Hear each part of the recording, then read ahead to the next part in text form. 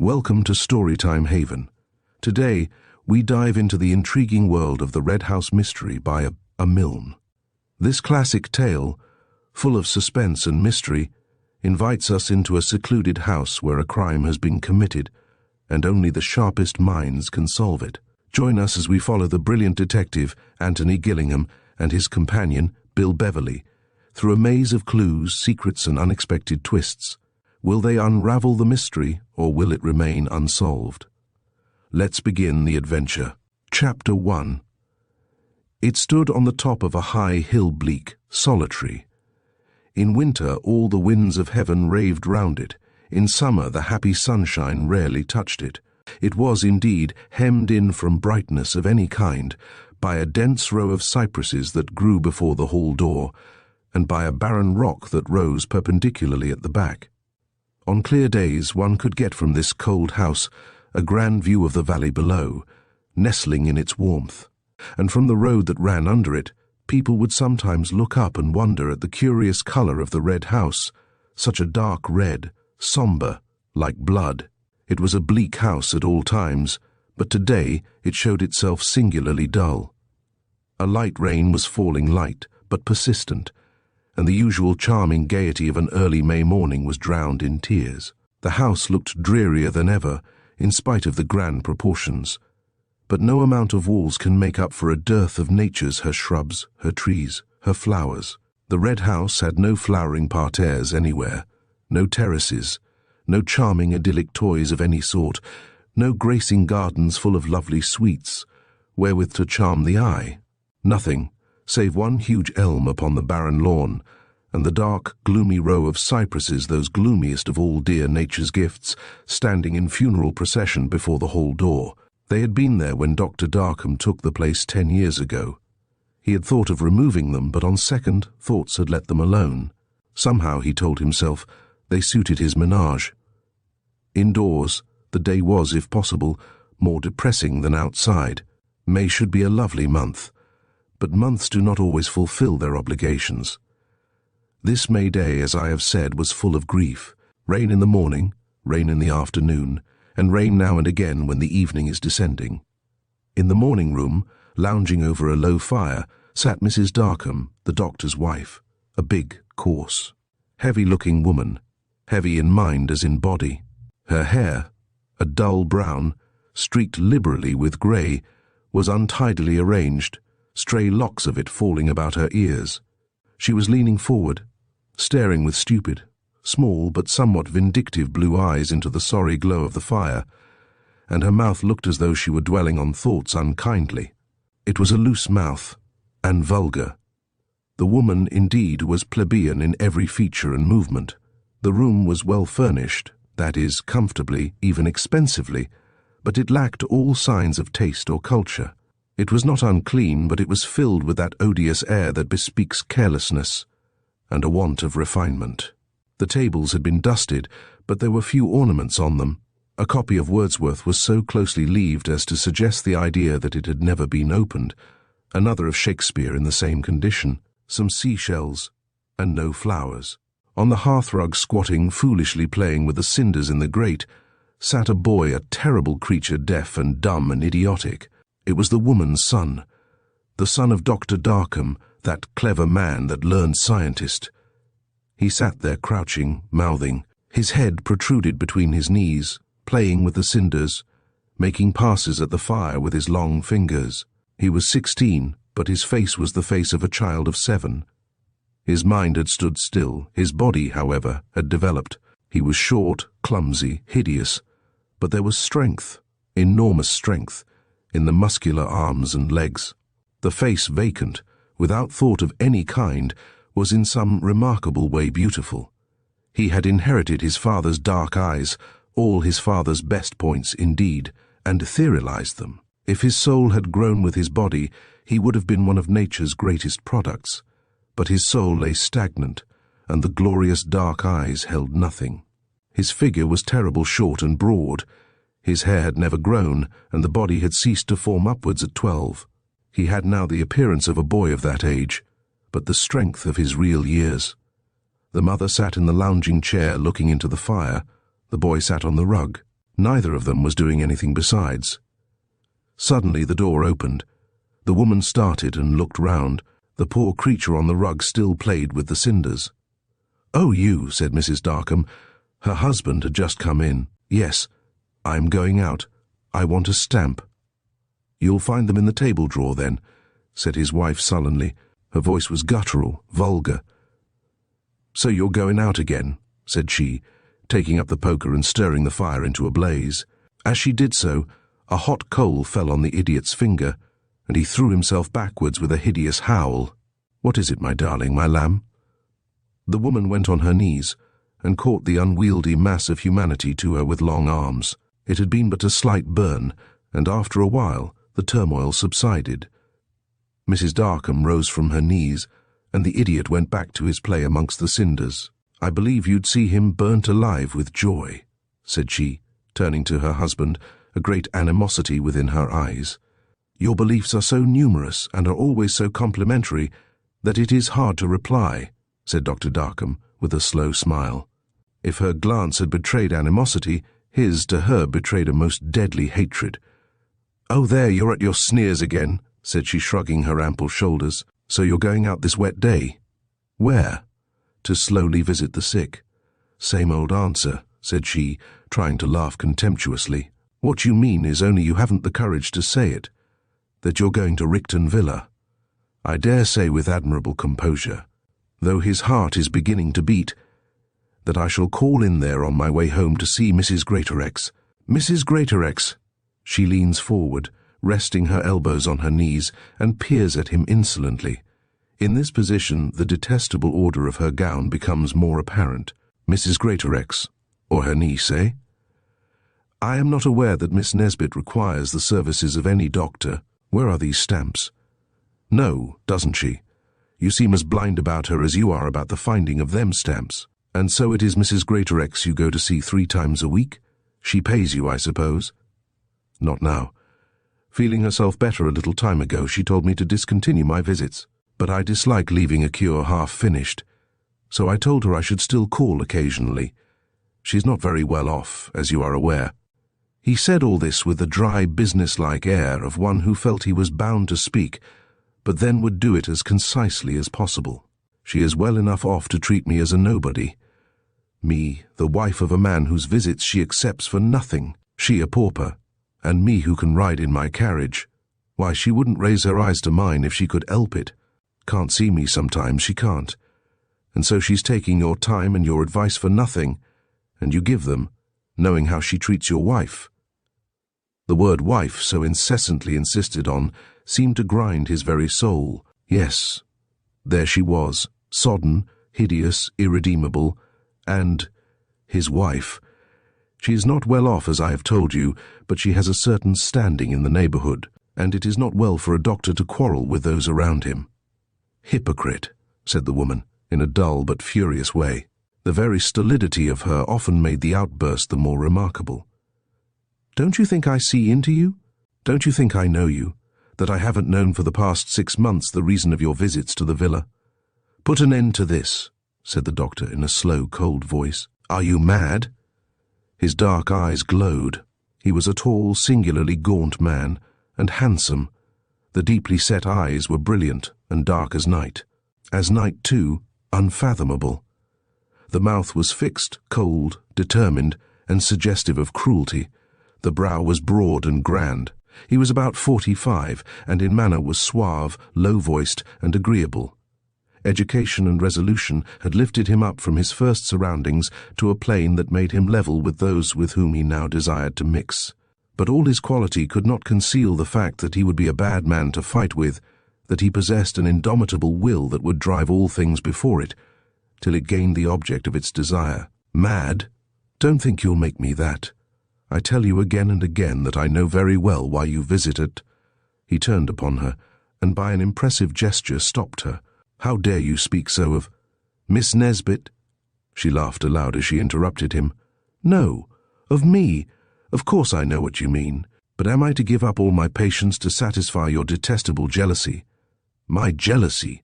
Do you think I am jealous of you?" said his wife with a contemptuous smile. "'Pon me word, you must think a lot of yourself." Why, who the deuce are you, anyway? Tell me that. You married me for my money, and glad enough you were to get it." She poured out the terrible torrent of invective in a slow, heavy, rumbling way, whilst he stood silent, motionless, listening. It was so true, and her hideous vulgarity, that was true too. It would never alter. She would be there always, clogging him, dragging him down to her own level. She was now as uneducated and idealess as when, at the age of 22, he married her for the sake of her money, and now besides all that, she was hideous and older than himself in appearance. Quite an old woman. And then the child, Chapter 2. Dr. Darkham's eyes turned to the hearthrug, and then turned away again hastily. He loathed to look upon this, his first-born and only child. He shrank with horror whenever he saw him. Physical deformity was an abomination in his eyes, beauty a thing to worship. Thus his only child was a living torture to him. To the mother, the unfortunate idiot was something to love. He was the first of her womb, and an object of love, but to the father he was loathsome. The child had been born beautiful, but time had proved him deaf and dumb, and worse than all, devoid of intellect, without a single idea, save, indeed, an overpowering adoration for his mother, a clinging, unreasoning love that knew no bounds. For his father, the unhappy mute felt nothing but a settled and often openly shown aversion. His wife had recovered her breath, and was still hurling accusations and sneers at him. He had grown accustomed to let her rave, but now something she said caught his ear, and made him turn to her sharply. "You are getting yourself pretty well talked of, I can tell you." "Talked of? What sternly do you mean?" "Right well, you know. They're talking about your attentions to that minx at the villa, that Miss Nesbit." Darkham's eyes suddenly blazed. "Who has dared to talk of Miss Nesbit with disrespect?" asked he. "Oh, law, you needn't make such a fuss about it, even if she is your dearie-o. But I can tell you this, Darkham, that people are talking about you and her, all the same. And why shouldn't they? Why, you never take your eyes off her." "Be silent, woman," said he savagely, coarsely. Now and again his own birth betrayed him. "Who are you that you should speak to me like that?" "I'm your wife, anyway," said she. My wife." The look that accompanied his tone should have frozen her, but she only laughed. I know," she said, wagging her hideous fat head at him. "You would undo it all if you could. You would cast me out, like Rebecca, and marry your Sarah instead, but with slovenly triumph. You can't. You can't, you know." I, with a hideous leer at him. "Am here, you see, and here I'll stick. You wish me dead, I know that, but I'll not die to please you. If she had only known." She looked up at her husband out of her small, obstinate eyes, looked at the tall, handsome, well-dressed man whose name she bore, yet who was so different to her in all ways, and he looked back at her. A strange smile curled his lips. "Wishes don't kill," said he slowly. Now his voice was soft, refined, brutal. "Good for me," returned she, with a hoarse chuckle, "or I wouldn't be long above ground. I know you. And as for that girl down there," she paused, then went on with malicious intonation, "you may as well cease your funning in that quarter. I hear she's as good as engaged to that young fellow who took up Dr. Fulham's practice 3 months ago, Dr. Dilwyn." "A very suitable match for her," said Darkham, after a second's pause that contained 1,000 seconds of acute agony. He spoke coldly, evenly. "Yes." She looked disappointed. Her spleen had desired a larger fulfillment of its desire, suitable indeed for both are paupers. "But for all you're so quiet, I don't believe you like it, eh? Dr. Dilwyn, you know, and you— I wish sometimes you would forget me," said he. "Ha, ha, ha." She flung herself back in her chair and laughed aloud, her hideous, vulgar laugh. "For once in our lives we are agreed. I wish that too. But I can't, you see, I can't. You're always there, and I'm always there. You. Darkham took a step towards her. His face was convulsed. "You," he muttered, "always you." His voice, his gesture were menacing. The idiot on the hearthrug, as though gathering into his poor brain something of what was going on between his father and his mother, here writhing round upon the rug, threw himself upon the latter. He embraced her knees with a close, soft clasp. He clung to her. Every now and then he glanced behind him at his father, his dull eyes angry, menacing. His whole air was one of protection. Short barking cries came from him, hideous to hear. Mrs. Darkham bent down to him and caught the beautiful, soulless face to her bosom, wreathing upon it sweet, reassuring words. The idiot, mouthing, slaps her quietly, incessantly, on the shoulder. Darkham watches them, the mother's heavy, coarse endearments, the boy's vacant affection, with his mouth open, and from them presently Darkham turned away with an oath. A shudder of disgust ran through him. Great heavens, what a home! His wife had looked up for a moment and had seen the disgust. It was fuel to an already very hot fire. "Go!" she cried violently. She had the boy's head pressed to her breast, keeping his eyes against her that he might not see her face perhaps, which now was frightful. "Go, leave us, go where you are welcome, leave us, leave your home. My home." He paused, but always with his eyes on hers. "My home is a hell," said he. He went out then, closing the door softly behind him. But when he had stepped into his brougham, he gave himself full sway. As the wheels rolled over the gravel, his thoughts surged and raged within him. That dull, illiterate creature, why had he ever married her? What cruel fate had driven him to such a marriage? And forever that marriage would endure, trampling him down, destroying him, clogging his career. Some men got rid of their wives, but that was when kindly Providence stepped in and death took them away. But this woman, without feeling, sentiment or beauty, even death would not deign to touch her. Death, death, if he were only free. All at once the face of a young girl rose before him. It stood out clear and tranquil from a detestable background, not like a dream, a thought, but sweetly, definitely. The eyes, the hair, the lovely mouth, all were there. They seemed to sit there before him, embodied in the brougham. Darkham flings himself back and covers his eyes with his hand, as if to blot out the too lovely apparition. But it would not go. It stayed. The sweet eyes always smiling, the lips a little parted. What was it that woman, that human devil, had said about her? That she was thinking of, that she was in love with that young Dilwyn? Pshaw! Here the brougham stopped at the gate of a small, if pretty, entrance, beyond which a gravel path led to a small but perfectly appointed house. Dr. Darkham stepped out of his carriage, and entering the hall, followed the servant into the drawing-room beyond, and into the presence of the gentle spectre who had possessed his thoughts during his short drive. She stood at the end of the room, bending over some flowers she was arranging, and after a slight inclination of her small and charming head, took no further notice of him.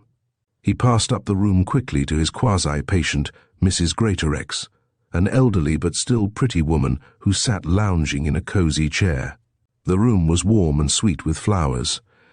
It was exquisitely arranged, if not richly furnished.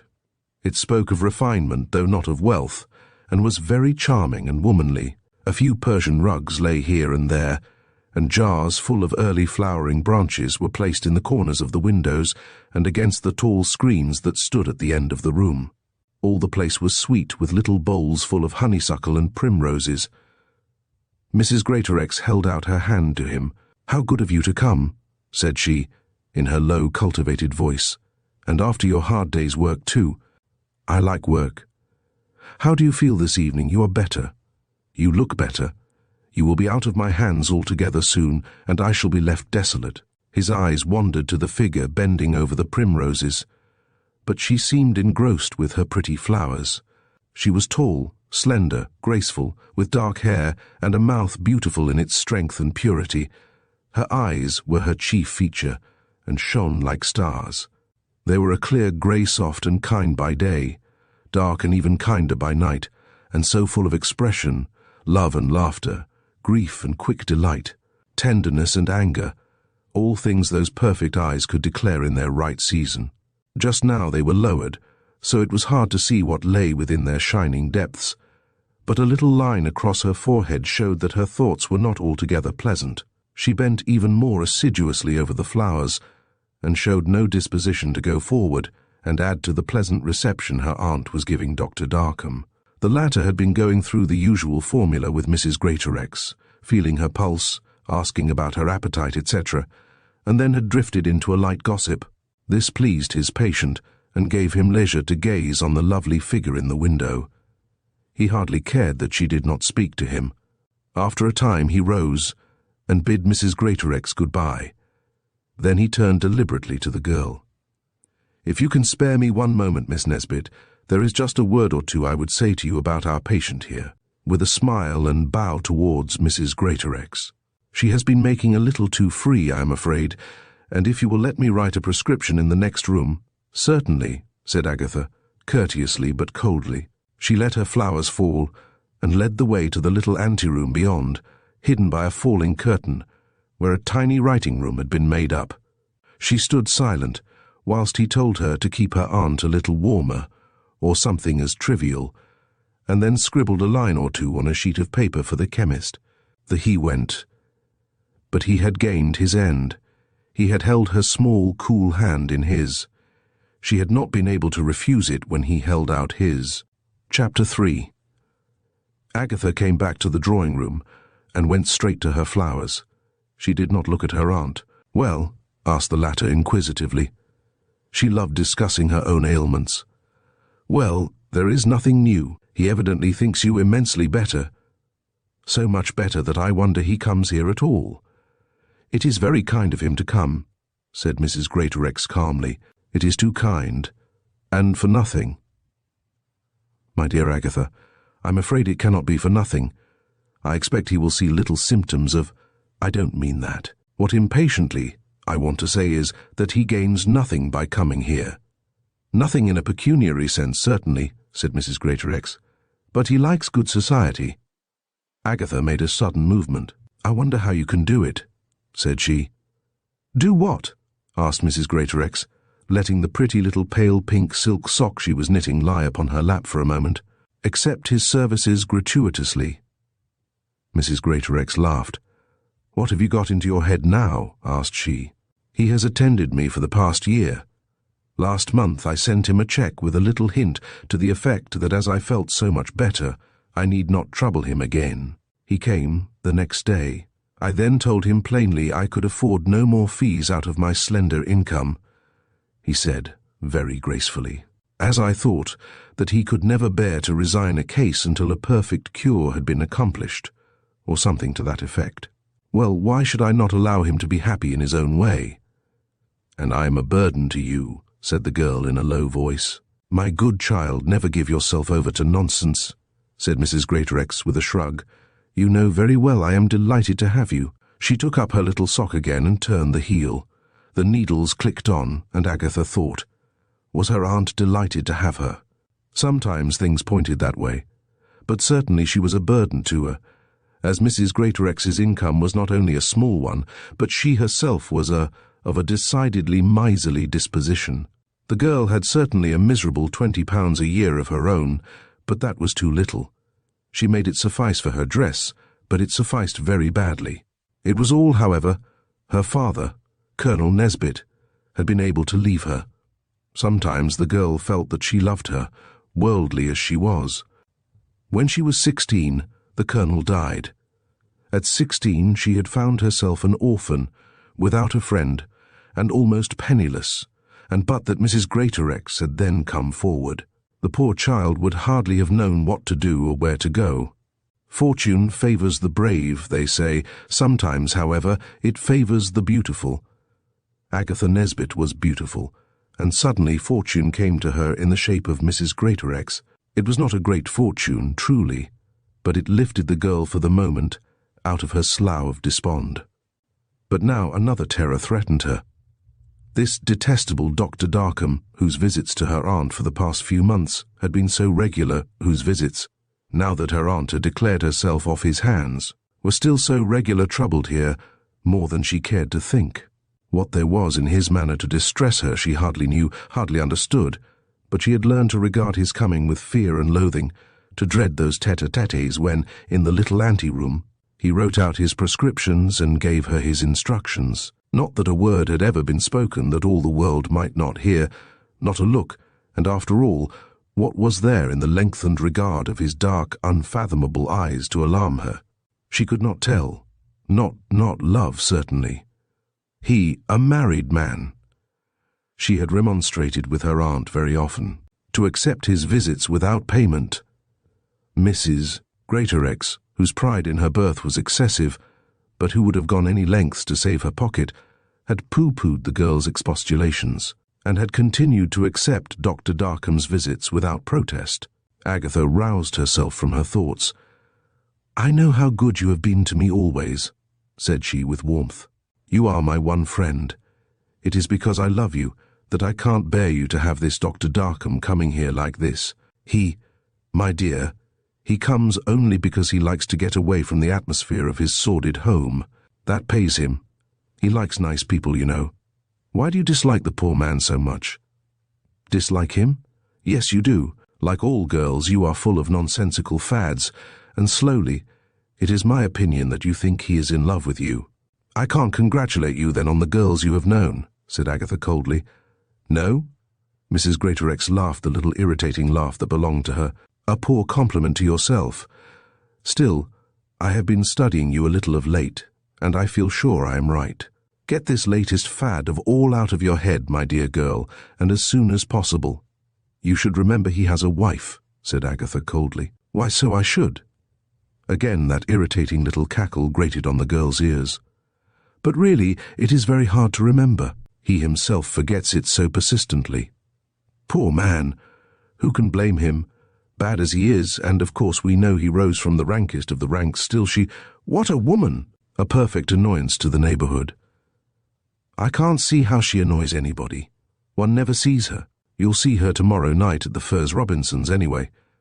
Mrs. Pointer told me this morning that she was going—" "What?" said Agatha. She paused. She even forgot the argument in question in the thought of seeing Mrs. Darkham at the dance tomorrow night. How strange. Are you sure she is going? Quite sure. As a rule, she refuses all invitations. There's where she shows her one grain of sense. There's where Dr. Darkham shows his tyranny, said Agatha. I believe he doesn't allow her to go anywhere. Mrs. Greatorex shrugged her thin, ladylike shoulders. I suppose you know by this time that people are mostly fools, and even if such light talk be true, and Mrs. Darkham is such a nonentity as to be controlled in the way you declare, her husband is quite wise to exercise his power. It is not wisdom in this case. It is cowardice. He is afraid of her vulgarity. No wonder. She was a tradesman's daughter, wasn't she? Well, with some fire, wasn't he a tradesman's son? Still consider. Oh, you to consider. The girl interrupted her vehemently. You who lay so much stress on family, you who will hardly acknowledge the Firs Robinsons because they cannot swear to a grandfather. What I was going to say was that Dr. Darkham must be pitied about his marriage, to a certain degree. He has risen out of the mire of his birth and his original surroundings. She has sunk deeper into hers. I think, said Mrs. Greatorex, who had a fond fancy that she was a sympathetic soul, that of all harrowing afflictions, the worst must be that of a man tied for life to an uncongenial companion. I think it must be infinitely worse for a woman to be tied for life to a thoroughly bad husband. My dear Agatha, you will end by representing Dr. Darkham as a modern Bluebeard. As for me, I pity him. And there are so many cases just like his. A young man of his parentage, nobody at all, in fact, starts in life, very naturally, by marrying somebody in his own class, some dreadful person. Then he, being clever a man, rises. She stands rootedly still. She is a millstone round his neck, weighing him down, keeping him back from the goal to which he would attain, the goal of equality with his superiors which he feels ought to be his, because of the intellect that ennobles him. Now we all know Mrs. Darkham, no wonder he hates her. For all that, if a man marries a woman of his own free will, he should deal fairly by her, said Agatha thoughtfully. Of course, but there are always exceptional cases, and surely Mrs. Darkham is one of them. I don't think so. She is very vulgar and very fat and unutterably dull, but one must remember that she was all that when he married her. What then does he look for now? Perhaps for the H's she is always dropping, said Mrs. Greatorex with a laugh. You say she never goes anywhere, that he keeps her in durance vile, but she is going to this dance tomorrow night at the Firs Robinsons, and I saw her yesterday at the Pointers. What is it about her that jars so dreadfully? She started the subject of that idiot son of hers and wore it to tatters whilst we all sat aghast and wished ourselves dead. I was quite thankful Dr. Darkham wasn't there. I really think if he had been, he would have been quite justified in murdering her. Oh, no. The words seemed to fall from Agatha unconsciously. There was horror in them. She shuddered. Aunt Hilda. How dreadful. To murder her. Mrs. Greatorex laid down her knitting. It wasn't so much that she was vulgar, had bad taste, but that she was so oppressive, and rude, too, very rude. I could fancy, said the girl slowly, that she is very unhappy. I have often thought it. You are prejudiced. I could fancy that she is very nearly as much out of her mind as that terrible son of hers. Poor Edwy. I met him yesterday in the wood. He came crash through it like a young Samson. Poor boy. To be deaf and dumb and idiotic seems, well, a cruel sentence. Strange how people like that live on, useless mere burdens, creatures one shrinks from. Why, he must be almost grown up now. He is 16, but he looks a mere child. His body has grown, but his face has not. It is so young, pathetically young, and at times almost beautiful, not when he is excited. No, and not when he laughs. What a frightful sound it is. You know, I suppose, that he can say one word, at least not a word, but a noise that has a meaning. Mr. Blount told me about it. Show is the sound, is it not? Yes, and it always means his mother. He calls to her in that way. It is very remarkable. You know he adores her. After all, I think she can't be without some good quality, when that poor stricken boy loves her so much. Like to like, said Mrs. Greatorex carelessly. Really, she is nearly as dull as he is. Let us forget her. What of tomorrow night? Did you hear who was likely to be there? At the Firs Robinsons? Everybody, as far as I can see. Quite right, too. They are nobody, if you like. I think Elfrida is charming, said Agatha quietly. Elfrida, Mrs. Greatorex sniffed. Elfrida with Robinson at the end of it. Firs Robinson because of the society craze for double names. Well, and so everyone is to be there. What do they mean by everyone? Why, laughing, I suppose, everyone. And I hear Lord Stilton and his party. And Lord Ambert. Ambert! Mrs. Greatorex let the sock fall to the floor this time. Can it be true that he wants to marry that girl? I can't imagine Miss Robinson a countess. But he is very hard up, and she has a great deal of money. Money is everything nowadays. Then suddenly leaning forward and letting her brilliant eyes rest upon her niece's face as if indignant with her. Why haven't you money? Said she. The uncontrollable ambition that ruled her whole life betrayed itself in these words. If Agatha had been an heiress, she might have married Lord Ambert. Chapter 4. Late as usual, and all your partners in hysterics, said a quick voice, a voice a little sharp, perhaps, and decided, but clear as a bell. Agatha, who had just entered the dancing-room with her chaperon, turned quickly round and smiled at Miss Firs Robinson. I couldn't help it. Aunt Hilda was afraid to come out, and so Mrs. Pointer has kindly brought me. Oh, if it is Mrs. Pointer, thank heaven you are here at all. Her wild determination to be fashionable, as she calls it, makes her slow in many ways. But here you are anyway. What a charming gown, said Agatha, looking at her friend. Certainly the gown was not more charming than its wearer. Miss Firs Robinson was looking her very best, night-small, fairy-like, refined, in spite of her parentage, which, indeed, was not all it might have been. Her grandfather had been a store boy in America, had got on, and become the head of a store himself. Anyway, Miss Firs Robinson was as delicately formed, as though the blood of all the Howards had run through her veins. A little thing small, vivacious. Her father, the moment he felt himself above the whims of fortune's vilest efforts, came to England and died. That was 5 years ago. Elfrida, who had been sent home at an early age for educational purposes, and who remembered but slightly her American experiences, had lived all these years with her father's sister. The elder, Miss Furze Robinson. She was a most estimable woman, and full of prejudices. Elfrida was as lovely as the dawning day. Her pretty fair hair covered in tiny curls, a head as patrician in shape as though its owner had been the daughter of 100 earls. And in this head tonight some diamond stars were glittering, sparkling gaily as its owner moved and spoke. Her mouth was small but not too small, and her nose was not Greek. It was pretty and very lovable for all that. Her eyes were blue and so easy to read, said the tyro, so difficult, said the expert. If you hadn't come, said Miss Furze Robinson, there would have been murder presently. Dr. Agatha's face changed and whitened. She made an impulsive movement. Dr. Dilwyn has been wandering round aimlessly for the last hour, seeking whom he may devour, I suppose. Certainly he has not been seeking a partner. Now you have come. Well? Now I have come? Agatha repeated her words. How can you be so stupid? Said she. Stupid, stupid. I like that. Well, I have news for you. Who do you think is— Our dance, I believe, said someone to Elfrida at that moment. It was Elfrida's shadow during the past 2 months, Lord Ambert. He bowed to Agatha over Miss Furze Robinson's head. Is it? Yes, of course, said Elfrida, glancing at her card. But I have just one word to say to Miss Nesbit. She smiled again at Ambert, very prettily.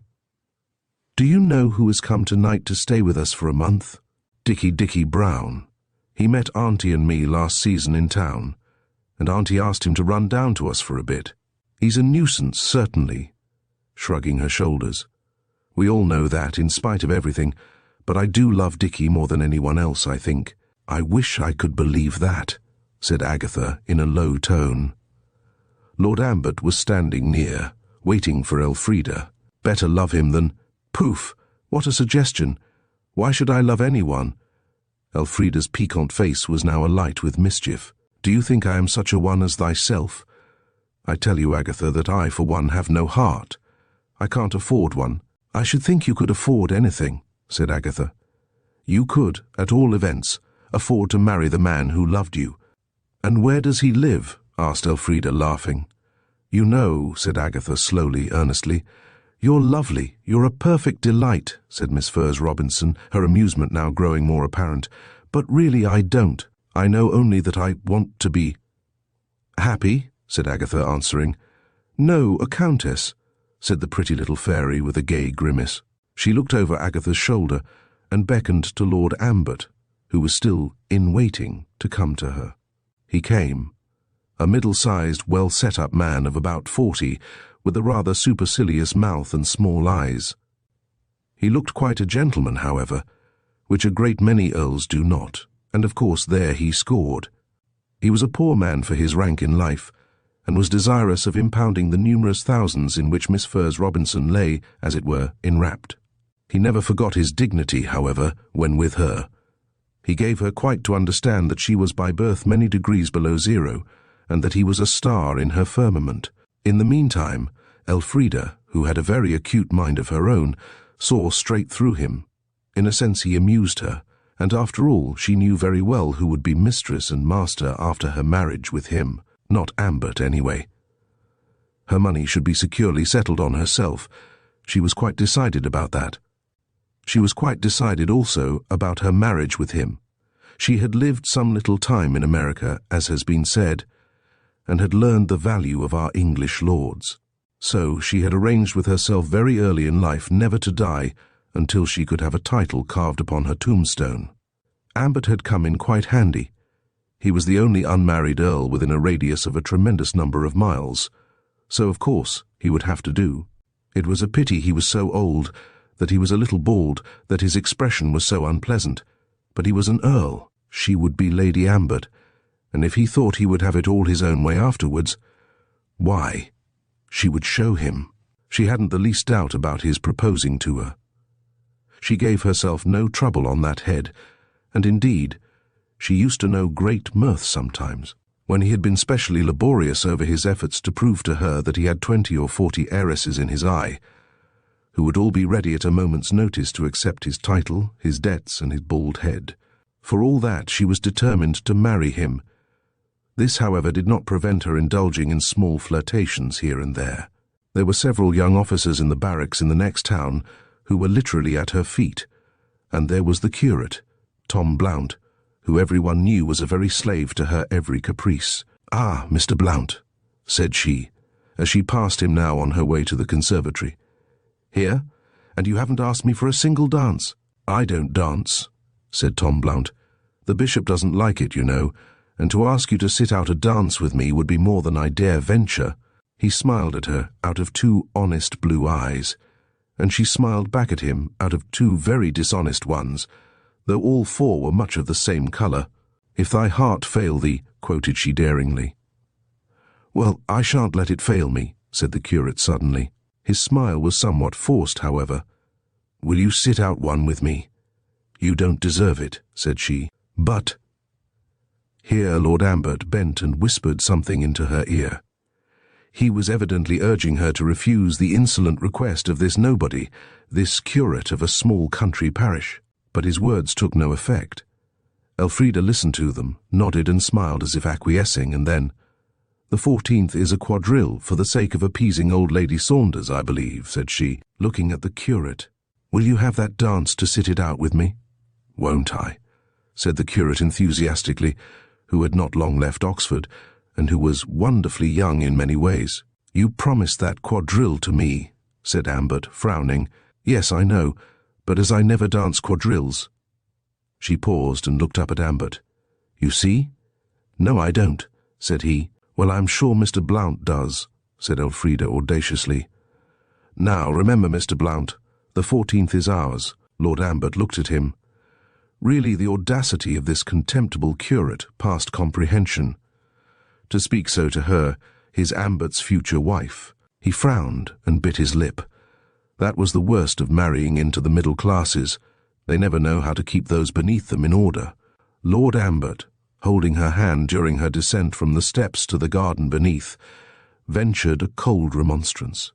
"Is it wise of you will pardon, I hope, my interference, but is it wise of you to be so kind to a person of that sort?" "A person? Is he a person?" asked Miss Furze Robinson with much airy astonishment. "I quite understood he was a man of good family, whereas a person must be of no family whatever." "If without money," put in Lord Ambert quickly. "Quite so. There are, of course, grades." "Grades? Yes. A man of no birth with money is not the same as a man of no birth without it, for money educates, refines, elevates."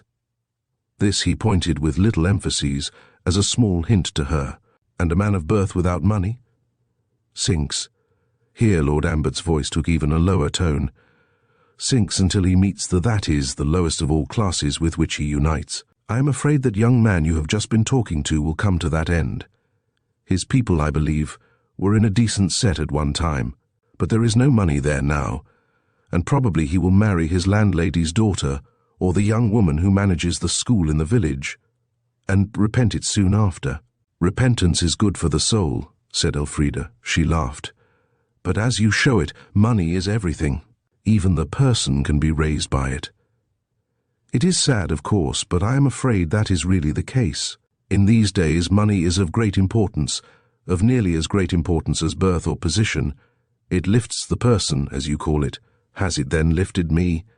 Dear Miss Furze Robinson, what a question! Surely you do not consider yourself part of this discussion?" He, however, had considered her so, and had taken pleasure in the argument that had laid her low. This was part of what he called his training of her. "You who are a thing apart, a thing most precious." "I don't want to be a thing, however precious," said Miss Furze Robinson with decision. "I should much rather be a person, for choice, however criminal it sounds. It only wants age put to it to be magnificent." "And so you call Mr. Blount a person?" "Perhaps I was wrong," said Ambert contemptuously. "A beggar would be nearer the mark." Chapter 5. Meanwhile, Agatha was left standing near the doorway, whilst her chaperon was explaining the reason of her late arrival to old Miss Furze Robinson, Elfrida's aunt. The girl's eyes were directed towards the dancers, and so absorbed was her gaze that she started visibly when a voice sounded at her elbow, that hated voice. "May I have the pleasure of this waltz, Miss Nesbit?" Agatha looked up. Dr. Darkham, tall, handsome, almost young, was standing beside her. "I am sorry, but the dance is promised," said Agatha, gently but coldly. "I am unfortunate." He looked keenly at her, with open question in his eyes. He had educated himself very carefully on the lines of social etiquette, but education of that sort, unless it comes by nature, is often defective, and sometimes he forgot. It did not now suggest itself to him that to question Agatha's word, whether that word were true or false, was a bêtise. Some men had come up to ask Agatha for a dance, and when they were gone he spoke. "It is promised then," he said. "And yet you have only just come." Agatha looked at him for a moment as if surprised. "It is promised," she said again. She made no attempt to explain herself. Her manner, however, was very quiet, although her face was set and her tone frozen. Suddenly, however, her expression changed. It lit up with a happy fervour, and her eyes shone. They were looking past Dr. Darkham's towards something beyond, and the latter, as though unable to control his longing to learn the cause of this sweet change in the lovely face before him, turned to follow her glance and saw over there, making anxious efforts to reach her, a young man rather above middle height, with a face that, if not strictly handsome, was at all events extremely good to look at. It was Dilwyn, the young doctor who had lately come into the neighbourhood, and who was beginning to do pretty well with a certain class of patients. Not the better classes, those belonged almost exclusively to Darkham.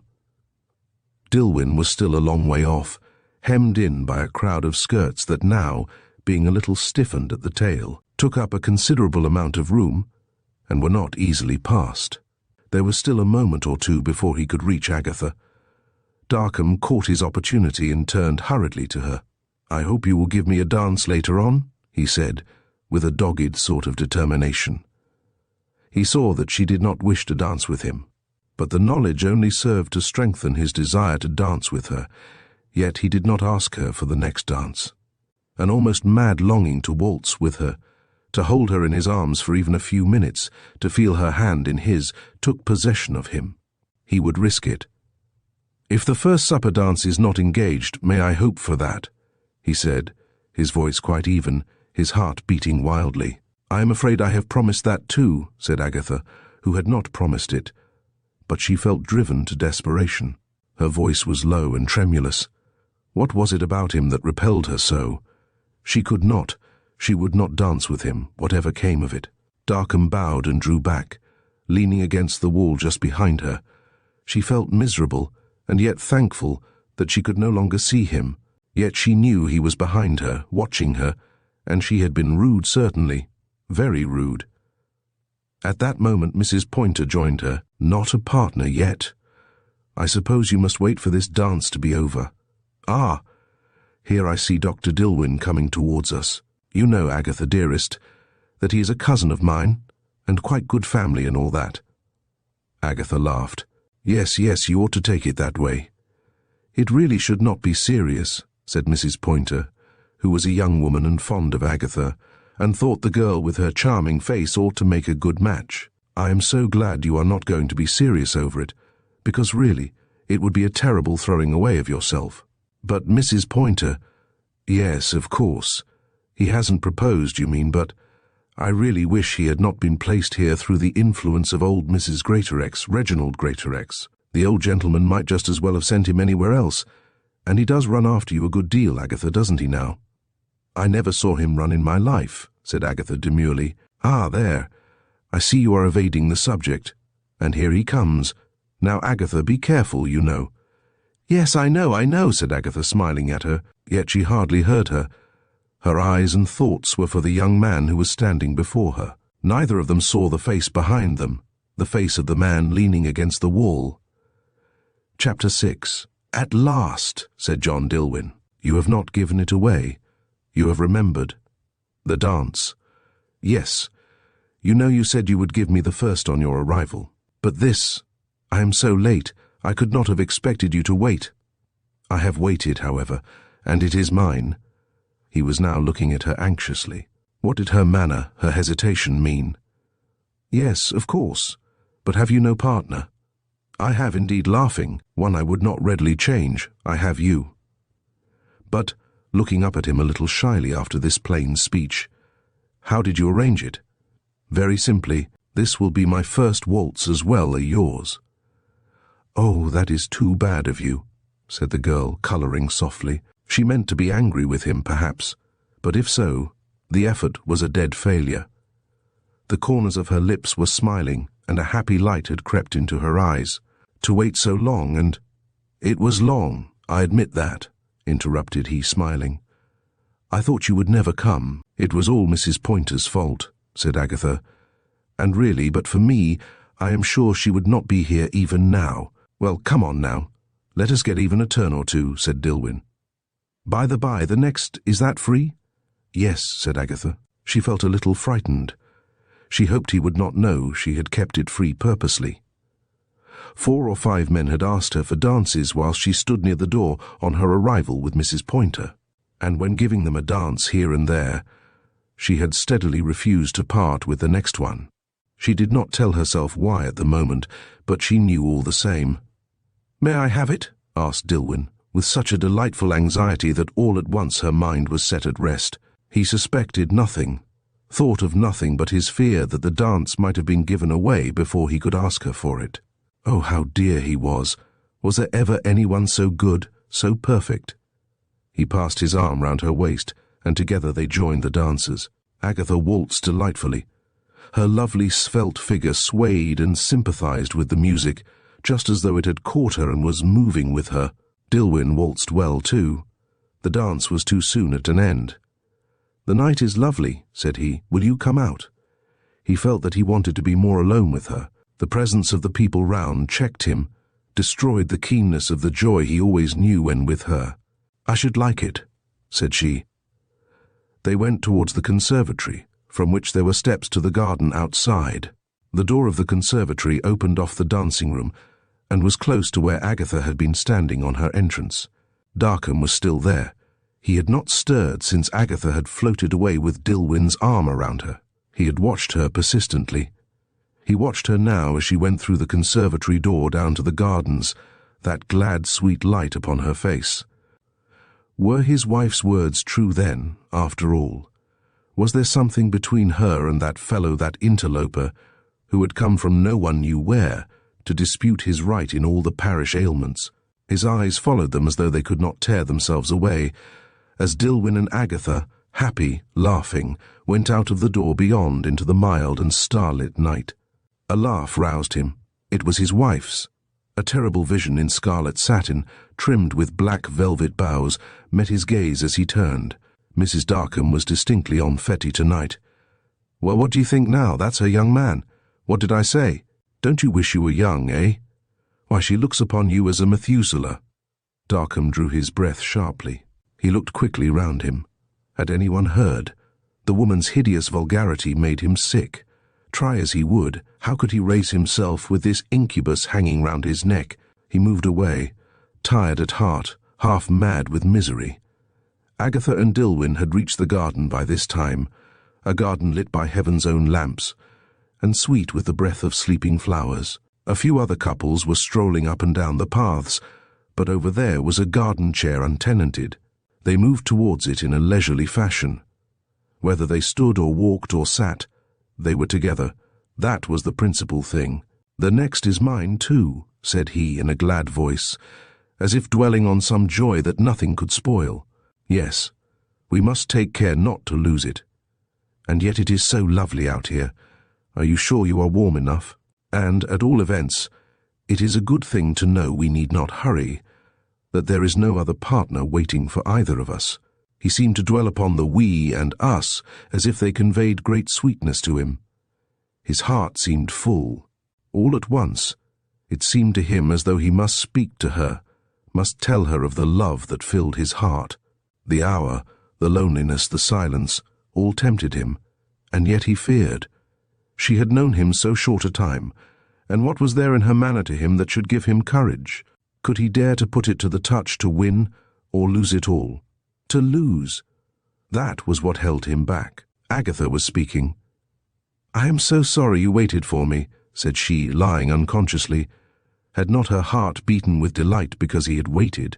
And you too, who are so fond of dancing. Ah, fond. That is a strong expression. I am not a slave to it, you know. No. She paused. She seemed to study him for a moment, his face young, strong, with a sort of defiance in it, as though he could and would conquer his world, fascinated her. It had always fascinated her from the first moment she saw it, now 3 months ago. It was not so much the kindliness of it as its strength that attracted her. She too could be strong. She felt in harmony with him from the very first. He was, as has been said, not strictly handsome, but his eyes were dark and expressive, and his mouth firm. The pose of his head was charming, and his figure well built and athletic. He was always in splendid spirits, and the milk of human kindness ran swiftly within his veins. Already the poor in his district began to adore him, for kind were his words and encouraging his smiles, and these counted with the sickly ones even more than the shillings that so often came out of a pocket where but few shilling lay. He had begun his fight with life unaided, save by the influence of old Reginald Greatorex, who had property in Richton and had got him appointed there. But he felt no fears. A natural buoyancy upheld him. "Well," said he, smiling at her. He was wondering at the depth of her regard. "I was thinking," said she, starting slightly, "that you could never be a slave to anything."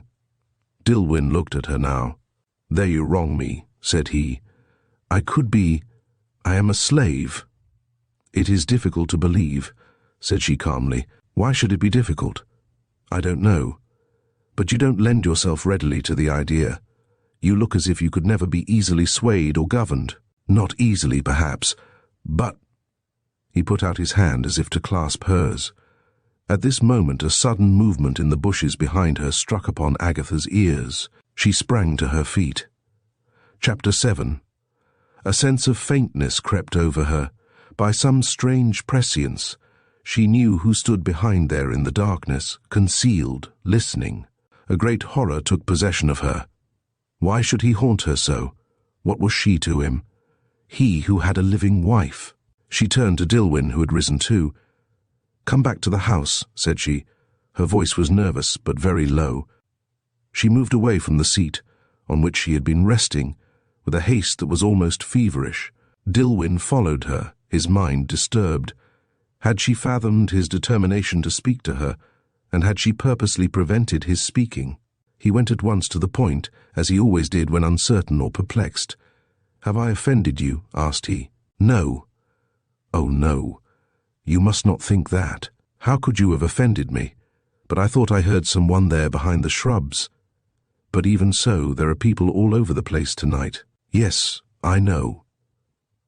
Her tone now was almost heartbroken. She stopped suddenly and held out her hand to him. "You are still my friend," said she. "I shall be your friend to the last day of my life," said Dilwyn. But his tone was heavy. The elasticity that always distinguished it had gone out of it for the first time. In silence they reached the house. Not another word was said about the dance impending. Agatha, seeing a couch surrounded by fragrant shrubs, went towards it. "The dance has begun," said Dilwyn, but so coldly that she shrank from him. "I am tired," she said. "Then you had better rest here. Shall I bring you an ice?" "Thank you." He went away. Agatha dropped onto the lounge and gave her misery full play. She had put an end to it all that might have made her dull life a very spring of joy. And yet to tell the man who loved her that another man, a married man, pursued her with his hateful attentions was more than she could do. Now, left alone, her spirit failed her, and her eyes filled with tears. She would have given all she possessed to be at home, in her own room, alone, so that her grief might have full sway. She almost hoped he would not come back with the ice. She dreaded the coldness of his regard more than his absence. "Can I do anything for you, Miss Nesbit?" Dr. Darkham stood beside her. It was to Agatha as though he had risen from the dead. She had supposed him still outside in the garden, but he had followed her apparently. "No, thank you," she said, in a voice well kept in order. "You are not dancing, then?" "Not for the moment." "Your partner is Dr. Dilwyn?" "Yes." "He was your partner for the last 2, I think." Agatha roused herself. She looked full at him. There was a smile upon her beautiful lips. "Ah, Dr. Darkham, I have already a chaperon," said she. "A most inefficient one," said Darkham steadily. "Why should you be allowed to listen to the solicitations of a mere beggar? Were your aunt to hear of this—" "My aunt?" Agatha looked up at him, but after that one swift glance drew back. What was there in his eyes? Oh, horrible!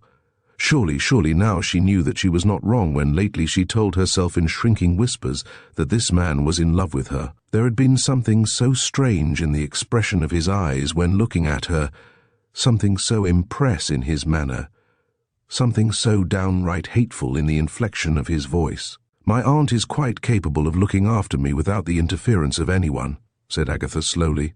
"You have been very kind to Mrs. Greatorex, but you must not extend your kindness to me. I want no other guardian but my aunt." She rose and looked him straight in the face. "Pray do not trouble yourself about my welfare for the future." She passed him and went on. She saw Dilwyn coming towards her with the ice. She had believed she would rather not have seen him return, but now she went to him gladly. Darkham fell slowly into the chair she had just left. That girl, her face, her form, they haunted him, and side by side with hers always grew another face, another form, that of his wife. What vile fiend had arranged his marriage?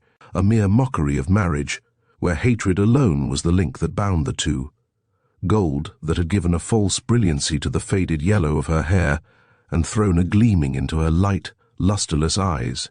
Had he but waited, had he but relied upon himself and given his undoubted genius a chance, he might have risen, unaided, to the highest point, and been now free to marry the woman he loved.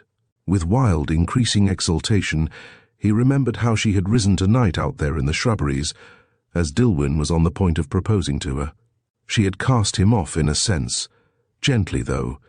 She was always kind and gentle, but she certainly put him off. She did not care for him then. Darkham's face glowed as he sat there in the conservatory. If this woman to whom he was tied was gone dead, then his chance might come. If she did not care for Dilwyn, why? She might care for him. At present, how could she? "Why don't you come out and look at her?" said the coarse voice he dreaded at his ear. "She's dancing with Dilwyn. She dances lovely specially with Dilwyn." Chapter 8. Mrs. Greatorex was, in a ladylike sort of way, a confirmed gossip. To have told her so personally would have been to make her your enemy for life. The way she looked at it was far more Christian. She said she took a kindly interest in her neighbours.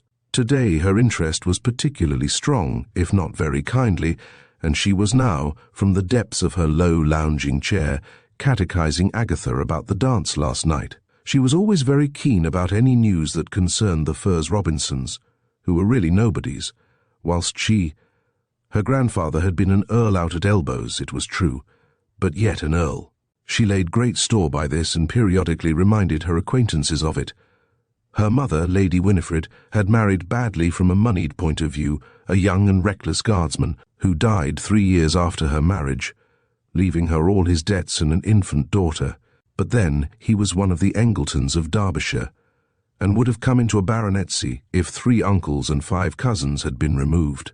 Unfortunately, her husband predeceased his father, and when the old man who detested her followed him to the family vault 3 months later, it was found that she was not as much as mentioned in his will.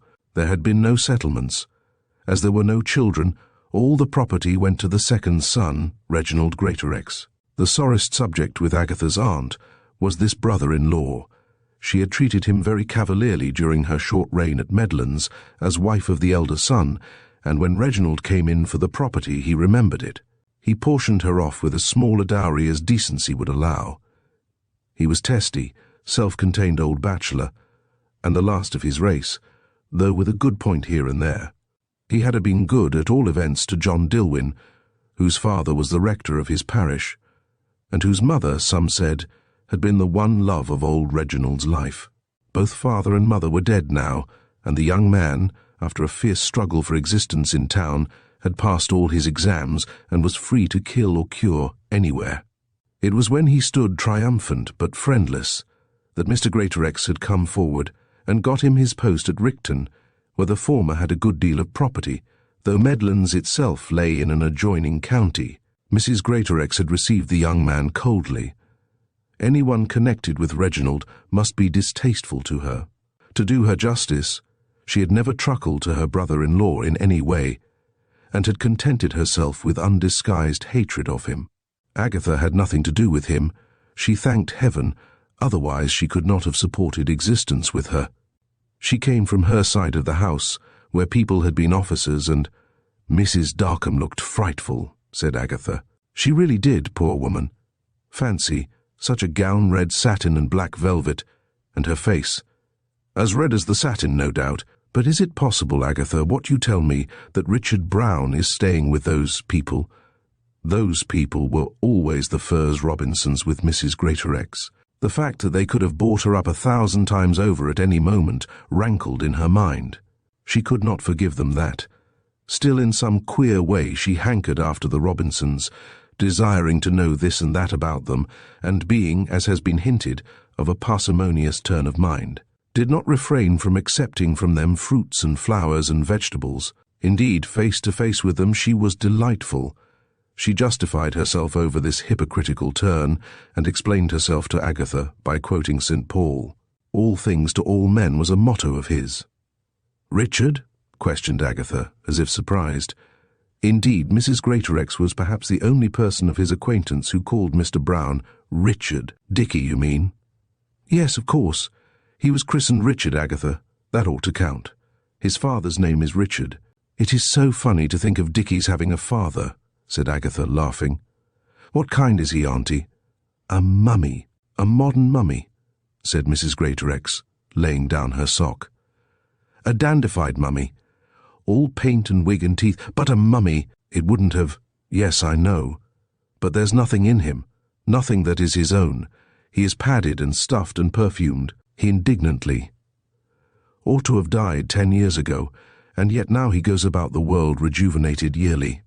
Only last month I had a letter from a friend of mine saying Richard's father had come back from the German spas, describing himself as a giant refreshed. Just fancy that. At 78. I always feel I could love old Mr. Brown, said Agatha, laughing still. You must have precious little to love, said her aunt, knitting vigorously. She had known old Mr. Brown in her youth. Agatha's laughter came to a sudden end. She sprang to her feet. Here is Edwy Darkham, said Agatha, moving to the window and looking so wild. Aunt Hilda, do come here. Oh, anxiously. Surely there is something wrong with him. Across the lawn, running uncouthly, hideously rolling from side to side, yet with astonishing speed, the idiot came. His huge head was thrown up, and the beauty that was in his face when it was in repose was now all gone. He was mouthing horribly, and inarticulate cries seemed to be bursting from his lips. Agatha, struck by the great terror that so evidently possessed him, conquered all fear, and springing out of the low French window, ran to meet him. At times she shrank from him, not always. Deep pity for him lay within her heart, because he was so docile, and because he clung to her so, poor thing, and seemed to find such comfort in her presence. She had been specially kind in her manner to his mother, often because of him, and perhaps that kindness to her, the mother, whom the poor, handsome, ill-shapen idiot adored, had been the first cause of his affection for Agatha. She had always been good to Edwy, in spite of her detestation of his father, and now, when the unhappy creature was in such evident trouble, a trouble that rendered him 1,000 times more repulsive than usual, she lost her fear of him, and ran down the balcony steps to meet him. He was unhappy, this poor boy, whose soul was but an empty shell. What ailed him? All her young, strong, gentle heart went out to him. "Edwy! Edwy!" cried she, as eloquently as though he could hear her. He rushed to her, and caught her arm, and sank on his knees before her. "Show, show, show!" he yelled. It was his one word. To him it meant mother. Agatha understood him. She pressed his poor head against her arm. "What is it? What is it, Edwy?" asked she. There was quick anxiety in her tone. Her voice was unheard by him, but his eyes followed hers and the movement of her lips. Some thread in his weak brain caught at the meaning of her words. His fingers clutched her and closed upon both her arms. The pain was excessive, almost beyond bearing, and Agatha tried to shake herself free. But after a first effort she checked herself. The agony in the poor boy's face, usually so expressionless, moved her so powerfully that she stood still, bearing the pain courageously. She managed to lay her hand, however, on the large bony one, so singularly muscular, that was grasping her right arm, and after a moment or two Edwy relaxed his hold. "Aunt Hilda!" cried Agatha, turning to the window. "What can be the matter?"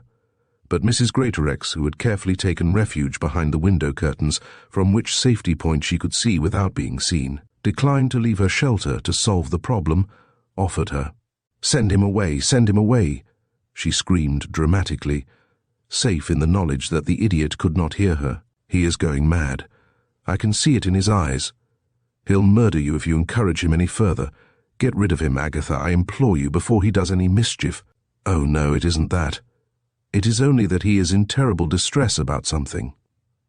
At this moment, Edwy rose to his feet, and approaching her, began to gesticulate violently and make loud guttural sounds. In vain, Agatha tried to understand him. Finally, as if dimly aware that his cries and gestures conveyed no meaning to her, the idiot seized her by both arms and turned her in the direction from which he had just come.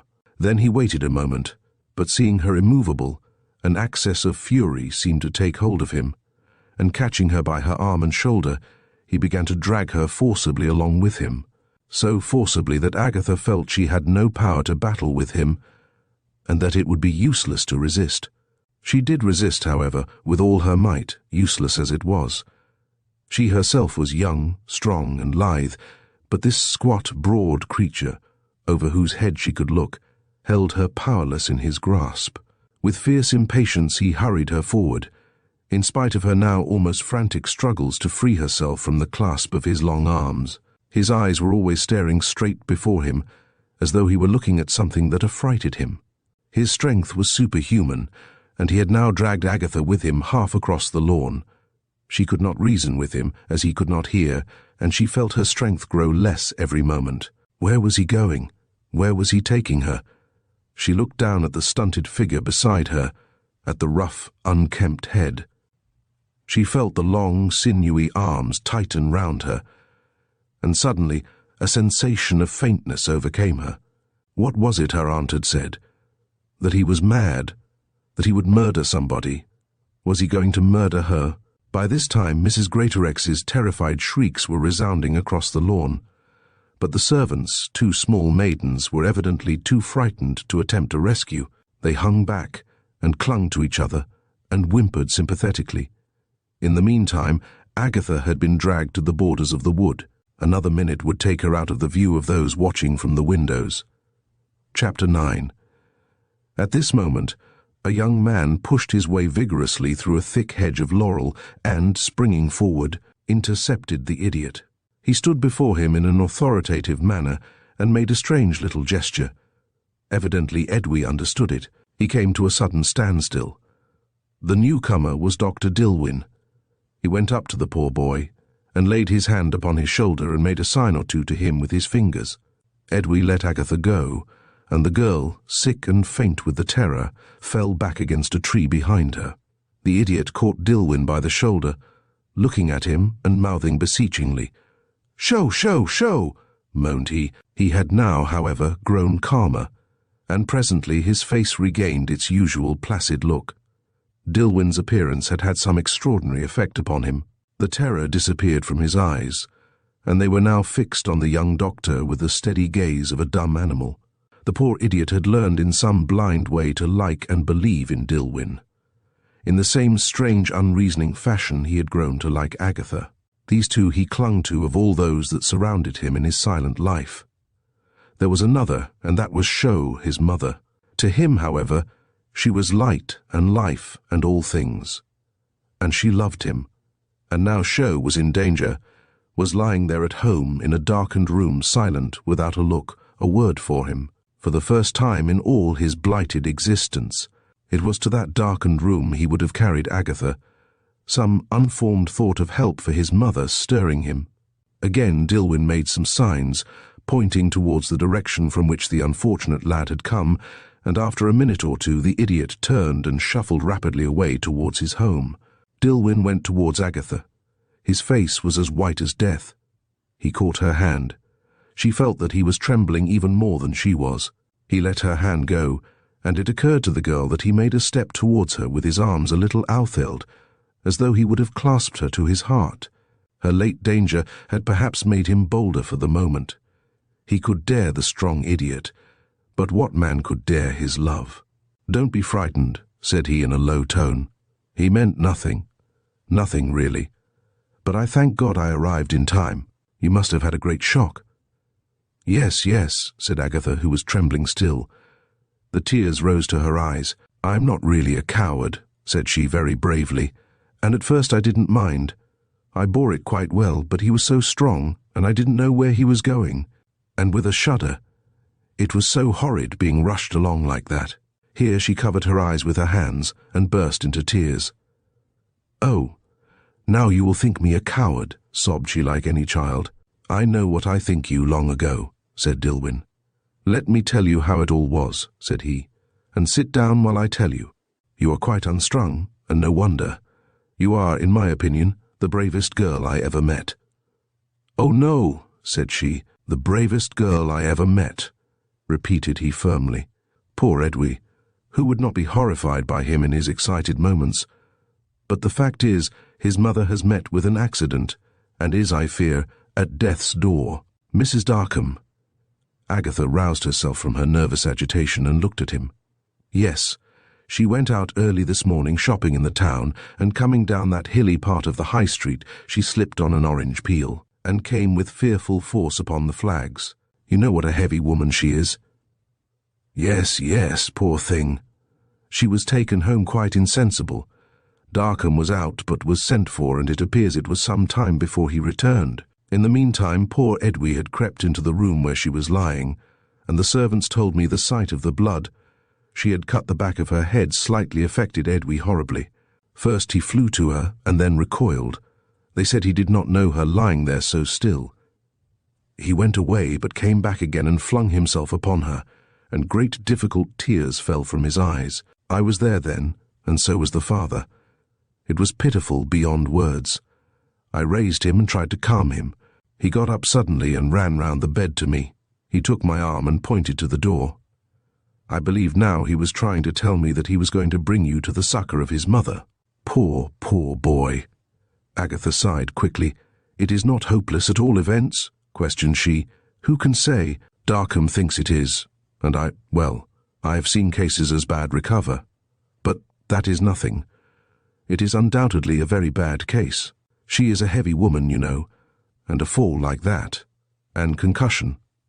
I am going up there again this evening in consultation with Dr. Bland." "Ah," said Agatha quickly. There was relief in her tone.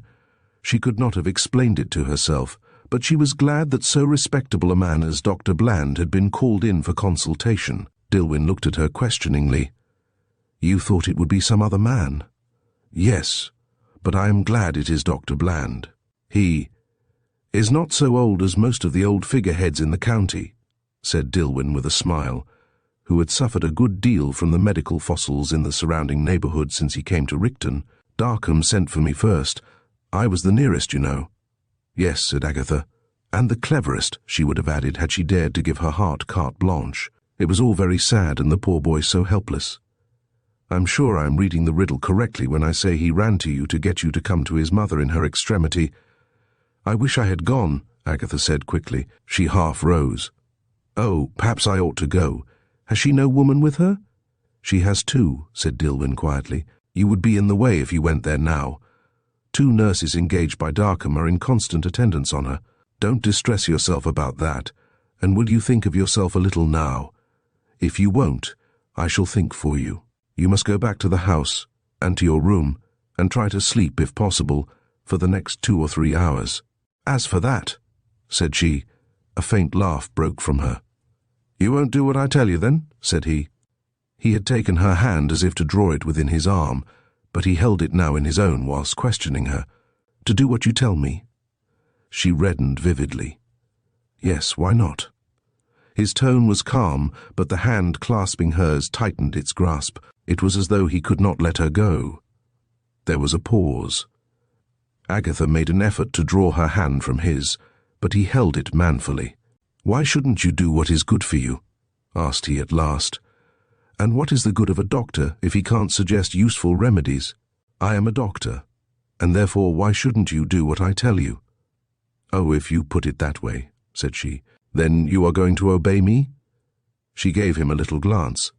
At this they both laughed, Agatha still a little nervously.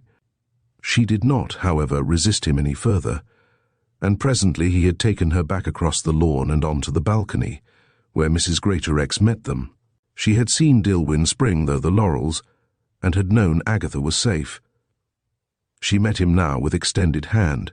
"Thank you 1,000 times, Dr. Dilwyn," said she, "for your happy appearance on the scene a moment ago. I warned Agatha about that repulsive boy, but she would not listen to me. However, I am sure there was nothing really serious about it. Her manner was kind but reserved. She had noticed his attentions to Agatha, and was not yet sure whether they ought to be encouraged or rejected. He was poor, and though Reginald Greatorex had, in a sense, placed him here, still, she knew that old Skinflint, I regret that was the name she applied to her brother-in-law in her private hours, was certainly not to be depended upon. This rather presumptuous young doctor would never get a penny out of Reginald Greatorex if he hoped for 1,000 years. Had she not hoped? And yet, though she assured herself Dilwyn had no chance of old Reginald's money, still, the very fact that he might have a chance rendered the young man distasteful in her eyes. A protégé of Reginald's would always be a blur upon the landscape of her life. "No, I think not," said Dilwyn. "Yet your niece has certainly been subjected to a severe shock. That unfortunate boy was greatly disturbed in mind, and, as it appears, ran to Miss Nesbit at once for comfort. He meant nothing beyond a desire to gain help for his mother, who is very ill." "Mrs. Darkham is ill?" "Yes, seriously so." "Good heavens! Nothing infectious, I hope?" "Oh, Agatha, and you have been with her son just now." "My dear," drawing herself back hurriedly, "had you not better go in and get disinfected? Sulphur is very good. And I don't think you need be alarmed in this instance," said Dilwyn coldly. "Concussion of the brain is not catching." At this moment the sound of footsteps on the gravel outside could be heard, and a laugh-gay, sweet. Chapter 10. Round the corner now came the elder Miss Furze Robinson, with Elfrida in her train, and Mr. Blunt, the curate, in Elfrida's, and after them a young man, rather short and stout, with clothes that suggested London, and an unfathomable air. It was Mr. Brown, who, when anything was on, could never keep his finger out of the pie. Mrs. Greatorex turned quickly to Agatha. "Not a word about that wretched idiot," she said in a low tone. "And stay for a while. The servants will be sure to talk, and I should like these people, who with a contemptuous shrug are inveterate gossips, to see that nothing really has happened." "But your niece," protested Dilwyn, seeing Agatha's exhausted air. "My aunt is right," said Agatha quickly, fearing a collision between the two. The young doctor's eyes, indeed, were burning fiercely. She moved forward at once to meet the coming guests, greeted old Miss Furze Robinson with calm courtesy, and kissed Elfrida, who looked back at her keenly for a moment, then pressed her into a seat beside her, and pulled up a cushion behind her back. It occurred to Dilwyn that he rather liked Elfrida. He bade goodbye to Mrs. Greatorex, who seemed delighted to say goodbye to him, and another goodbye to Agatha, holding her hand until he met her eyes. As he went, another guest came, Lord Ambert. Mrs. Greatorex received him with effusion, and gave him a chair near herself. "A frightful thing, dear Mrs. Greatorex," said Miss Furze Robinson. She sank into a wicker seat upon the balcony with tremendous effect. Every one thought the balcony was going down. Providentially, it rebounded from the shock, and was itself again. "A frightful thing indeed," said Mr. Brown, who had subsided near Agatha and Elfrida. "It has been a most merciful deliverance. I thought we were all going to the lower regions, didn't you?" "After all, it wouldn't be far," said Agatha, thinking of the depth of the small balcony one so near the ground. "My dear girl, consider. Even the very dotiest scientists have failed to find the number of descending acres that divide our comparatively pleasant home from— From what? Well, said Mr. Brown, really I hardly like to name it in a select assembly like this, but I believe nasty people call it hell. Oh, Dickie, said Agatha, he was an old friend of hers. He was an old friend of a lot of people. One had only to know Dickie Brown for 10 days to be quite a century-old friend of his. At this moment, Lord Ambert strolled towards them and up to Elfrida. I knew it would startle you, but you insisted, said Dickie Brown reproachfully. What nonsense, said Elfrida. You know Auntie was talking of this sad affair about Mrs. Darkham. Yes, said the curate gravely. She is dying, I hear, poor soul. Oh no, from all, which did not mean a contradiction. I am sorry to say it is true. I heard this morning there was no hope. After all, she is no great loss, said Elfrida, with a sort of determination in her tone. She is a loss, said the curate, defying her valiantly, openly, and to her face. She will be a loss to that poor son of hers, whom heaven, in a wisdom unknown to us, has afflicted. Oh, you know everything, said Elfrida, with a shrug of her dainty shoulders. She almost turned her back on him. Lord Ambert came forward and whispered a word or two in her ear. She laughed. The curate fell back. Dickie, laying a hand upon his arm, drew him away from the group and into the shadow of some large tubs filled with shrubs. Miss Furze Robinson had been gaining a loose rein to her sympathetic tendencies, and, to Mrs. Greatorex, a shocking affair. Poor dear creature. Rather a behindhand in some little ways, but such an end. Of course, Dr. Dilwyn has told you all the facts of the case, but the details, they are so interesting, but no doubt you've heard 'em. Mrs. Greatorex, who would have given worlds to say she had, was so carried away by her desire to learn the smallest minutiae of the tragedy upon the spot that she gave way, and confessed that she knew little or nothing of the terrible affair. She made the handsome admission with quite an air, however. She did it admirably, but she played rather above the head of her companion, who did not understand her in the least. Law, my dear, how out of the world you are, said that worthy, with a patronizing smile that filled the soul of Mrs. Greatorex with wrath. Well, I keep my eyes open and my ears too, and now I'll tell you. Mrs. Greatorex made a movement as if to crush her with a well-applied word or two, but she checked herself. If she offended old Miss Furze Robinson, she would learn nothing about Mrs. Darkham's accident. If she endured her in silence, all the gossip of the neighbourhood would be hers in 5 minutes. And 5 minutes was not long to endure anyone. Dr. Dilwyn had been vague, and too much taken up with Agatha. She would have to put an end to that presently to tell her anything worth hearing, and so she had heard nothing beyond the mere fact of the fall. Yes, said she carefully. Tea had been brought out by one of the small maids, who had now ceased from her trembling, and Mrs. Greatorex stood up to pour it out. She's dying, said Miss Furze Robinson. Not a doubt of it. She's heavy, you know, and her head came with an awful thud on the ground. Concussion, that's what it is. They say the boy, that unfortunate creature, you know, was in a frightful state, but they do say that the husband bore it wonderfully. Scandalous gossip, said Mrs. Greatorex, drawing back and letting the tea overflow in the cup. Why?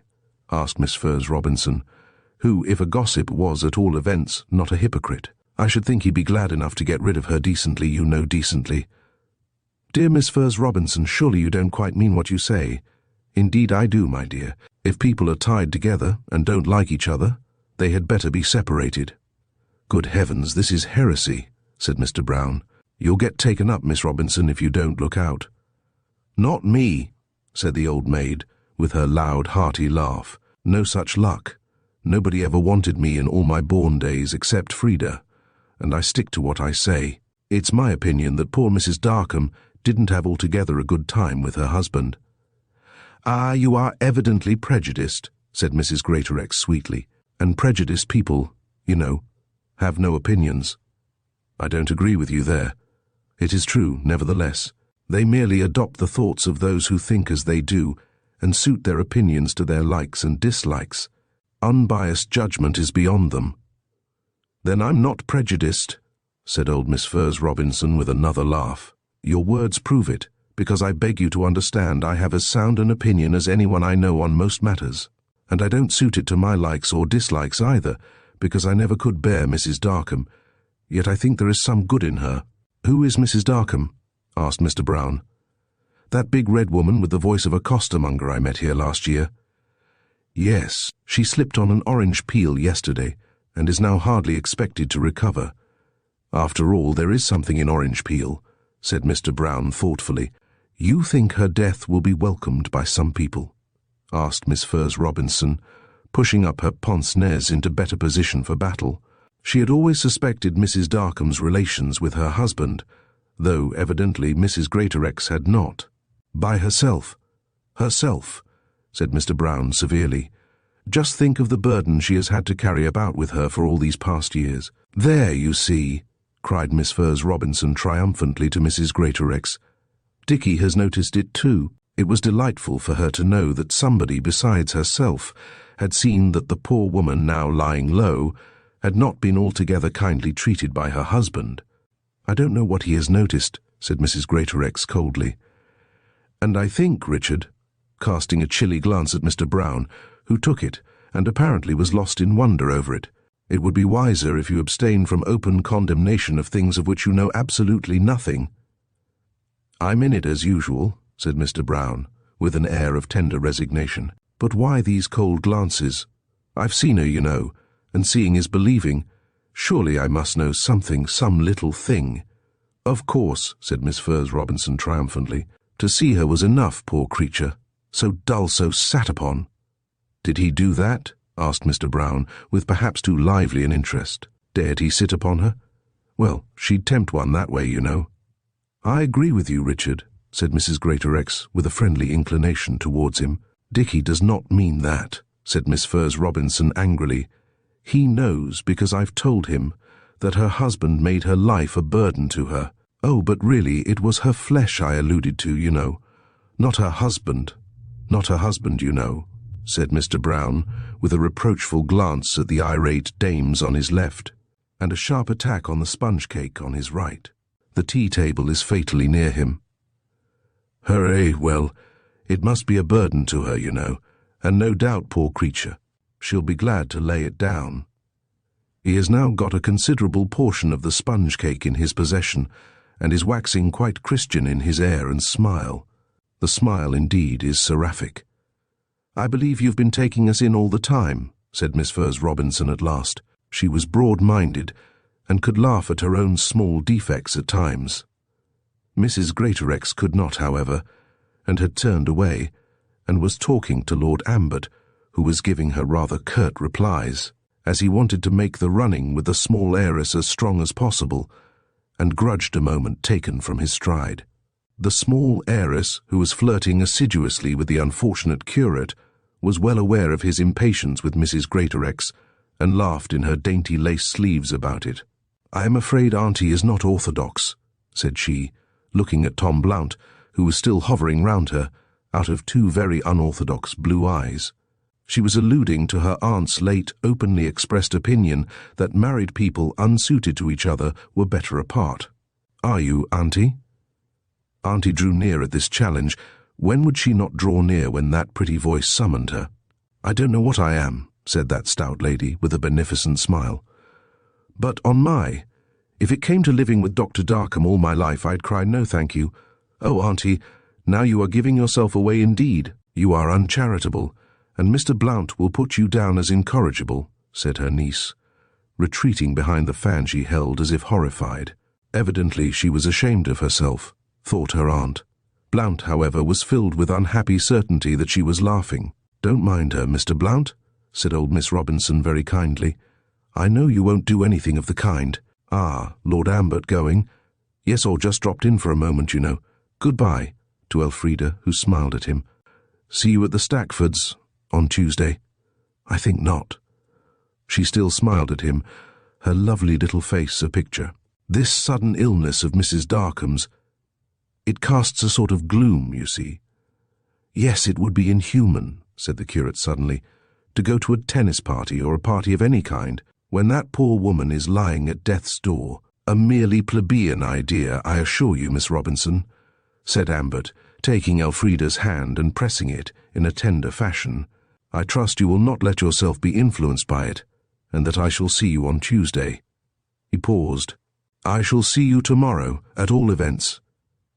He pressed her hand again, bowed to Agatha. He had already made his adieu to Mrs. Greatorex gave a nod to Dickie Brown, who seemed delighted with him in some strange way, and without so much as a glance at the curate, though certainly courtesy demanded as much as that, he went his way. Chapter 11. It was quite true, Mrs. Darkham was at the very portals of death. Whether those great gates were to be opened for her, or she could be dragged back from them, was the question that troubled the physicians who attended her. Perhaps it troubled her husband more than them.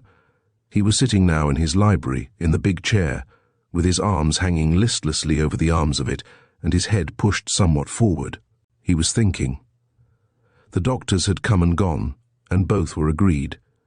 It was almost an impossibility, but not quite. She might, if such and such a change occurred, live. If not, death lay before her, a death into which she would enter without revisiting, even in thought, this world again. Dr. Bland, an elderly man, and one of great and deserved reputation, gave it as his opinion that if death did not ensue in a very few hours, hope might be entertained. Dilwyn had nodded an assent, and had said a few words too to the effect that such grave cases had been known to recover even after hope seemed at an end. He had kept his eyes carefully averted from the husband of the injured woman whilst saying this. He had looked at him when he first entered the room, but he could not trust himself to look again. There was something terrible in Darkham's face, something hungry, ravenous. An animal stalking its prey might have looked like that. And now Darkham sat alone in his library thinking. They had given it as their opinion that she would die, those two who left, that she would die, would leave him free of her accursed company. A sort of fierce joy rose up and seized upon him. It caught and shook him. Free. After all these years, free. She was dying. Surely, certainly. In a few hours her breath would cease, and no more would her odious, vulgar words and accents make him shrink and shudder. She would be gone to the great unknown, and it would be none of his doing, none. Here the great passionate joy that thrilled him seemed to culminate. He would be rid of her, without a single effort of his own. Had he even dreamed of making an effort? He would be quit of her in an hour or two a day at latest. Surely the stars in their courses were fighting for him. What was it they had said, those two? That if he pressed his hands, both of them, to his head, that if she lasted until morning she might recover. Fools! She would not recover. Death was on her face when last he saw her. Pshaw! He was a better judge than either of them. Bland, an old man, too old, and Dilwyn, a young idiot, who followed his leader naturally. But he knew, he who was in the prime of life, and had studied death and life in all their varied ways. Yes, he knew. Siva, the destroyer, lay hovering above the woman, whom the law called his wife, with outspread wings, awaiting the moment to descend and clutch his prey. Soon let it be. Oh, to be delivered from her. From this creature who made life a torture, who had dragged him with a chain all these interminable years, the years of a marriage that had damned him. When he could have risen, that chain had nailed him to the earth, had clipped his soaring wings, had withered every moment of his life. Truly a young man starting in life should look well to the way he is going, and should choose a wife meet for him. Marriage is not for an hour, but for all eternity sometimes. This one, however, it will not last so long. This marriage will end soon, He broke off abruptly. Who was he thanking? He rose suddenly and went to the door. He would go upstairs and see how things were going on. He shook a little as he put his foot upon the first step of the stairs, and looked back as if he would willingly change his mind and return to the library. But he overcame himself, and went steadily upstairs. So he went, and entered the room, and beckoned to the nurse in charge that she need not stay. She rose at his bidding, and slipped through the farther door, glad enough to get away for an hour or so. Her employer was a doctor and the husband of the sick woman under her charge, and so she felt safe in leaving her. Besides which, it was a hopeless case. The nurse had seen many such in the London hospitals, and though some as bad had pulled through, still the percentage lay the other way. Darkham went up to where the silent figure lay, and ruthlessly pulled back one of the curtains at the end of the old-fashioned bedstead. The light from the dying day streamed in through the window and lay on the dull yellow face that rested on the pillow. It lit it up and showed it in all its ugliness. Darkham bent over it, lower still, and looked again. Was there a change? Was there? Already the face looked like that of a corpse. The lips were a little parted, as if the strength to close them was gone, and the upper teeth showed through them in a ghastly fashion. And yet it seemed to the husband bending over her that there was some slight return of strength, of consciousness, in the face beneath him. It was so slight as to be all but unseen by any, save one passionately interested either in her recovery or her death. If, after all. He bent still lower, and then raised himself with a frown and a quick sigh. No, he had been mistaken. Death would be her portion this night. The two men who had just left had said it. Well, they were right. She would die tonight. He sat down in a distant armchair that still gave him a full view of the bed, and gazed with uncompromising sternness at the form thereon. He fell a musing again. How death-like she looked, how close to the last breath, just a step one way or the other, this way to life, that way to the grave. A touch, a single movement, and she would be beyond the line that divides the darkness from the light. Great heavens! How, even in the helplessness of her face retains its old expression. The vulgar sneer still dominates it, the drawn lips are still replete with venom. What a life he has had with her! A life? Nay, a death. The night was descending, but out of the misty darkness of the room, a girl's face stood calm, cold, lovely. There, from the end of the room, it looked at him, the eyes shining clear as day and full of truth. He turned uneasily, and rose and began to pace the room stealthily, silently, yet with a sort of cruel spring in every step. It was as though he could hardly keep himself in, as if some vitality within him was at work and urged him forward. Forward, always forward. Why had the accident been so slow a thing? Death, instantaneous death. How much more merciful it would have been to her, to him. A heavier fall by half an inch or so, and all would have been at an end. There would have been no more room left for doubt, for fear, or for joy. He did not mince matters to himself, as he walked there to and fro like a caged lion. He was strong enough to tell himself the truth. He stopped himself in his strange hurrying up and down, and once more approached the bed. He bent over her and lifted her hand that lay so miserably helpless within his, and then let it fall again. It sank upon the coverlet with a little dull thud, scarce audible, save to him whose ears were strained to hear, whose senses were so preternaturally on the alert. Why had her head been so hard, or else those flags so soft? A less thing had killed a score of fools before this. Something in her face again arrested him. Surely there was a change. He placed his ear close to her mouth and listened. When he uplifted himself presently, his face had taken a greyish tinge. Her breath was certainly stronger and steadier. He went back to the armchair and seated himself slowly in it. He rose, as though he found it impossible to be still, and laid his hand upon the mantelpiece. His grasp was so hard that his knuckles stood out white against the black marble. That devil Dilwyn had said she might recover. No doubt his hope was father to his opinion. He would do him, Darkham, a bad turn wherever he could. There had been occasions lately in the neighbourhood when this young fool thought strove to wrestle with him in professional matters. There was that affair of General Montgomery's, the day before last, when Dilwyn had been called into the Cedars.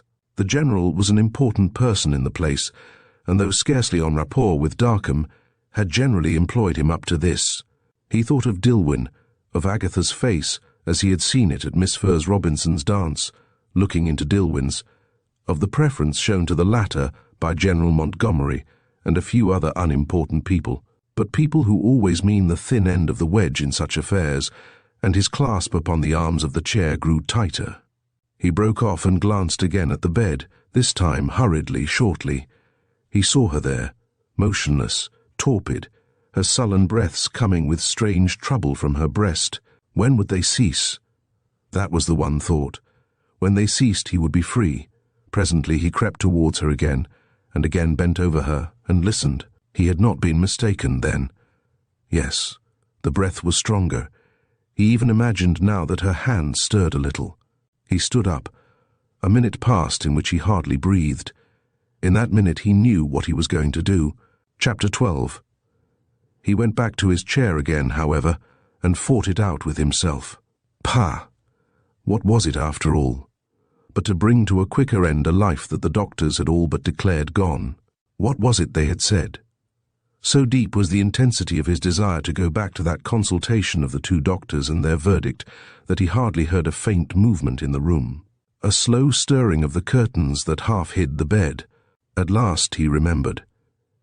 If she were to live for a certain number of hours, there might be hope, a vague hope truly, said Dr. Bland, and not to be depended on, but a hope. If not, she must die. She had lived for many hours now, almost to the time mentioned, and still she breathed. The nurse came to the door and opened it. He recollected himself in a moment, but hardly dared turn his face to hers. He told her by a motion of his hand, a softly muttered word, to go away, that the patient was still doing well, that he had hopes, that he wished to stay there, and the woman withdrew, praising him in her heart as a husband full of love and grief and anguish. It was a slight interruption, but it half maddened him for the moment, although his iron nerve carried him through it. He rose. The day was now at an end, and he lit a night lamp with a careful hand, a hand that never trembled, and then he went again and stared down at her. If she woke again to life, there would be no longer life for him. It was to be either he or she. The face was lying helpless, looking up at him, as it were, showing ghastly in the dim light. He had had no actual design in his mind until his eyes rested on those lips, but then all at once the means to the end became quite clear. His mind grew bright as day. He saw it all. It would not take long, and it was sure and safe. He went swiftly but noiselessly to a chest of drawers at the farther end of the room, and drew out the top shelf always, with a marvellous noiselessness. This drawer that usually, even in the broad daylight, creaked loudly when opened, now beneath the velvet fingers gave no sound whatever. He stooped forward, peering into the drawer, moving a thing here and there, and finally brought out something, a soft linen substance, a handkerchief, apparently, and moved with it to the basin stand near him, a squalid basin stand of common deal. Certainly the poor, detested creature now lying prone upon the bed, utterly at his mercy, had not cost him much, had at least one virtue, that of prudence. Of course, if she had cost him more, if she had brought him by her extravagance to his last penny, she would have been of some importance in his eyes. He might even have learned to see something in her, in spite of her huge defects, but she had done nothing beyond being ugly that, it must be allowed, she had done quite handsomely, and stupid, and vulgar, and all the rest of it. He raised the water jug. It made a little sound, and he looked behind him. No one had heard. That no one could see, he was sure. Who was there in the room save he and that unsightly object on the bed? He looked sharply, however, round the room, peering here and there, as people will who feel a presence yet cannot see it. But he saw nothing. He abandoned his first thought of pouring water into the basin, and put back the jug very slowly into its original place. How foolish that first thought was! With another half-unconscious glance round him, he lowered the handkerchief into the jug, slowly, delicately, until the water surrounded his hand and it. How cool the water was, how refreshing! He would have a bath presently, afterwards. Cold water was the best of all pick-me-ups. He lifted the handkerchief, cautiously, yet a little drip fell from it. 1, 2, 3. They sounded like a knell from hell. They terrified him for a moment. He glanced suddenly over his shoulder, once again to the bed where that silent form lay. Had she heard? Had she known? He thought he saw a movement of the curtains, but a second later he dismissed the fancy with a deep indrawn breath. He was in that state of mind now that, even if she had known, If she had been capable of rising and denouncing him, he would still have caught her by the throat and pressed her back upon her pillows and deliberately strangled the life out of her. It was decided. Fate had sent her so far upon her road, but now her travelling was over, and the end of her was to be bitter and ignominious and unknown. The handkerchief was saturated. He went towards the bed and bent down. The terrible open mouth, with the hideousness of it, seemed to give him a demoniac courage. He folded the cloth and laid it softly over it, and the faintly breathing nostrils.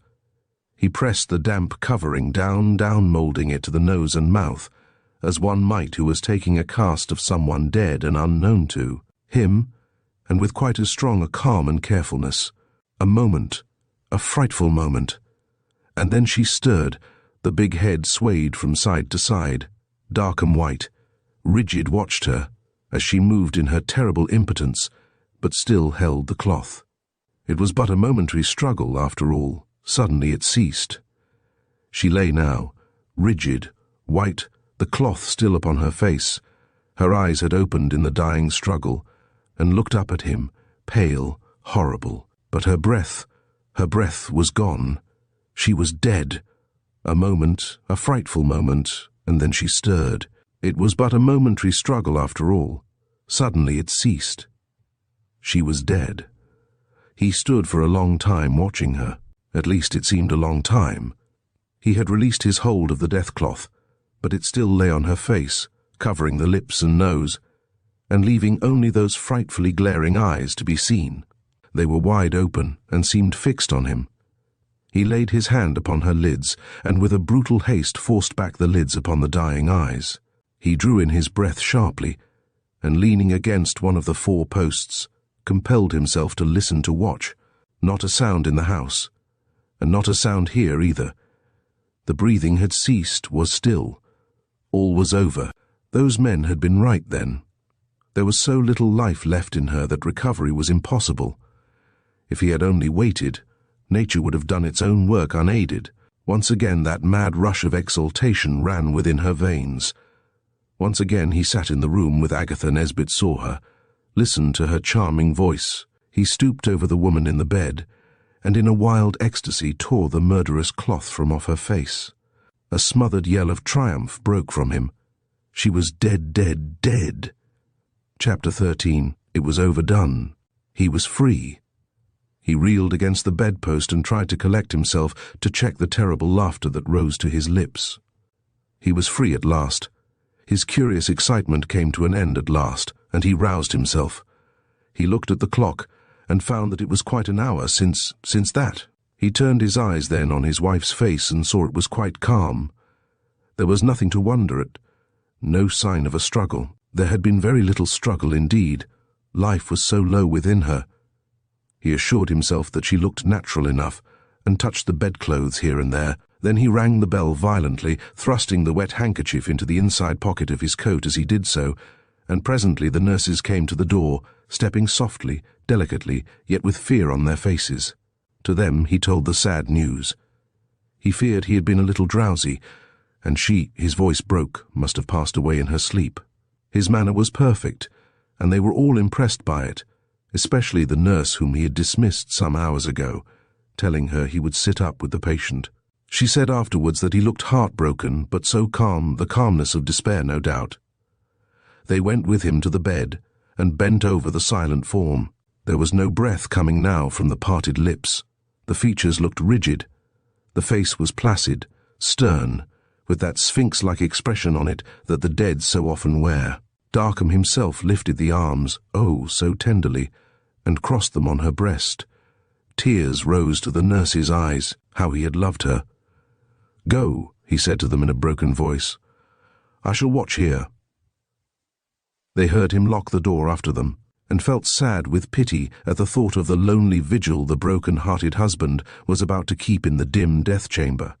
He listened intently to the sound of their departing footsteps, then cautiously opened a second door that led into an adjoining room. It was a sort of dressing-room that had been used by his wife as a place for lumber of all sorts. It was untidy, but it was large, and sitting at the far end of it one might feel far away from the bedroom outside. He struck a match with a cautious hand, a hand that it gave him a sensation of admiration to see did not tremble, and lit a candle. This he placed on the floor behind a brass-bound trunk of gigantic size that effectually hid its rays from anyone who might be outside the windows tonight. He sat down, prepared to watch for the dawn. Well, it came early anyway. He seated himself on a box and began to arrange his plans. There was nothing to condemn him anywhere. She had been so far gone already that the slight stoppage of her breath that he had occasioned had made no effect upon her. Her face was quite calm and placid, and he could quote the words of Bland and Dilwyn at any moment. Besides, why should he be suspected? Who was there to suspect him? As for himself, his manner, he could rely upon that. He held up his hand before him and noticed boastingly that it was firm and strong and steady. After all, what had he done? Merely hastened the departure of a life not taken it. Why, if he had taken it years ago, who could blame him? That devil, thwarting his every movement, destroying his life, killing him soul and body, of what use was she to the world? A mere clod, swelling the list of those who dam the flow of the tide that leads to all light and progress. Why, it was a righteous deed. His head was resting against a wardrobe, his eyes closed. His thoughts were brilliant tonight. They flew here and there. The candle was burning dimly, and before he knew it he had lost consciousness. He was asleep. He slept, and dreamt he was in hell. He struggled madly, and the struggle with an overwhelming mass of fiends who were dragging him towards a cauldron full of pitch roused him. The madness, indeed, lasted only a few minutes, and left him wide awake. He woke with a violent start, and looked hurriedly around him. All was still. He sat up. A sensation of damp upon his chest troubled him. He thrust his hand into his inner pocket and drew out the handkerchief. With a curse he flung it from him, far as he could throw it, gazing at it with wide, fascinated eyes. For the moment he was afraid of it, then sense returned to him, and all his old strength, and he was himself again. He picked up the handkerchief deliberately and placed it once more in his pocket. A grim smile at his own folly lit his dark features. Even as he so sat smiling at his past weakness, a strange sound smote upon his ear. It was the sound of some heavy body falling on the ground. Seemingly it came from the next room, from the room where the dead body lay. He rose and went quietly to the door of it and stood there listening, and as he listened, a low crooning smote upon his ear. How well he knew it. The boy. How had he come there, with all the doors locked? He now went quickly forward, through the door and into the room beyond. There he stood still, as if frozen into stone. An awful sight awaited him. The bed he had left so decorously arranged was now in frightful disorder. The clothes were flung here and there, and on the floor, half out of the bed and half in it, lay his wife. Her arms were flung out, and her head was lying on one arm, the scanty grey locks parted, and showing bald patches in this place and that. The face was almost hidden, but he could see the nose and a little blood coming from it. As he stood gazing at it, a movement on his right attracted him. It came from behind the curtains, a squat, unwieldy form, with working mouth and eyes on fire. He knew it. It was his son.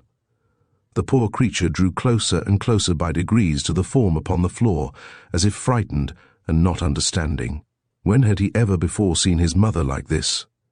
But as he came up to her, he touched her, and getting no response, he touched her again and again, and finally, as if some light had dawned upon his darkened mind, he caught her and lifted her head upon his knees and began to lavish on her a whole world of endearments. Standing behind the bed curtains, as he had stood for hours, in a dull, faithful determination to be near her, he had seen her fall out of bed. And then surprise and horror had produced that crooning noise that Darkham had heard. He now bent his face to hers, and with uncouth gestures tried to wipe away the blood that was already congealing round the nostrils. She had probably come to life again for some brief moments, and fought and gasped for breath, and then by a last mighty effort had flung herself on the side of the bed. With so much strength she must have recovered had he not hastened her death with that wet rag. He faced that thought with the strong callousness he had shown all through. But the boy. He looked upon the wretched object crouched upon the floor and advanced towards him. Taking him by the shoulder, he shook him sharply. The boy looked up with vacant eyes, and Darkham motioned him imperiously to move aside. At any moment someone might come to the door, and though it was locked, still to refuse admission, Edwy, trained to fear him, rose sullenly, and once more retreated into the shadow of the curtains, and squatting down upon the ground, sat gibbering, his eyes always on the corpse. Darkham, stooping, lifted his wife. With some fear he gazed upon her, but she was now dead indeed. He laid her back upon the bed and felt her heart. It was still. Once again he closed the eyes, sponged the slight bloodstains from her face, and rearranged the bedclothes. Again, he folded the arms across her breast in the exact position in which they had been when the nurses saw her last. The minutest detail he thought of and followed out. The slight distortion of the features, now visible, would not be noticed or treated seriously, and an hour or two, besides, would probably do away with it. An hour after death makes the dead face so different, even when death has been hard. It was all finished now, and the boy only remained to be got rid of. He could not stay here. Much as Darkham disliked being left alone in this terrible room, still he disliked more the companionship of this loathsome idiot. There was always the thought, too, that he had seen. For the first time he felt thankful that his only child had been born deaf and dumb and a fool. If only he had been born blind as well. He unlocked the door softly and motioned to his son to go. The idiot shook his head. He understood what his father meant, but, though accustomed to obey him, he now felt as if to leave the room that held his mother, a mother so strange, so changed. But still, his mother was impossible to him. She might wake and want him. Darkham imperiously, by a second gesture, ordered him to leave the room, and, seeing he did not move, went toward him. As he advanced, the idiot rose. A low howl broke from him. Suddenly, as if with a mad desire for vengeance, he flung himself upon his father and tore and wrestled with him savagely. It was the anger of an enraged brute. The boy's nails seemed to tear into Darkham's flesh. The struggle, however, lasted only for a minute or two. With a mighty effort, Darkham wrenched himself free, and the idiot, his hands working convulsively, dashed from the room. Chapter 14. "Isn't it frightful?" said old Miss Furze Robinson, exclaiming as much with her hands as with her tongue. "Such a death." "A terrible death indeed," returned Mrs. Pointer, a pretty, fashionable-looking young woman with deep commiseration. "So sudden." It was the next day, and the news of Mrs. Darkham's death had spread and was now known far and wide. All the people in Richton had a day, and this one belonged to Miss Furze Robinson. A most blessed thing, as everyone wanted to meet everyone else and discuss with them the tragedy. It was the rector's wife who had been the first to use the word tragedy, and it had caught on at once. She is so clever, you know. Always the right word on every occasion. Really quite talented. The rector could never get on without her. She has been the making of him. That last sermon of his about regeneration, surely well. And she does write, you know, for some of the papers. At all events, she has been known to answer a charade most successfully. You must remember, it began with "My first was an ass." Lord Ambert and Elfrida were playing tennis in the courts below against Captain Pointer and a rather pretty girl who was staying with the Pointers. Mr. Blount was standing on the terrace close to the nearest point from which the tennis court could be seen. He was supposed to be making himself agreeable to the companion fate had accorded him for the moment, but in reality he was watching Elfrida with a sad but absorbed gaze. Agatha Nesbit, sitting at the end of the terrace, seemed to read his thoughts, and beckoned him to come to her. She herself was sitting where whoever came to the hall door could be readily seen. "And I hear," said Mrs. Pointer, arching her brows and putting on a look of perfect misery, "that Dr. Darkham is absolutely inconsolable." "Oh, my dear, do you think so?" "Well, I don't know, I'm sure." Miss Furze Robinson, as she spoke, turned purple. "He is, well, you know, I don't like him." "But dissolute. One should be charitable, my dear. I confess I have thought him a little queer at times in his ways, but nothing so far gone as that. No, no." "You mistake me," said Mrs. Pointer, flushing delicately, yet with a glance round her. She wanted to laugh, but it is so impossible to laugh alone. She caught Dickie Brown's eye at this moment, however, and was happy. "I'm sure I do, my dear," said old Miss Furze Robinson heartily, who was really a good soul. "Poor man. I'm talking of Dr. Darkham, Dickie. He's gone all to pieces, they tell me, over this business. I hope sincerely nobody will put him together again," returned Mr. Brown piously. "Such a feeling man," said Mrs. Greatorex, dropping into a chair near them. "No wonder he is in such a terrible state. I fear this sad occurrence will place the neighbourhood in grief for some time." "I suppose so." And yet Mrs. Pointer turned to her next neighbour. "You see, she was such a stranger to us, poor woman, such a stranger." She lifted her pale grey gloves here and did something to her veil. "Did you," said she gently, looking at Mrs. Greatorex, "see much or her?" Mrs. Pointer's voice was wonderful. It was a perfect coo, like a dove's. And she was very good-natured too, in her own way. But it had to be her own way. She detested anything unpleasant, anything that interfered with her, anything that rubbed her up the wrong way, and she certainly detested Dr. Darkham. But she had a little way with her that precluded the idea of her detesting anybody. "Oh yes, very, very often," said Mrs. Greatorex sweetly. "I always tried to do what I could for her, poor creature." "And you?" said Mrs. Pointer, turning to Miss Furze Robinson, who was looking grim. The old lady had been studying Mrs. Greatorex. "Did you see much of her?"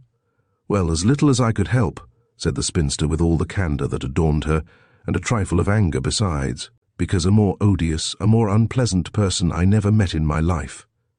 "Oh, dear Miss Furze Robinson," cried the rector's wife, a little sallow woman. "You should remember, you should indeed. She is dead, you know." "Yes, I do know," said the old lady in a loud voice. "But how does that alter matters? If the dead want to be praised, they ought to behave themselves properly whilst they are alive, and she didn't. I am sorry the poor woman died like that, without returning to consciousness even for a little while. It was quite hopeless from the very first," said Mrs. Pointer. "Dr. Bland and Dr. Dillwyn were both quite agreed about that." "Oh, no." Agatha spoke as if involuntarily. "Not quite agreed. Dr. Dillwyn told me she might recover." "Told you?" questioned Mrs. Greatorex quite gently. Then with a little smile, "But when, dear Agatha?" The girl looked at her and paused. She seemed to struggle with a certain confusion. Mrs. Greatorex, who would have made a splendid diplomatist, at once regretted her question and stepped into the breach. She had made up her mind that her niece was to settle herself in life well, and to have her even mentioned with so deplorable a detrimental as Dillwyn, a young doctor just making his first breach through the wall of. Life would be destruction. She therefore came to Agatha's rescue and accepted the question as answered. "He seems to have had two minds on the subject," she said slightingly, "which only shows how ridiculous it would be to place any confidence in his opinion. Young men of his age are not to be relied upon." "I wonder if the party at Ambert Towers will be put off," said the rector's wife, lowering her voice and speaking confidentially. It was to be on Thursday next. "I should think not. Lord Ambert is not the sort of man to— No, he is not, indeed. He seems to me more reserved than unsympathetic," said Mrs. Greatorex, who always supported him on principle. "Were they not of the same class?" "Are you going?" asked she, addressing Mrs. Pointer. "We've been asked," said that pretty woman with downcast lids. "But do you think one should go with this death so very recent?" She paused prettily. "Are you going?" "Not as to a party with much impressment. It will, I feel sure, be a quiet affair, on account of poor Dr. Darkham's bereavement." "Oh, bereavement!" Mrs. Pointer permitted herself first a smile, and then gave way to a subdued laugh. "I say, mustn't he be glad?" said she. "My dear Mrs. Pointer, hush, if anyone should hear you. And really you take quite a wrong view of it. You are worse than Mr. Brown, who says quite dreadful things. I admire Dr. Darkham, you know I do indeed. I think him an ideal man. Fancy his devotion to that dreadful being all these years." She lifted her hands. "Such a handsome man, my dear Mrs. Pointer. He is 1 in 1,000. So glad," said Mrs. Pointer rather frivolously. 2 of him in 1,000 would be more than one could endure. To me he always seems, don't you know, well, so out of it. Out of it? Well, not in it, don't you know? A little on one side, eh? A little, well, vulgar is a horrid word, isn't it? Oh, how do you do, Lord Ambert? Been winning as usual? Not as usual. I've been winning today because Miss Furze Robinson has been my partner. Oh, I like that, said Elfrida, who was with him. As if I was the least use to you. You could have won the game quite as well without me better, I dare say. I don't believe I made 5 good strokes all day. My ball went into the net instead of over it every time. I'm a perfect fraud. She looked up at Blount suddenly, brilliantly, intentionally. Now, am I not, Mr. Blount? Blount hesitated and coloured, and Lord Ambert stared at him superciliously. Blount shook his head. You must let me contradict you, said he shyly, boyishly. Shall I get you some tea? Asked Ambert, who was frowning. No, thank you. There is claret cup somewhere, if one could only find it. Mr. Blount, will you come with me on a voyage of discovery? Poor Blount. His eyes lit up. He went quickly to her, and she led him a fool's dance for the next 10 minutes. Ambert strolled leisurely away in an opposite direction, his face set and angry. What a pity it is that she will encourage that poor boy, said Mrs. Pointer to Agatha. And when her mind is so entirely made up to marry Lord Ambert, then you think? I am afraid she is a terrible flirt, said Agatha, whereon they both laughed. Here comes John Dilwyn, said Mrs. Pointer presently. And straight to us. You are not a flirt, I know, Agatha, which makes me all the more afraid for you. You know he hasn't a penny. Well, John, taking a sympathetic note at once, so that poor woman has slipped through your fingers. We are all so shocked about it. There was no hope from the beginning, I suppose. I don't think that. I fully believed there was a chance for her, but it was a bare one. Still he knitted his brows as if perplexed. Believed in it. You mustn't say that now, John, said Mrs. Pointer, patting her cousin's arm. You have your fortune to make, you know, and mistakes are fatal. Ah, you'll get on, John. You have the courage to confess your faults, said his cousin, smiling.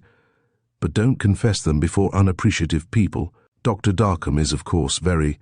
I saw him only for a moment this morning. He looked like death himself. I had no idea he cared for her so much. His face looked quite changed. Agatha, I think we must go now, said a cold voice. Mrs. Greatorex laid her hand on Agatha's shoulder. How do you do, Dr. Dillion? I hope you have seen poor Dr. Darkham, and that he is bearing up? He seems greatly cut up, said Dilwyn. Ah, as I said. So sympathetic, so tender-hearted. I should so like to tell him how I feel for him. I am afraid you will have no chance of doing that except by letter. He is leaving home directly after the funeral for some months. And are you to look after his patients? Asked Mrs. Greatorex, turning to Dilwyn. Oh, no smiling. I am not big enough for that. Bland is to see to them. Once settled in the fly, that on all occasions was borrowed from the inn to convey them to such distances as Mrs. Greatorex could not walk. The latter turned to her niece. When did Dr. Dilwyn tell you Mrs. Darkham might recover? Asked she very quietly. Last evening. I was standing at the gate and he happened to be passing by. I asked him about Mrs. Darkham's condition, and he told me he thought she might recover, but it was very doubtful. I should think, said Mrs. Greatorex presently, between you and me, that Dr. Darkham is feeling profoundly relieved at this present moment. You mean that that woman was the curse of his existence for the past 20 years? She was dreadful, certainly, but Dr. Dilwyn said he looked so sorry. It was a shock, of course, but he will recover from that in no time, and he is a handsome man, and rich and clever. Yes. Agatha looked at her as if wondering. There had been some meaning in her tone that the girl felt but did not understand. Yes. Don't you see? There is a chance for you now, said Mrs. Greatorex playfully, but with deadly meaning. The girl, after a swift glance at her, turned away. She felt cold and sick. Was this woman human, to pretend to jest so on the very threshold of death, and was it all jesting? She drew a long breath, as if suffocating. How can you talk like that? She said. Chapter 15. "Nothing is more pleasant to the eye," said Lord Bacon, "than green grass nicely shorn, and truly his quaint lordship would have been pleased had he been able to look upon Mrs. Pointer's grass today. It was shorn and shaven, as close as the priest of old, who was so unkind as to marry the pretty maid forlorn to that dreadfully tattered old man we have all known in our storybooks. For summer was gone to sleep, and lay prone upon the earth covered with her dead rose leaves only to wake again hereafter. And now autumn reigned. The dahlias in the long borders were shining like coloured stars, and the asters and sunflowers still upheld their heads. In the smaller beds the good begonias, who never crave for rest until dread frost compels them, shed great splendour where they lay. But they are frail things, and drop from their stems in a night when harsh winds assail them.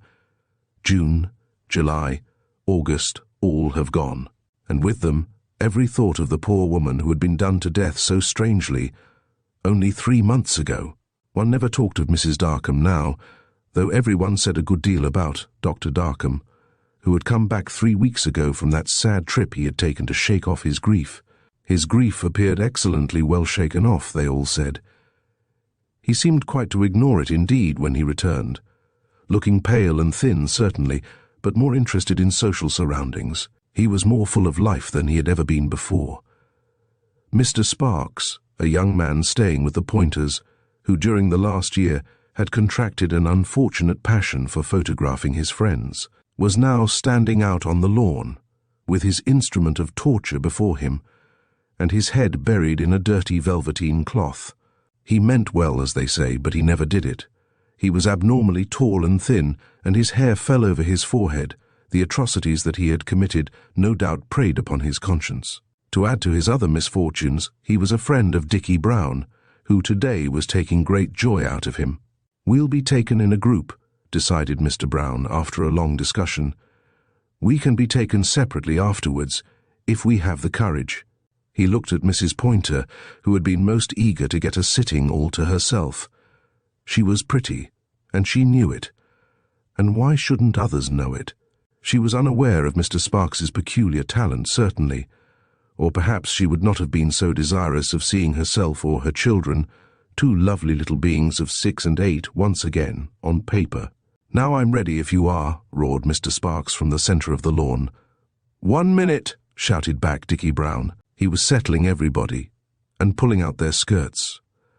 This made all the women mad. "Are you ready?" roared out Sparks again, who was suffocating from his incessant visits beneath the velveteen cloth. It was a very warm day. "1 moment." Dr. Dilwyn had just come in, and where was he to be placed? He made straight for Agatha, and Dickie could not fail to see the significance of the smile with which she greeted him. "Is there room for me here?" That was his whisper. "Yes, yes," she said softly, gently. So he laid his hand on the arm of her chair and stood erect. There was a moment of awful tension. All were putting on their worst smiles and the most fatally imbecile expression, and Mr. Sparks was about to withdraw the cap, when a lively crash was heard and a smothered shriek. They all sprang to their feet, and the tableau was spoiled. It was Dickie, of course. As usual, he had chosen the frailest seat in the place as a support for his rather stout frame, this time a milking stool of delicate proportions, and one of the legs had come off, and now Dickie and it were floundering together on the floor of the veranda, buried in one common ruin. The party in the veranda broke up and went here and there through the gardens, or else back to the tennis courts. Tea was going on in a large tent on the lawn, and presently Elfrida, who had seated herself in a garden chair outside the tent and had sent Lord Ambert for some coffee, saw Mr. Blount standing near her. Elfrida looked up at him. She was quite alone, a singular occurrence so far as she was concerned, and for the first time, therefore, she was able to look at Blount with a critical eye. It struck her first that he was the youngest-looking man she had ever seen, and then, for she was fond of analysis, she told herself she regarded him like that, simply because Lord Ambert was so very far from young. Presently Blount looked round and saw her, and such a light of gladness grew upon his face as could not be mistaken. "Can't I do something for you?" asked he. "You can indeed. You can sit here beside me and amuse me and tell me things." "Tell you things?" He laughed at this. He was feeling extraordinarily happy. "What can I tell you that could interest you?" "Well, one thing," said this Finnish coquette, "your Christian name. When one likes a person, one always wants to know how those who love him call him." She smiled at him divinely, bending her pretty head towards him. She looked very lovely in her exquisite gown, a delicate petunia shade, clouded with lace, and the curate, looking at her, lost his head a little. He looked back at her, with all the passionate and very real love he felt for her showing now openly within his honest young eyes. Blount woke from his mad dream and to a most unpleasant reality. The Reverend Thomas Blount was a name that could be seen very often on cards for soirees, or placards for temperance meetings, or invitations to tea for girls-friendly societies. It hurt him in some strange way that she had never noticed those cards and placards. If she had even liked him, she would have felt some such small interest in him. "I'll tell you, of course," said he. Yet he hesitated. Thomas. How could he tell her his name was Thomas? It was, indeed, one of his greatest griefs that he had to sign himself so when he came to this parish. Thomas was such a respectable name. "Ah, I know now," cried Elfrida as he hesitated. "It is Thomas. I saw it in a—" "Oh, really, you know, it is not my name," said Blount. "I'm always called Tom by my friends." "Yes?" Elfrida turned and gave him a wonderful little look from under her hat, a charming hat all covered with violets. "Am I your friend?" asked she. "My friend?" he stammered, and then stopped. Something in her face, her eyes that were looking over her shoulder at someone approaching, checked another word. He too looked hastily backwards, to see Ambert coming out of the tent and approaching them, a cup in his hand and a scowl upon his brow. Mrs. Greatorex and Miss Furze Robinson were behind him. Chapter 16. He turned to Elfrida, his face pale and miserable. He hardly knew what he was saying. "He is coming, Ambert, I mean. He will ask you to go and see the houses with him. Is that all?" Elfrida looked amused. "He is going to ask you to marry him." "Is that all?" She laughed now merrily. Her lovely little face that was so infantile, yet so strong and so determined beneath all its youth and sweetness, seemed now slightly mocking. "Don't go with him," entreated Blount passionately. All in a moment the youth of his own face seemed to die from it. He looked strong and earnest. His eyes were lit with a fire she had not thought them capable of. She looked at him strangely for a while. Then she smiled. "Why should I not?" she asked gaily. She had quite recovered herself. Ambert was very close now, and she turned and smiled at him, a smile of encouragement. He came up and gave her the cup she had asked for, not noticing Blount even by a bare nod. He made a point of being rude to Blount. She drank the coffee, and then consented to go with him to the vineries. She rose, her small, graceful figure, slender as an elf's, looking even more fragile than usual in her pale gown, and moved a step or two forward with Ambert at her side. Blount rose too. The very bitterness of death seemed on him now. She was going from him forever. At that moment, Elfrida turned her graceful neck, and stopped and held out her hand to him. The little trifler was true to her calling. "Won't you come too, Mr. Blount? Do."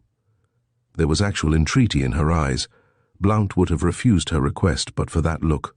As a fact, Elfrida felt the proposal from Ambert was imminent, and though she desired it, she wilfully determined to put it off, as women sometimes will. Blount rose, and regardless of Ambert's insolent air, went with her towards the houses. Miss Furze Robinson laughed. She was having a right royal revenge. Elfrida's good to the poor, too, in fact. She's good to every one except, perhaps, thoughtfully young men. "To me," said Mrs. Greatorex spitefully, "she appears the very kindest girl I ever knew to young men, and, indeed, to old men, and all men. She seems to have no other thought than for them." "Just so. I said she was a flirt, but when she's married to Ambert she'll be cured of that." When she said Mrs. Greatorex with emphasis and a peculiar smile. Miss Furze Robinson might have gone on again, adding more fuel to the fire, but a little rush of people out of the tent near them distracted her attention. Dickie Brown was leading, but was hard-pressed by Agatha and Mrs. Pointer and a few others. "What is it, Agatha?" asked Mrs. Greatorex as the girl reached her. "Sparks," gasped Mr. Brown. "He says he wants to take us again."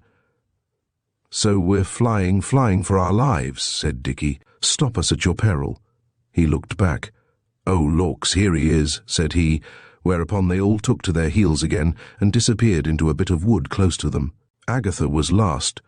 She turned aside, and separating herself from the others, ran lightly up a little path that led towards a tangle of ferns and young trees, mere saplings. She knew the place well, and knew it to be solitary. No one would go there today, and she wanted to be alone to think. Half an hour ago Dilwyn had been called away to see a poor child in the village, whose little hand had been badly scalded. He had passed Agatha when going, and had told her he would be back again in an hour or less. Without him the day seemed dull, and the thought of escaping from every one, of sitting alone in that small retreat until his return, was good to her.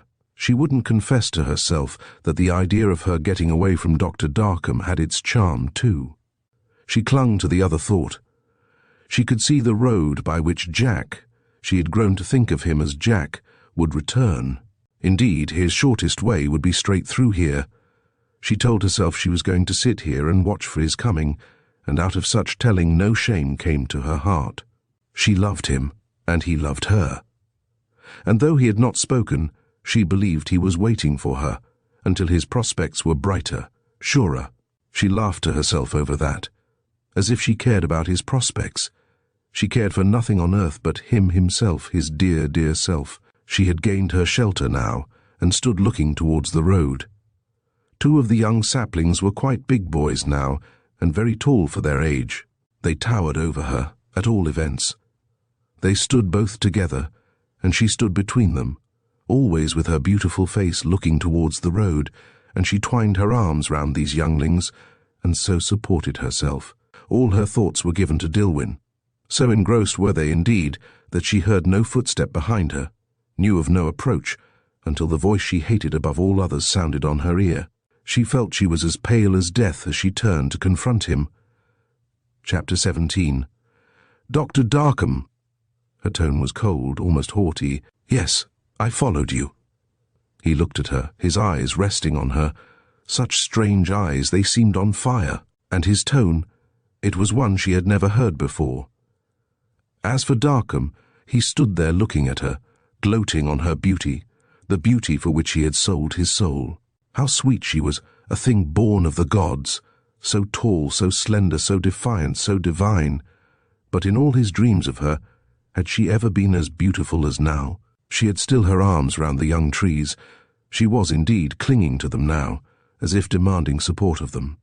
And her small, shapely head and slender figure showed through them as though they formed a living panel. Something other than the longing to be always with her had urged him towards this interview. The fear of losing her altogether. He had seen the way she went, and had followed her, and had rightly judged that she was waiting here to see Dilwyn return. He knew Mrs. Greatorex. Money was a god to her, and she would strongly urge Agatha to act as he desired. She would condone the haste of his proposal. He could explain away all that by saying he feared to lose her, by a judicious hint about Dilwyn's attentions. He knew how that would annoy her, and she was an obstinate and determined woman who would go all lengths to gain her own ends. He could see her tonight, her note would manage it. "You followed me." Her soft eyes flashed. "Why should you follow me?" "You know," said Darkham. He advanced a step nearer to her. "You must know." His voice now was shaken with passion, and his face was deadly white. He was alone with her, far from every one, and he was going to tell her that he loved her. To him it was the moment of his life. "I know nothing. I desire to know nothing." The girl had stepped out now from between the trees, and was standing before him, quite calm, but with a little droop of the lids he was not slow to interpret. It meant disdain, but he cared for nothing now, save his one mad longing to tell her. "You do know," said he in a strange voice. "I dare you to say otherwise. You know that I love you." It was out. It was said. The very air was ringing with it. He repeated it. To himself it seemed that he was shouting the great news, but in reality his voice was low intense. "I love you. I have loved you always." always. Even whilst that woman lived. You know that too. I have seen it in your eyes so often. No, not a word. Let me speak. I have been silent so long." "To be silent forever would be better," said Agatha. She was very pale, but she had a certain courage of her own, and it stood to her so far, most valiantly. "You must see what folly this is. Why do you speak? What good will it do you?" "It means life," said Darkham. "What nights, what days have been filled with my vain longing for such an hour as this? To say it, to tell you how unutterably dear you are to me has been my consuming passion since first we met.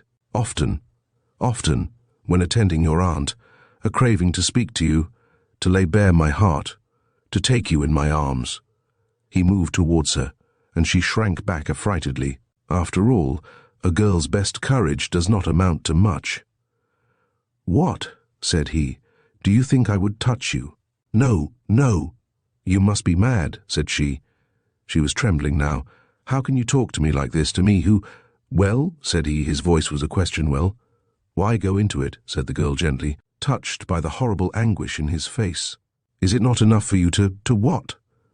Violently, as she hesitated to finish her sentence. "Your words are enigmas.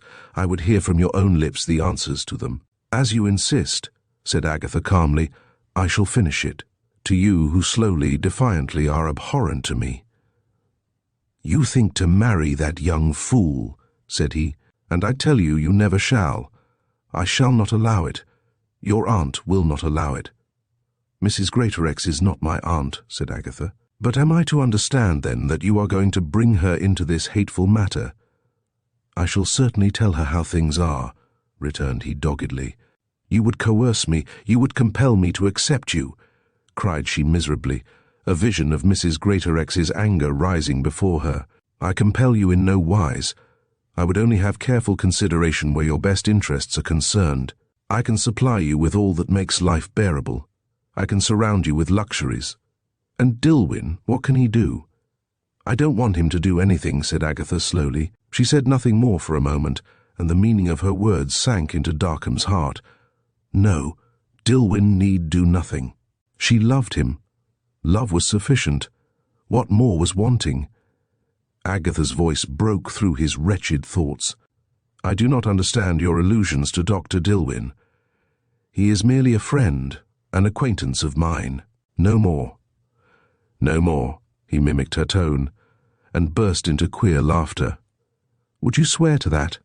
"Aye, I suppose, and die for it, just because he has not said to you what I have said today. But you will never marry him. Mark that. You will marry me."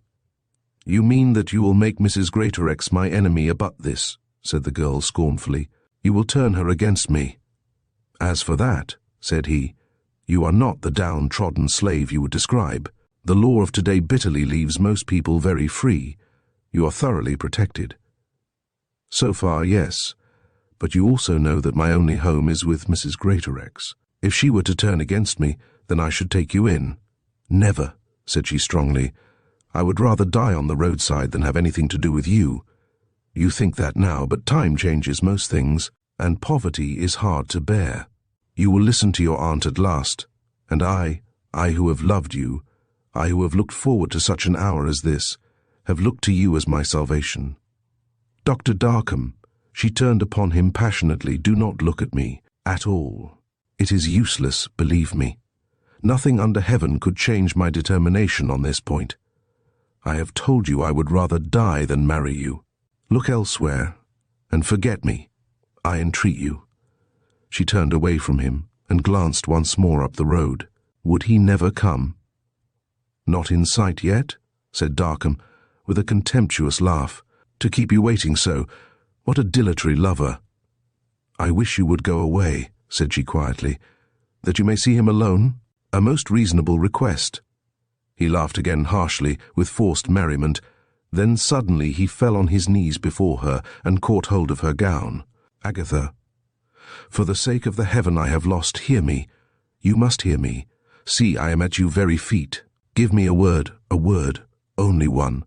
Just one word of hope. Oh, my soul, if you only knew how I feel towards you, what I have done for you." "Agatha!" Have pity."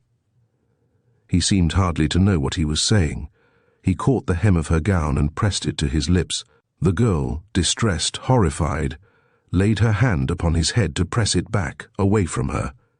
To him the pressure of that soft, hasty hand seemed like a benediction.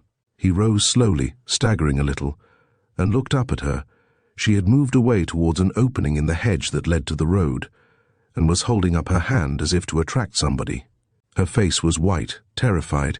Even in this strange moment, he felt a sensation of gladness in the thought that he could move her some way, even to fear. In another minute, Dilwyn had sprung over the stile and was beside her. He looked quietly from her to Darkham. "I saw you," said the girl, laughing a little hurriedly.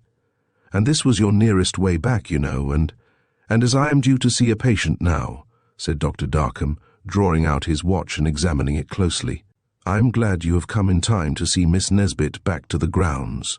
Chapter 18. Why don't you like him? It was the next morning, and Mrs. Greatorex, lounging on a sofa in her bedroom, was regarding Agatha with a rather stern air. Dr. Darkham, true to the promise he had made to himself, had gone to Richton Villa the previous night, had sought a private interview with her, and told her all. Of his admiration for her niece, of his fear of losing her unless he spoke at once, of his belief that Dilwyn was in love with her also, and of the settlements he was prepared to make. These last were very handsome. For the past 20 years of his successful life, he had saved far more than he had spent, refusing to go much into society or to entertain because of his wife's deficiencies. Though by his marriage with that wife, he had been made a rich man. There had been no settlements on his marriage with her, and all her fortune was now within his grasp. It was with that, indeed, he intended to buy Agatha. Mrs. Greatorex's ambitious heart rose to the bait. The sum he proposed to settle on Agatha was considerably more than she had even hoped for, and during the past week or two she had been led by Darkham to understand that he loved her niece, as she always called Agatha. Darkham, watching her, half smiled to himself. She was so easily read, and so sordid, and so mean, with all her absurd aristocratic airs and hints at the greatness of her family that did not know her. He went on carefully. He fought his way with ease. He even ventured to tell her in a subdued whisper that he had never really cared for his first wife. It was a boyish infatuation, and she was older than he was, and, well, the same old vulgar story that we all know by heart and despise and don't believe in. Mrs. Greatorex chose to believe it, however.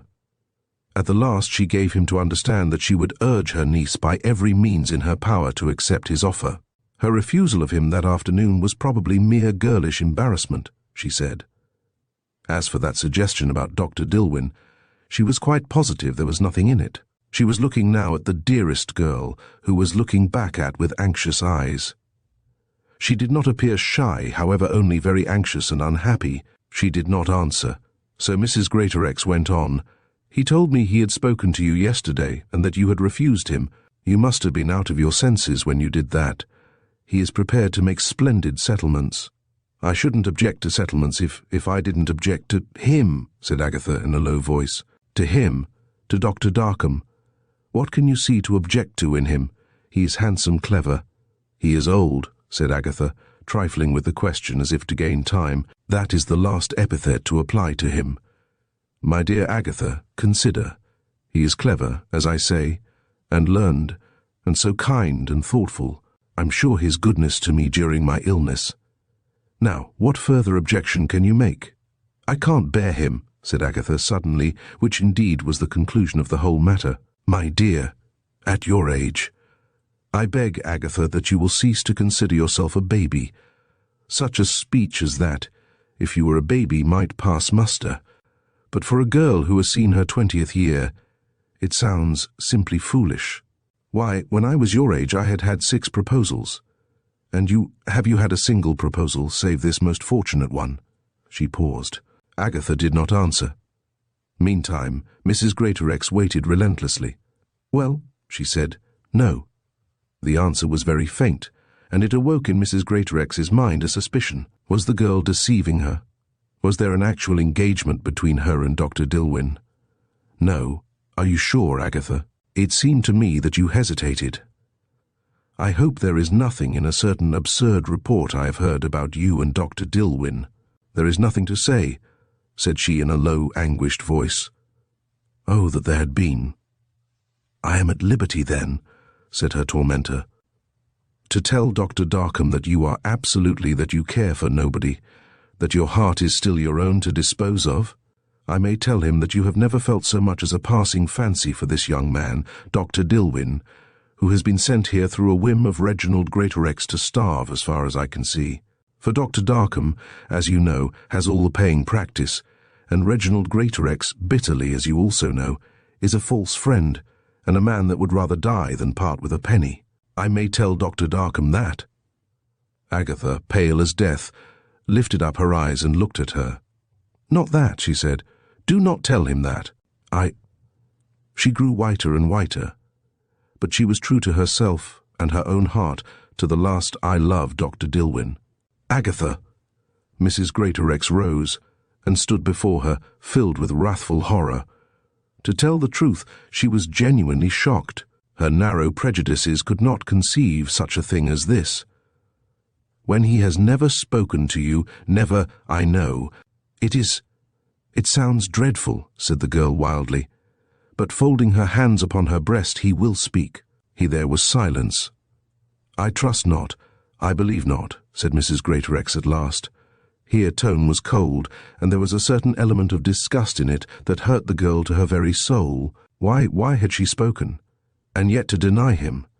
She would suffer for it, but hers was the nobler part, and in the end she would be placed above shame. But if he never spoke, a cold wind seemed to creep over her, chilling her through and through.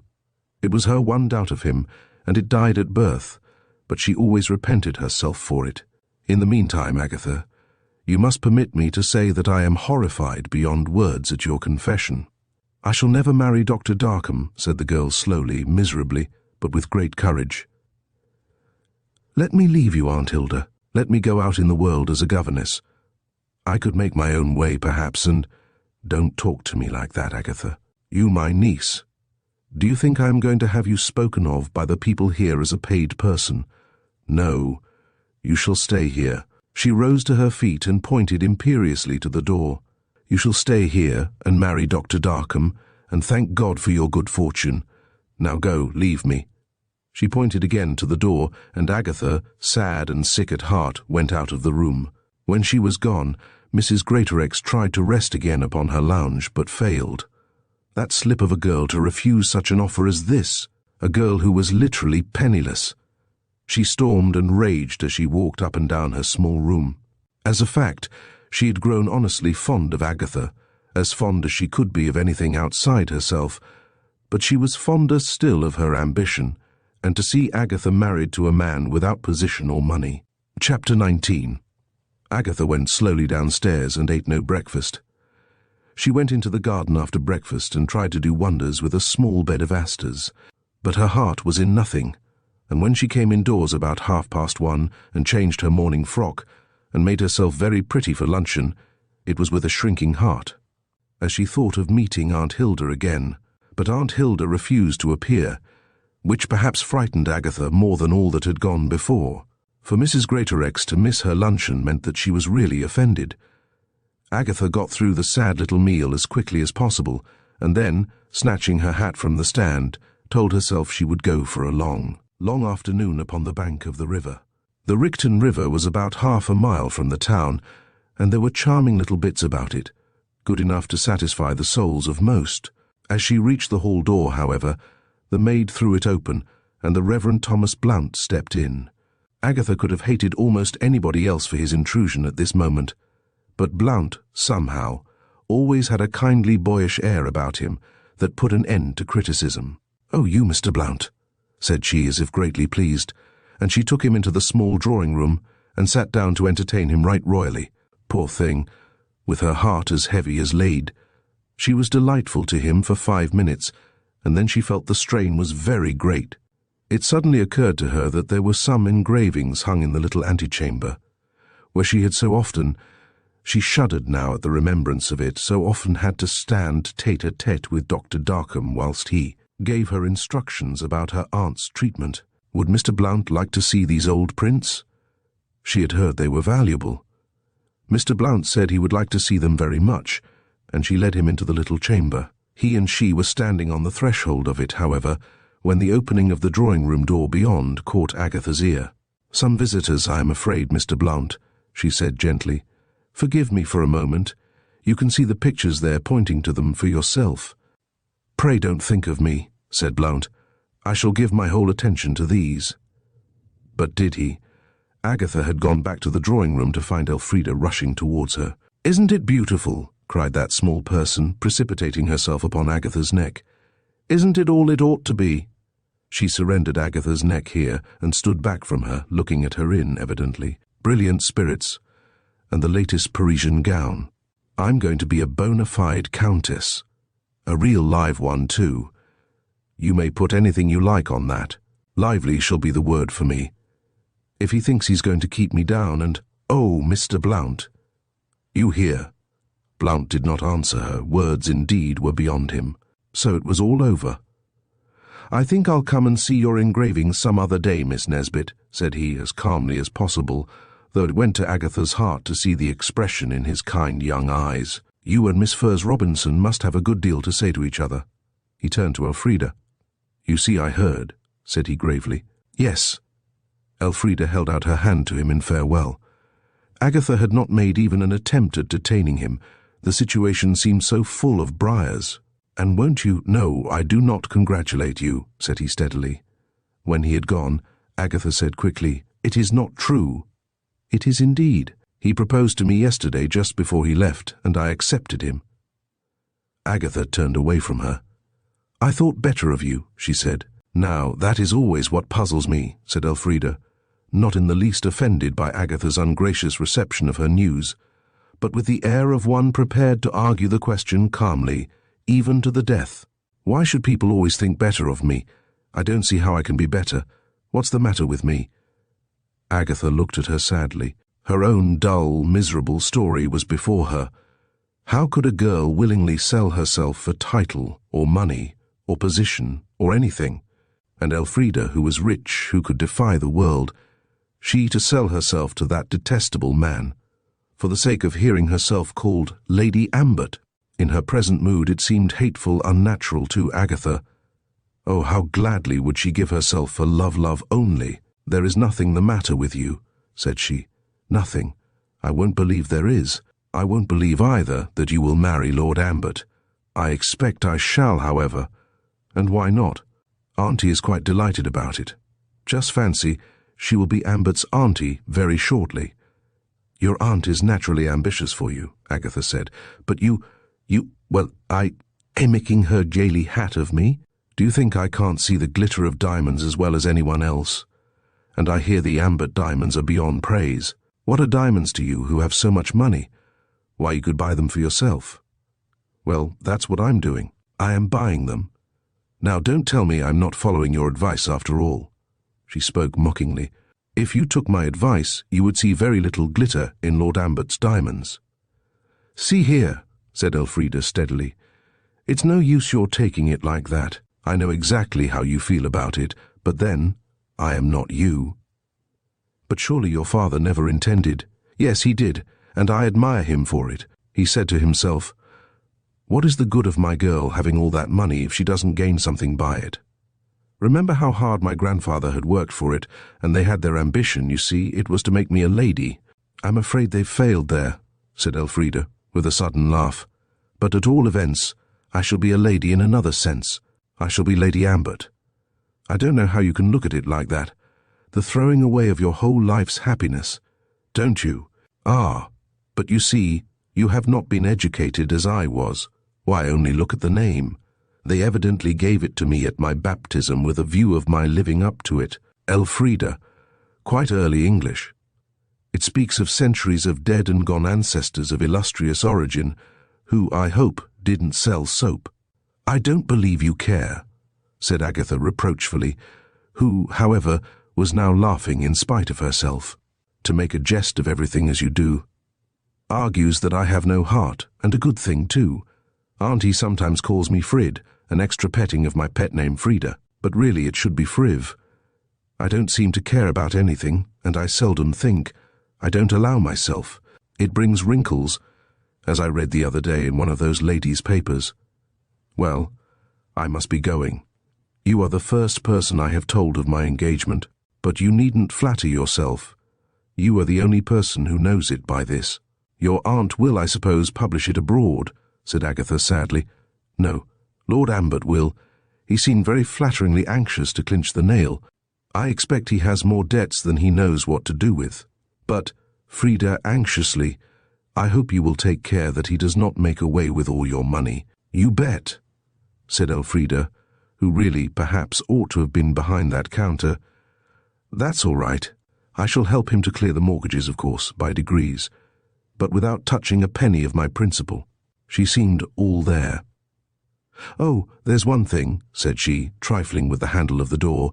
I am sorry I told you of my engagement before Mr. Blount. I am not, said Agatha bluntly, a little sternly indeed. I am glad he knows. You would never have told him until the last moment if you had had your own way. If she had thought to overwhelm Elfrida by this harsh judgment, or reduce her to a sense of shame, she found herself mistaken.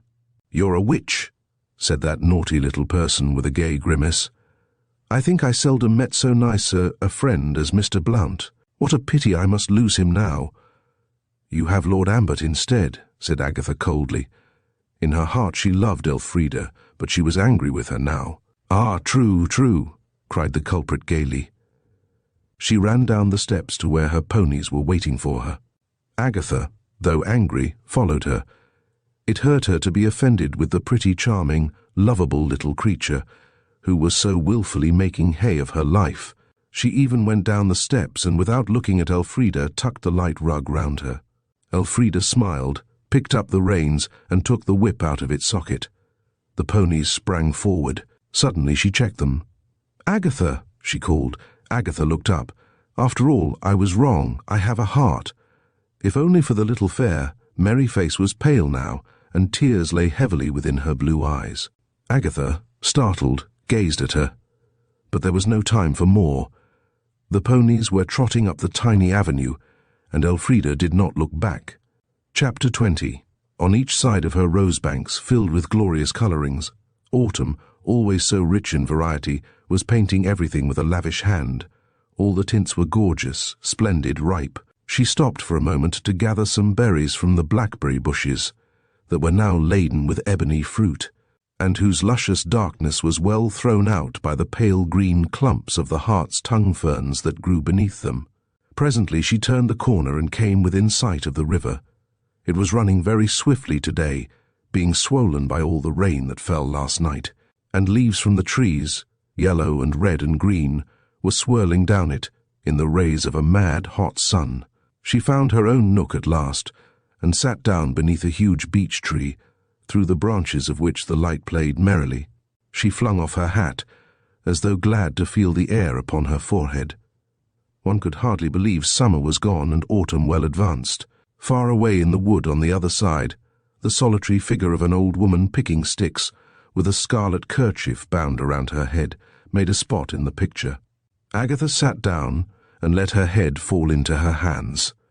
She knew now that she was at last alone, how badly she had been wanting to cry all these long, long hours. The tears ran down her cheeks and through her clasped fingers. She was so alone, so utterly alone. A gentle hand was laid upon her shoulder. She started violently and looked up, to find Dilwyn looking down at her. "What is it?" asked he softly. "Oh, nothing, nothing," cried she hurriedly. "Nothing, really." She rose quickly to her feet and tried to smile. "Tell me," said he. "Well, I have told you," said she, trying to be brave. "It is nothing. Only sometimes—" She broke down ignominiously and covered her face with her hands. "Oh, I am unhappy, unhappy," she said bitterly. "My darling," said the young man.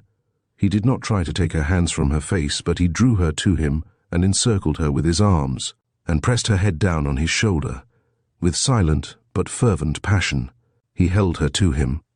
"Agatha, you know I love you.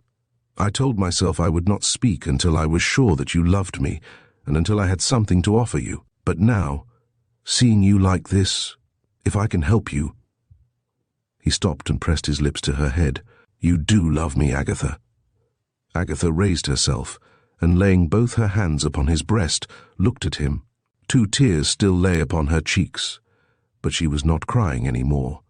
Her face was transfigured. A most heavenly light was in her eyes. Dilwyn looked back at her, wondering. He had not known she was so beautiful. He caught her to him. "Is it true?" said he. "You really love me?" "And you?" "What a question!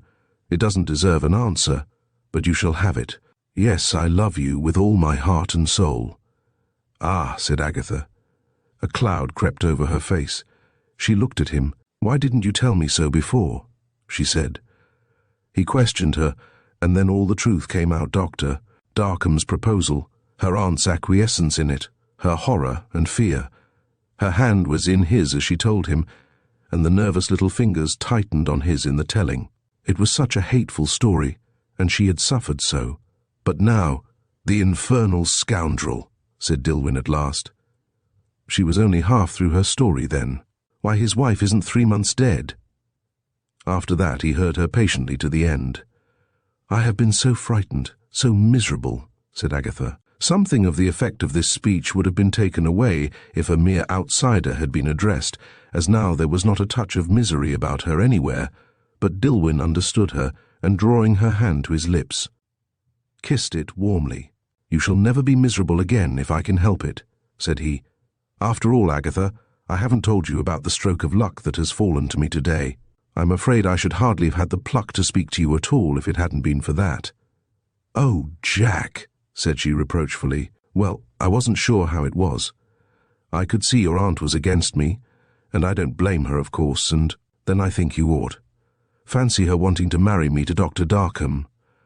A man like that? Well, that's bad, certainly. Yet you say you cannot blame her." "How could I blame her? Do you imagine that any aunt would like to marry a girl like you to me?" "I should. Any aunt would be glad to marry any girl to a man like you." This was delightful from all points, and a good deal of business was done on the head of it. "But look here," said Dilwyn presently, "I haven't told you about the luck. Old General Montgomery has called me in." "No. Yes, last night. Attack of the gout. It appears they had known my mother, and had heard that I was enormously clever. I was sorry for him then, poor old man. Nonsense. He heard the truth. And it appears he was dissatisfied with Darkham, who was with him a week ago. There was evidently something queer about his last visit. The General wouldn't say much. He's a touchy old fellow, you know, but plainly he was offended. Of course, I shall patch it up with him and Darkham. I hate other people's shoes, but for all that it will give me a rise in the neighbourhood. The fact of having been called in, I mean. Women are seldom magnanimous where a lover is concerned." Agatha now raised a quick protest. "Why should you do that? If he doesn't like Dr. Darkham, and who could? Why should not you take his place? It is only a momentary row, I expect. Darkham has been his doctor for a long time, but what I want you to know is that it will probably give me a fillip here." And he drew her to him. "That will enable me to make a home for you the sooner." "A home," said she. The very word was music. "Our home." He looked at her and she at him, and their lips met. "For how long have I desired this hour?" said he. "For years. Weeks only, weeks, but very long weeks." At this they both laughed, and then he went on a little shamefacedly, "Perhaps true lovers are always a little shamed at heart before their loved ones. Will you marry me now, as I am, Agatha? Will you take the risk?" "What risk?" said she delightfully. "I won't let you talk of risks." "It's a cottage," said Dilwyn, "a mere cottage." "I love cottages," said she. "There are only 5 rooms altogether. What can one want with more? And I'm afraid the kitchen chimney smokes. All kitchen chimneys smoke. And I don't believe that girl can cook a bit." "Then here's a girl who can teach her." She laid her hands lightly on her bosom, but they didn't stay very long there. Now Dilwyn had her in his arms. "Do you mean that you are not afraid that you will come to me, that you are mine really, really?" Suddenly he put her from him. "Look here, it's a shame," said he. "You are sacrificing your life. You had better give me up." He caught hold of her hands, however, as he said that, and drew her to him and held her fast. "You had indeed. But if you do, Agatha, there's an end of me." "Oh, Jack," said she, She was laughing, but the tears were in her eyes. Quickly she released her hands from his, and then threw them round his neck.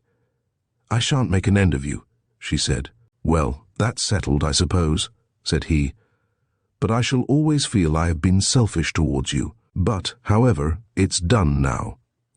And Agatha, I wish you could see the house. It's a cottage, you know." "I know. I've seen it." "Only the outside. But inside it isn't half bad, and there are 2 of the rooms very pretty, and it is covered all over with ivy.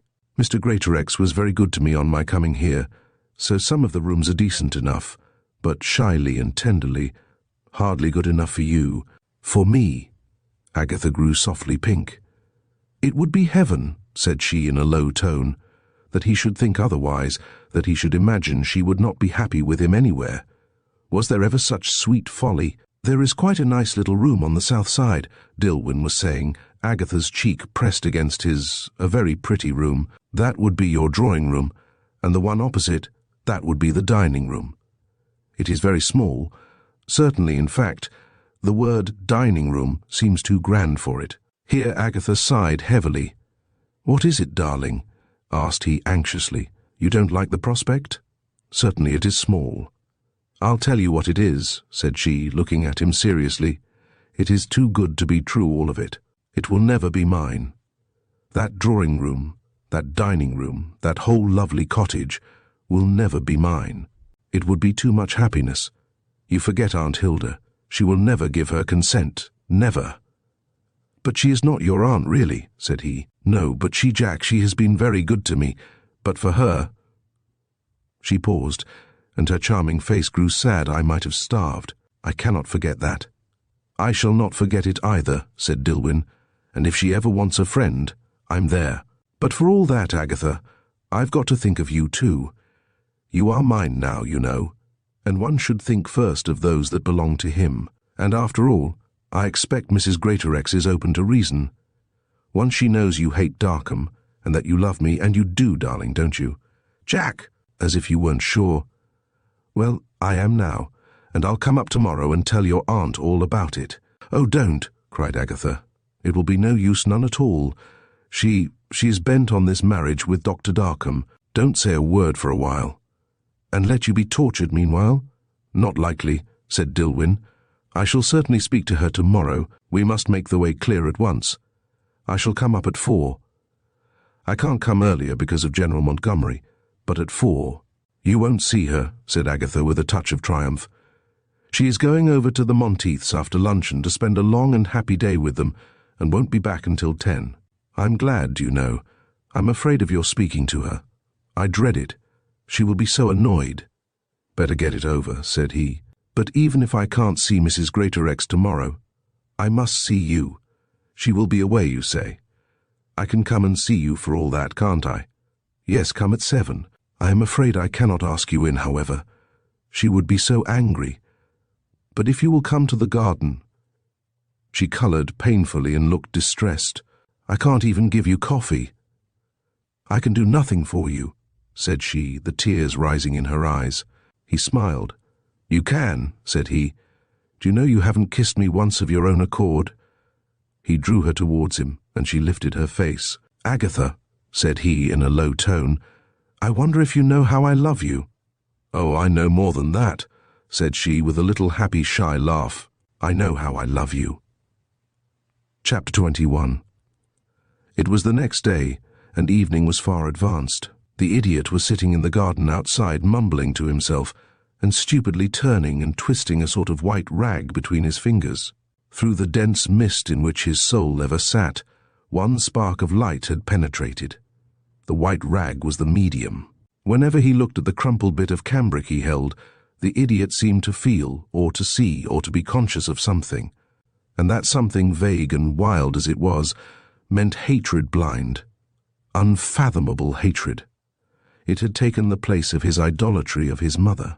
She was gone. He did not know where. It was impossible for him to grasp that, but she was gone. She had been taken from him, and he knew by whom. Yes, he knew that, at all events. He could not have explained it to himself, but he knew his father had taken his mother away from him, and hatred, that madness of the heart, tore at his breast, crying aloud for vengeance. He sat there, in the dying sunshine, and twisted the white rag. Whenever he looked at it, a queer vision rose within his blighted brain. His mother's room, and the big bed, and her hand hanging over the side of it. And over there his father. He used to grow confused at that point. It was impossible for him to follow it out to the end. The poor brain got so obscured. But after a few minutes or so, he could see again his father rising, with something white in his hand, and then his mother's face was under it. And that was all except his father's hand pressing down. The poor boy had stolen into his mother's sick chamber during that eventful evening, and had hidden himself behind the large bed curtains. He had, indeed, squeezed himself between the bed and the wall, fearful lest the nurses should send him away. They had been a little rough with him in the beginning of the day, and he distrusted them, believing, foolishly, that they meant to harm Sho. He had been there off and on for hours, ever since his mad effort, indeed, to bring Agatha to his mother's help, crouching, waiting, beyond the knowledge of things. To be near her was all he asked. The adoration he had for her was only the blind, wild affection of an unreasoning animal, but it carried him far. He saw him go back again to his chair, and again rise and approach the bed, this time with a handkerchief in his hand. The poor boy had watched eagerly. Into his dull mind, the sure conviction grew that with the wet handkerchief, his father was going to do something to his mother that would enable her to talk again to him, to caress, to fondle him. He almost betrayed himself in his delight. He did not like his father, but many things had taught him that Darkham was clever. The idiot, watching and waiting, was firmly convinced that a miracle was going to be performed with the handkerchief, that it would make the dull, dead figure on the bed talk and smile again. After that it was always blurred, his picture. He could not remember anything more, but there lived with him, like a shadow, a mad longing to kill his father. He sat out there playing with the white cloth he held in his hand. The day was dying down, and it grew a little chilly, as days will in September. He crept from the garden chair to the stone steps that led to the library above, where his father always sat. The father was sitting there now, lying back in his lounging chair and thinking. Oddly enough, in spite of himself, his thoughts ran to his dead wife. As a rule, he did not permit himself to think of her, and it seemed absurd to do it now when he was thinking of taking a second wife. He had come in from his round of daily visits a little fatigued. He was careful now to fatigue himself as much as possible during the daytime. It was so difficult to drop to sleep at night. He had seen Agatha for a moment, and had come home full of her, of the sweet beauty of her gentle face, of her superior air, of the extreme coldness of the salute she gave him. The evening was wonderfully quiet. He lay back and tried to bring up Agatha's face before him, but somehow she eluded him. He almost laughed aloud. It seemed so absurd. Her face, that was ever before him. No, he could not bring it up now, not so much as a feature. He laid his hands over his eyes, leaning back in his chair, to compel the vision. In the complete darkness he might find her. But he did not. Instead, another face arose, pale, cold, ghastly. Once again he was staring at his unlovely dead, that hideous face. Great heavens! And lying there, sprawling on the floor with the mouth half open. He dashed his hands from his eyes, and stood up, and stared before him, and then a yell broke from him. Over there! What was that over there, in the shadow? That frightful face with a white cloth laid across it. Was it she come back to torment him? Again he felt his hand pressing the wet handkerchief upon her nose, her mouth, and the faint struggle beneath his fingers. Such a sickening struggle. Again he pressed, and pressed, until he had pressed the very life out of her. He clutched the chimney-piece and glared at that awful apparition. Had she come back? Was he never to be rid of her? Would she be always at his side, showing herself when he grew almost frantic here, when his young bride was at his side? His horror compelled movement. He loosed his desperate grasp upon the mantelpiece, and, like a drunken man, staggered forward. As he did so, the apparition stirred, and a terrible cry sounded through the room. "Sho!" It was like a battle cry, As it reached his ear, Darkham stood still. All at once he knew everything. The boy had been in the room that night, and had seen, and in a strange way understood. He laughed aloud. It was quite safe, that secret. The boy could neither speak nor write, and as for what a fool he was, why, she was too dull to find her way back to earth. He laughed again at this conceit, so glad he was at the solution of this ridiculous affair. He must be out of order in want of a tonic to have such absurd fancies. In the meantime, he advanced upon his son. Sitting out there on the veranda, the idiot had conceived a splendid plan. He would lay this white thing over his face and go in and see his father. Perhaps if he did, his father would understand and be frightened and give show back to him. He had certainly taken her away. Heaven knows how this hope arose. But he crept in noiselessly and sat crouching in the coma, waiting for his father to see him, with the handkerchief laid across his mouth and nose exactly as he had seen it lying across hers. He sat there a long time, waiting for his plan to work, before Darkham turned and saw him. Hatred, too, was in the heart of Darkham, a very madness of rage. He seized the boy and held him as in a vice, and leant over him, breathing hard, as if thinking what he should do with him. The devil of murder once more rose within him. He loosened one hand and laid it on his son's throat. He tightened his grasp. In another moment he found himself dashed backwards against the wall. His head had come against it with astounding force, and for a second he was half stunned. He stood there panting. That creature, half his size, was stronger than he. His first thought was amazement, and the most curious thing of all was that he felt no resentment. The boy was strong. After all, Edwy could do something. He could conquer, he could kill. The idiot had disappeared, but near where he had stood a white object could be seen. Darkham knew it at once. It was the handkerchief with which he had helped his wife to heaven. He stooped and picked it up. In spite of his hardihood, he felt a sense of strong repulsion as he touched it. Her lifeblood seemed to be frozen into it. He compelled himself to open it, however, and look at it. Her name was in the corner, coarsely worked with red thread. It was just like any other of her handkerchiefs, yet he could have sworn it was the one. The boy must have picked it up that night. It must have fallen from his breast pocket as he bent over the dead form upon the floor. Well, there was nothing in it to incriminate him. Still, it would be as well to get rid of it. The fire had been laid in the grate, but not lighted. He dropped the handkerchief on the table and went to find some matches on the mantelpiece. With these he stooped and lit the dry kindling, and soon the fire began to roar up the chimney. He turned to the table to get the handkerchief. Once burned, he told himself, he would forget it, and so too would the boy. But apparently the boy had not forgotten it, even for a few minutes. When Darkham looked for the handkerchief, it was gone. The idiot had come back for his relic. Darkham stood and thought for a moment. No, there was no danger, and it might only excite that fool the more to compel him to restore it. Still, he felt disturbed. He went to the window. The evening was divinely fair. It would rest him and arrange his thoughts to go for a stroll. He would walk down toward Rigton Villa. Not to it, exactly. Her aunt was away this evening at the Monteiths, but Agatha was sometimes in her garden at this hour, tending her flowers. There, or through the windows, he might perhaps get a glimpse of her. Chapter 22.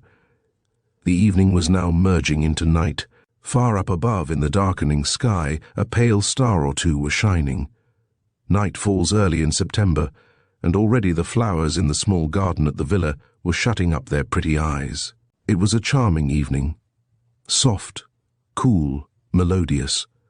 The purling of the brook below was delightful in itself, but other music blended with it. The wind sighed so sweetly that the grasses in the meadows beyond bowed to it, in compliment no doubt, and thus made a music of their own. A clock somewhere struck the hour. Agatha started to her feet. The tiny summer house was so small that her charming head almost touched its roof as she rose. "Who could have thought it was so late?" said she. 8 o'clock, you must go." The surprise in her tone was surely complimentary, but Dilwyn looked aggrieved. "I believe you want to get rid of me," said he. "Do you?" She stood and laughed at him. She had always been charming, but love, when he came to her, had lent her many cosmetics, and now she was lovely. You believe that? She held out her hands to him. What a story. My darling, my life, said Dilwyn in a low tone fraught with love. Must I go now? When shall I see you again? Why, tomorrow at the Pointers. Now do try to be there in time. Get over your cases as quickly as you can. Oh no, don't. Poor things. Of course your patients want you more than I do. Still, tell me that you want me too just as much as they do. I needn't, said she, tears rising in her eyes. She smiled tremulously. You know it. They had come out of the little summer house and were strolling towards the gate where they were to part. The night had fallen a little lower, and everything lay in a soft dusk. It was not so dark, however, but that a figure standing just outside the gate, and hidden by a thick laurel bush, could see and hear all that was going on in this small garden. What a beautiful sky, said Agatha, stopping to look up at the exquisite dome above her. Dilwyn looked up too. Yes, it was exquisite, the glittering small stars, shining like silver on that pale breast of blue. Some old lines came to him. He caught her hand and pressed it to his lips. Look'st thou at the stars? If I were heaven, with all the eyes of heaven would I look down on thee. I don't know what made me think of that. Perhaps because I wish I had more eyes with which to look at you. Would you be the giant of old who had an eye in the back of his head? Said she. And after all, I think your verse a little rude. To look down on me. She stood back from him and glanced at him in the prettiest way. Happiness was developing in her, a tender and joyous coquetry. Do you know, said Dilwyn, a little sadly, I have often thought what presumption it was on my part to dream of gaining you. Oh, now, cried she, in a little expostulatory way. She ran back to him and held out her hands. Her face expressed the greatest penitence. Presumption, what a word. Do you know, Jack, I shall be thankful to my dying hour that you loved me. Oh, you must go, said she, raising her head. As she did so, she started. What was that? Jack, didn't you hear something? Hear something? No, said Dilwyn. He looked towards the house. No. In there, pointing to the bushes behind them, she spoke in a low whisper, and he could feel that she was trembling. In there? Who could be there? I don't know, perhaps. One of the servants. Well, what matters tomorrow? I shall tell Mrs. Greatorex all about it. I wasn't thinking of the servants. I was thinking, I suppose it was foolish, but I almost felt that Dr. Darkham was there. Nonsense, darling, though certainly with sudden wrath. It would be like the skulking scoundrel to be eavesdropping. He spoke loudly, angrily. If Darkham was there, he could hear. Still, said Agatha nervously, go now. Do go. I am sure I oughtn't to have let you come here at all this evening. If Aunt Hilda hears of it, Your Aunt Hilda will hear more than that tomorrow. Oh, Jack, must you tell her? My dearest heart. Why not? You know that... Yes, I know. But we are going to the Pointers' tomorrow, Jack, and we might have a happy day there if... Don't tell her until after that. It shall be as you wish, of course. But, Agatha, is it wise? However, well then, the day after tomorrow I shall speak to her. Now are you satisfied, you lovely tyrant? They laughed. Well, goodbye, said she regretfully. She raised her face to his, and he caught her to his heart. Tomorrow will never come, said he. Oh yes, it will, and it will bring you. They clung to each other and kissed again. Then he left her, and she stood waving her hand to him until the scented twilight hid him from her sight. She turned back then from the rustic gate and took a step or two towards the house. Presently she paused, smiling, thinking hopefully of all that he had said. He loved her, as she loved him. Her face was beautiful in its delight, as she so stood thinking on her love. Suddenly she turned, as if hearing something, and the smile faded from her lips. A shadow lay across her path. She knew quite well who it was, even before Darkham's hand was laid upon her arm. Chapter 23. Agatha remained quite still. Her heart was beating wildly, but she showed no outward sign of fear, and it was too dark now for him to see that her face was as white as death. "Take away your hand," she said presently, in a tone that startled even herself. It was so calm, and with a touch of dignity in it not to be withstood. Truly, courage mounteth with occasion. Darkham let her go instinctively, but he still stood facing her, and through the deepening of the night she felt that his eyes were on her. At last he spoke. "You think you will marry him?" he said. His voice was low, not at all violent, but it frightened Agatha the more perhaps for that. At all events it rang in her ears for days afterwards. His hopes were at fever height when he reached the villa. He had entered the tiny avenue and come cautiously up, hidden by the rhododendrons, to that small gate inside which the girl so often at this hour ministered to her flowers. And then he had seen her in Dilwyn's arms. The evening was not so far advanced, and the delicate light of a first love that lay on her beautiful face was quite clear to him. He saw her lift her arms, and let Dilwyn take her into his. They kissed each other. He went a little mad then. He lost consciousness for a moment or two, and clung to a tree close to him. So much had been dared and done, and now was it all to be in vain? He recovered himself presently, remembering everything, and a great oath broke from him. He swore to himself that the one terrible deed of his life should not lie fallow. Something should come of it. It should bear fruit. He withdrew into the denser shadow, and waited, and watched, and listened. He was not naturally a man of base understandings. There was nothing small about him, and probably under happier circumstance he would have disdained to lie there in ambush watching and listening, but now passion mastered him, and his love for Agatha, the one pure sentiment of his life, was unhappily the undoing of him. It should have ennobled him, it only debased him. Everything seemed to be falling from him.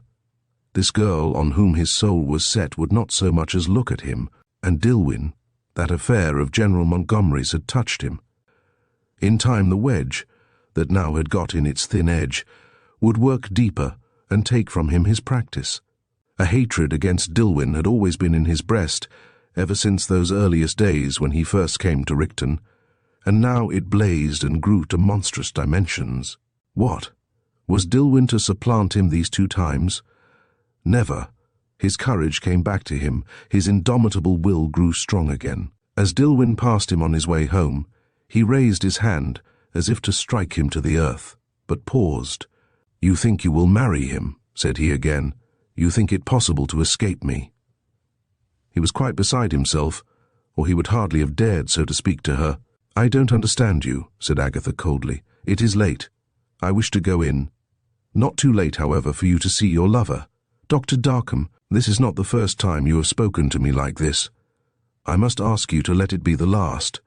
For you to dictate to me on any subject is impertinence," she said haughtily. "I am sure you must see it. I am nothing to you, and you are, if possible, less to me." "You are wrong there." He took a step nearer to her, and the girl set her teeth hard. If he were to touch her! At this moment the moon came out from behind a cloud, and showed her his face, dark, determined, passionate. "You are all the world to me. Life itself. Do you hear? Do you understand? You are my very life. And a man fights hard for his life." "I shall fight hard," he said. "It is bad to fight for failure," said she. Her hands were icy cold now, but her face was impassive. "I hope you will go away now. My aunt, as you know, is not in. And did Dilwyn know that your aunt was not in? Do you think he would have come here if he had not known it?" "I am sure he would," said the girl. There was a change in her voice as she spoke of him, a sudden tenderness, a glad delight. The man listening noticed it, and it maddened him the more. "You—" He stopped short, as if to complete the sentence was beyond him. His voice was thick, uncertain. "You will tell me next," said he, leaning forward and gazing at her threateningly, "that you love him." "Yes, I love him." Darkham burst into a wild laugh. "Him. Love him. A man who courts you clandestinely, who has not the courage or the desire to do so openly. Has he spoken to your aunt? Come, what has he done? Has he asked your hand in marriage of your only guardian? Or is he playing fast and loose with you?" It would not be the first time he had played that game. Why, there are tales of him in the village. Agatha made a gesture of contempt. There are no tales of Dr. Dilwyn in this village or any other, she said. As for his speaking to Mrs. Greatorex, he would have spoken to her today, but that I forbade him.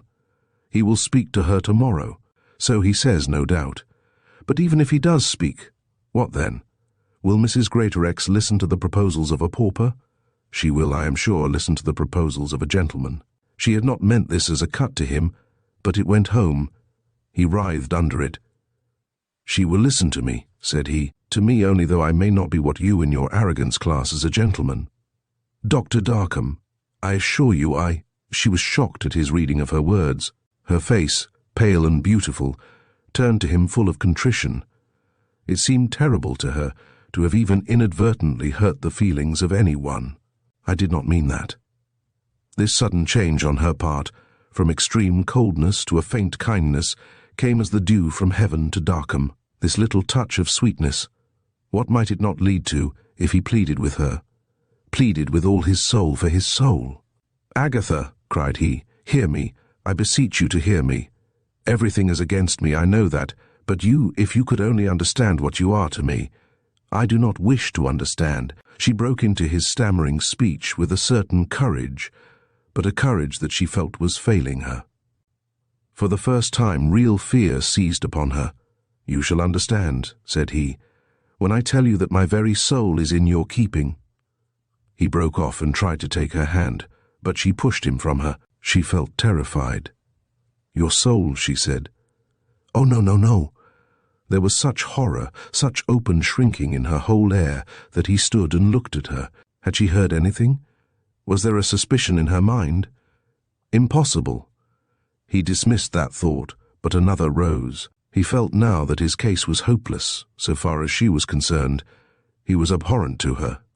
She loathed him, and strongest lever of all against him, she loved another. Had she been free, he might have won her, but he knew her well enough, and it was this knowledge that had drawn him to her, to understand that when once steadfastly determined she would be hard to move. "You have decided," said he. She made a little movement to signify acquiescence. "You deliberately choose a life of want? I choose the life I wish to lead. And Mrs. Greatorex? She has been good to you. You will go against her. Yet you owe her something."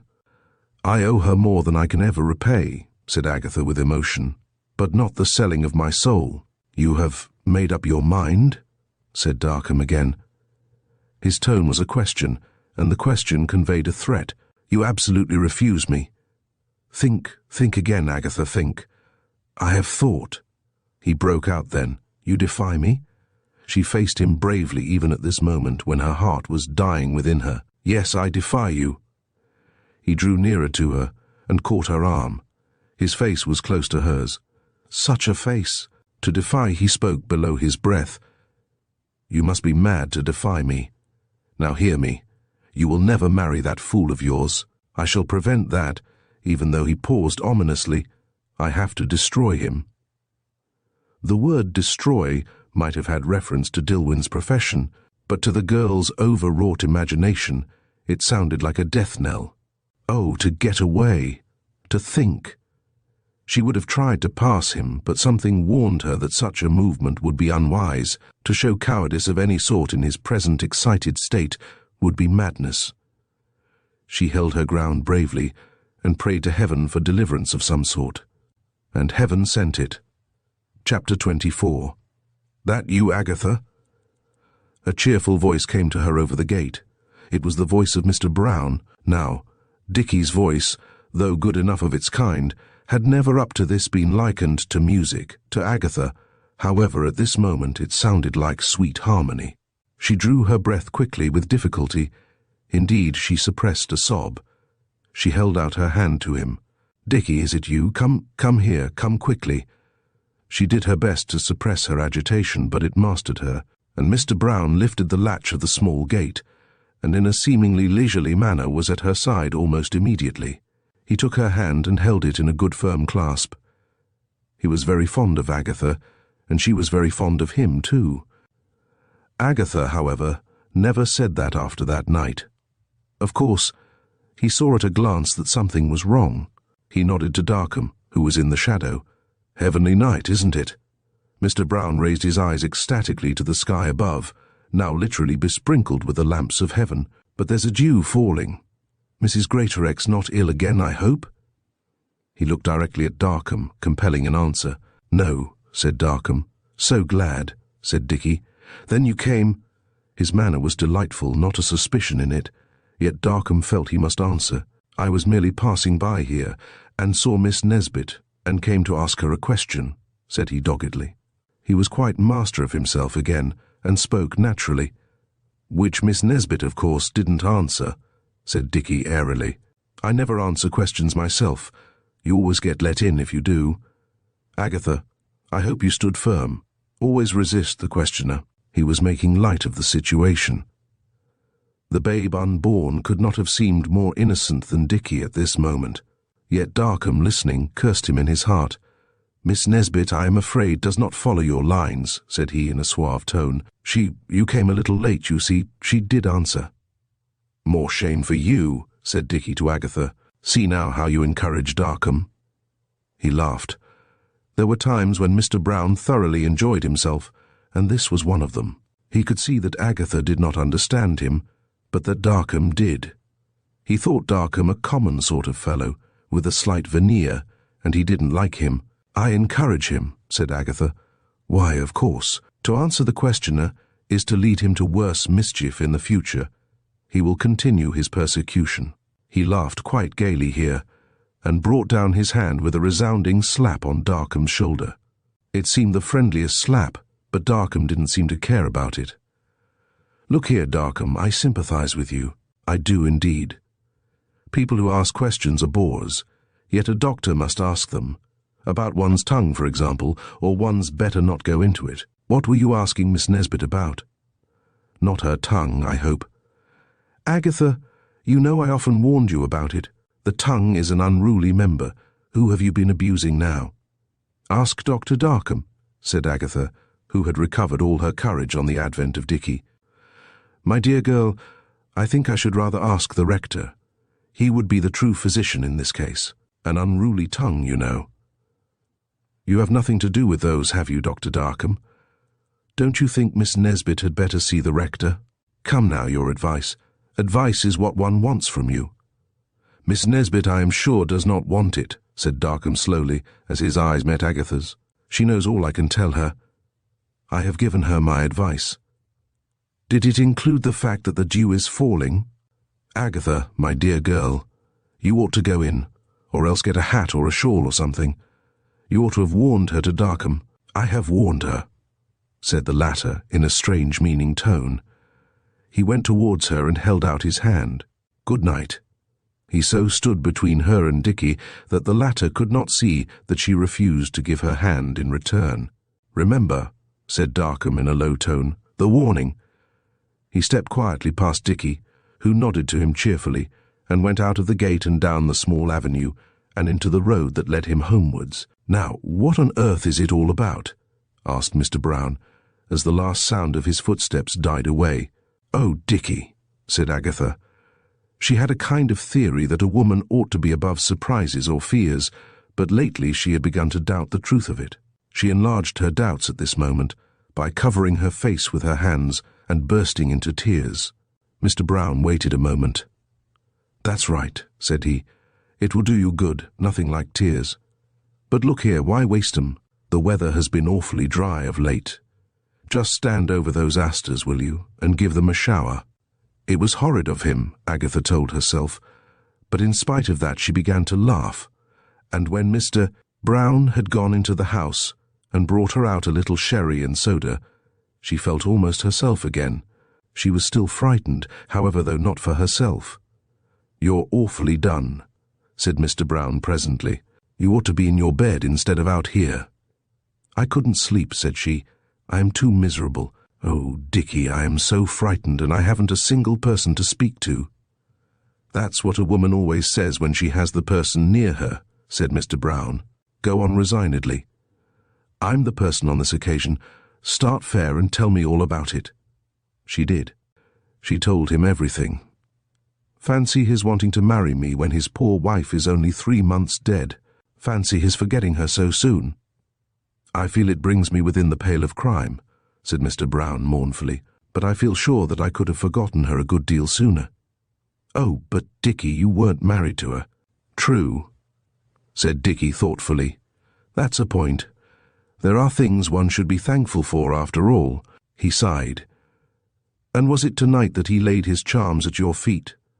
"No, the day before yesterday. At least, I think it was the day before yesterday, but dejectedly, it seems like a century ago. I've gone through so much since, and in the meantime, Jack has asked me to marry him." She glanced up at Dickie and smiled. He thought he had never seen her look so pretty. Love had gilded her beauty. There was quite an air of triumph about her. "If you expect me to be surprised," said he, "you're out of it. To ask you to marry him is the sort of thing that any fellow would want to do in a second. I may as well tell you, now that hope is at an end forever, that I myself often had a desire to ask you that great question myself." "I wish, Dickie, you would try to be sensible for even a little while," said she impatiently. "I'm so unhappy. I've told you that Aunt Hilda has set her heart on my accepting Dr. Darkham." "I shouldn't do that if I were you," said Mr. Brown. No, of course not. Nothing would induce me.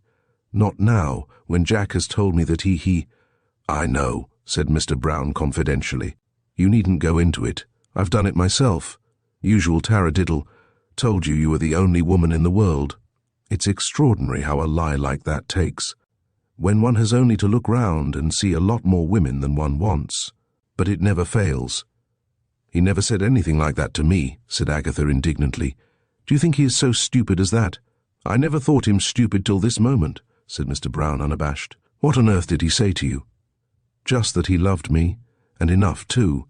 But oh, Dickie, I told you I was frightened, and I am. That dreadful man said that, rather than see me married to Jack, he would destroy him." Her voice began to tremble. "He'll do it too, I feel he will." "Nonsense, my good child. People can't go about destroying people nowadays. There is always the convenient hangman.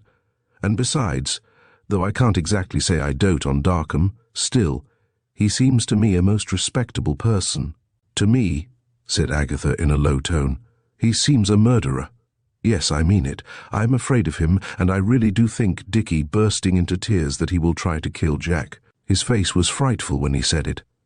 Oh, perhaps he is devising some scheme now this moment." I could not be deceived. There was meaning in his eyes. Dickie turning to him with a touch of passion. "I want to see Jack, to warn him. Tomorrow?" "Oh no, now. Can't I see him now?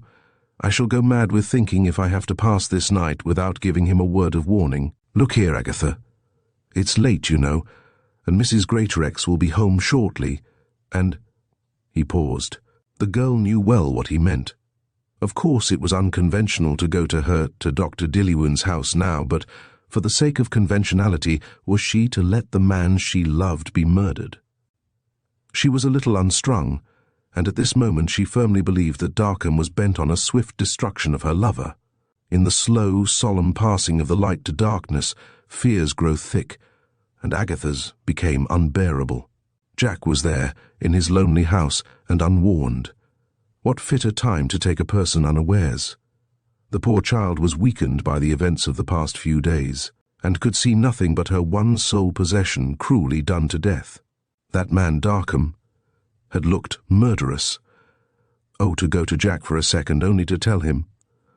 What could it matter what the world said if he still lived? "I don't care when she is home." She spoke vehemently, but then checked herself. No, she can't be at home for a long time. It is only 8:30 now, and she will not be home till 10. "But Dillion's house is 1/2 mile away. But if I ran through the wood, no one would see me, and you only would know of it. I want just to tell him to be on his guard. It wouldn't take me a moment. Don't you think feverishly that I might go? Not alone, certainly. If you must see him, I'll go with you.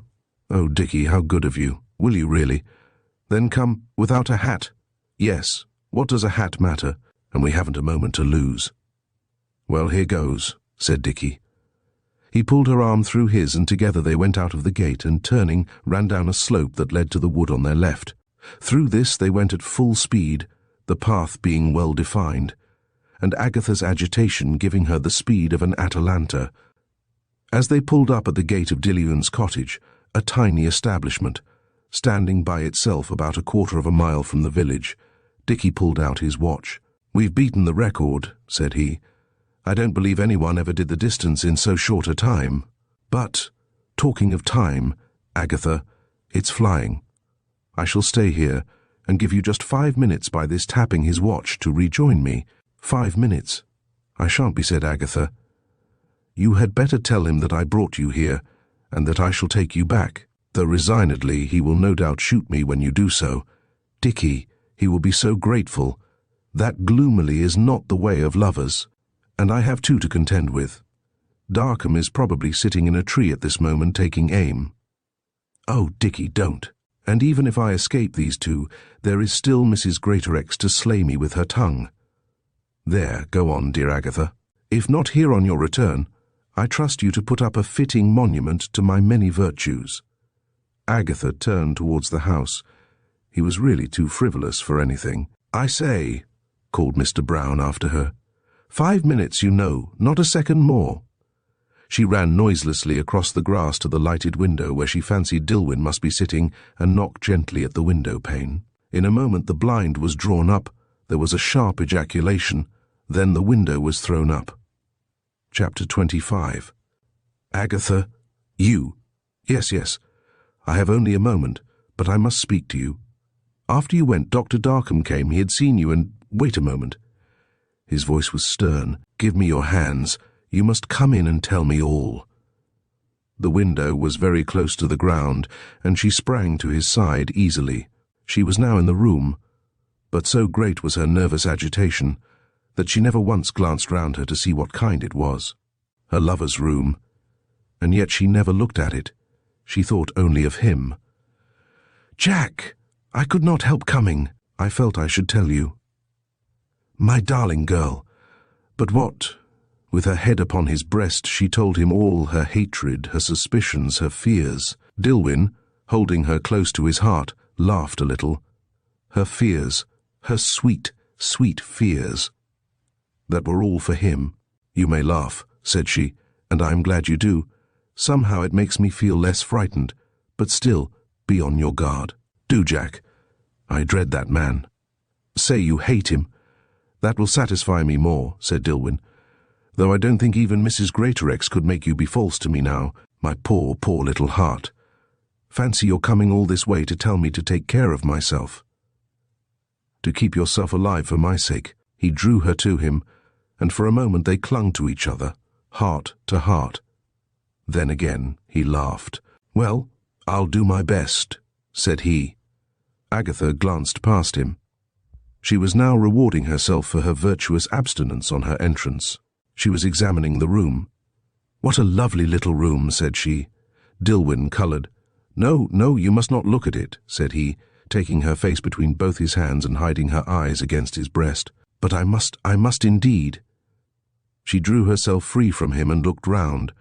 It was a small room, very barely furnished, but there were touches about it here and there, little remnants brought from his late home, a picture or two, a tiny statuette, a large bowl of flowers, a small bookcase, crowded from top to bottom with favourite writers that redeemed it from the actual vulgarity of poverty. A poor man lived here, no doubt, but the poor man was a gentleman.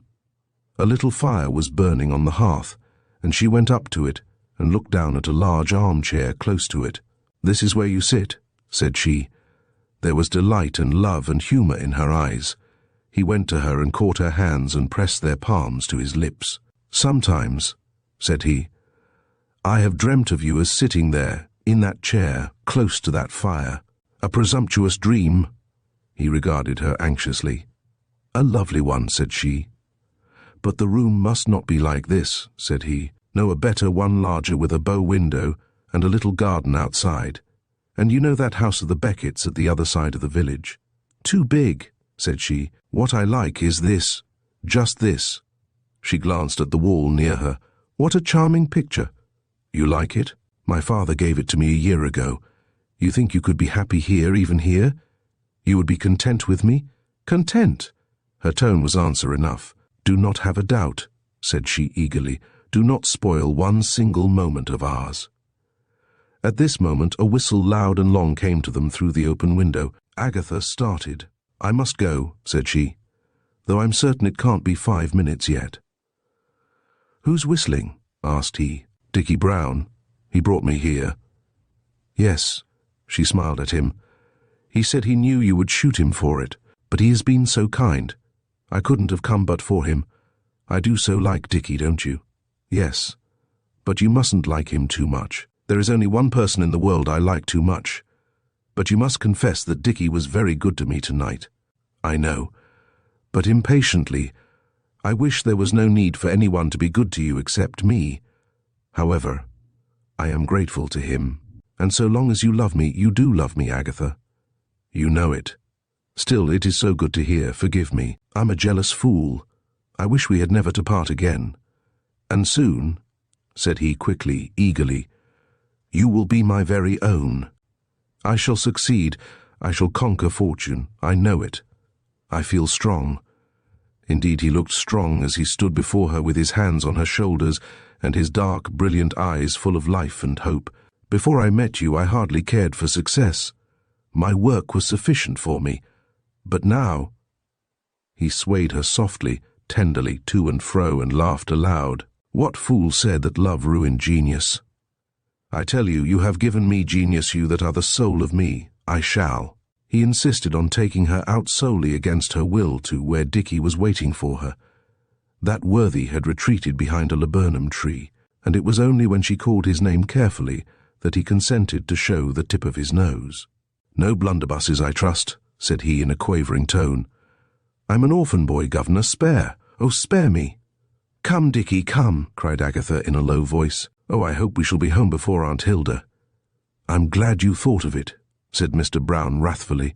We've got just 20 minutes to do it in, and I'm not so young as I used to be.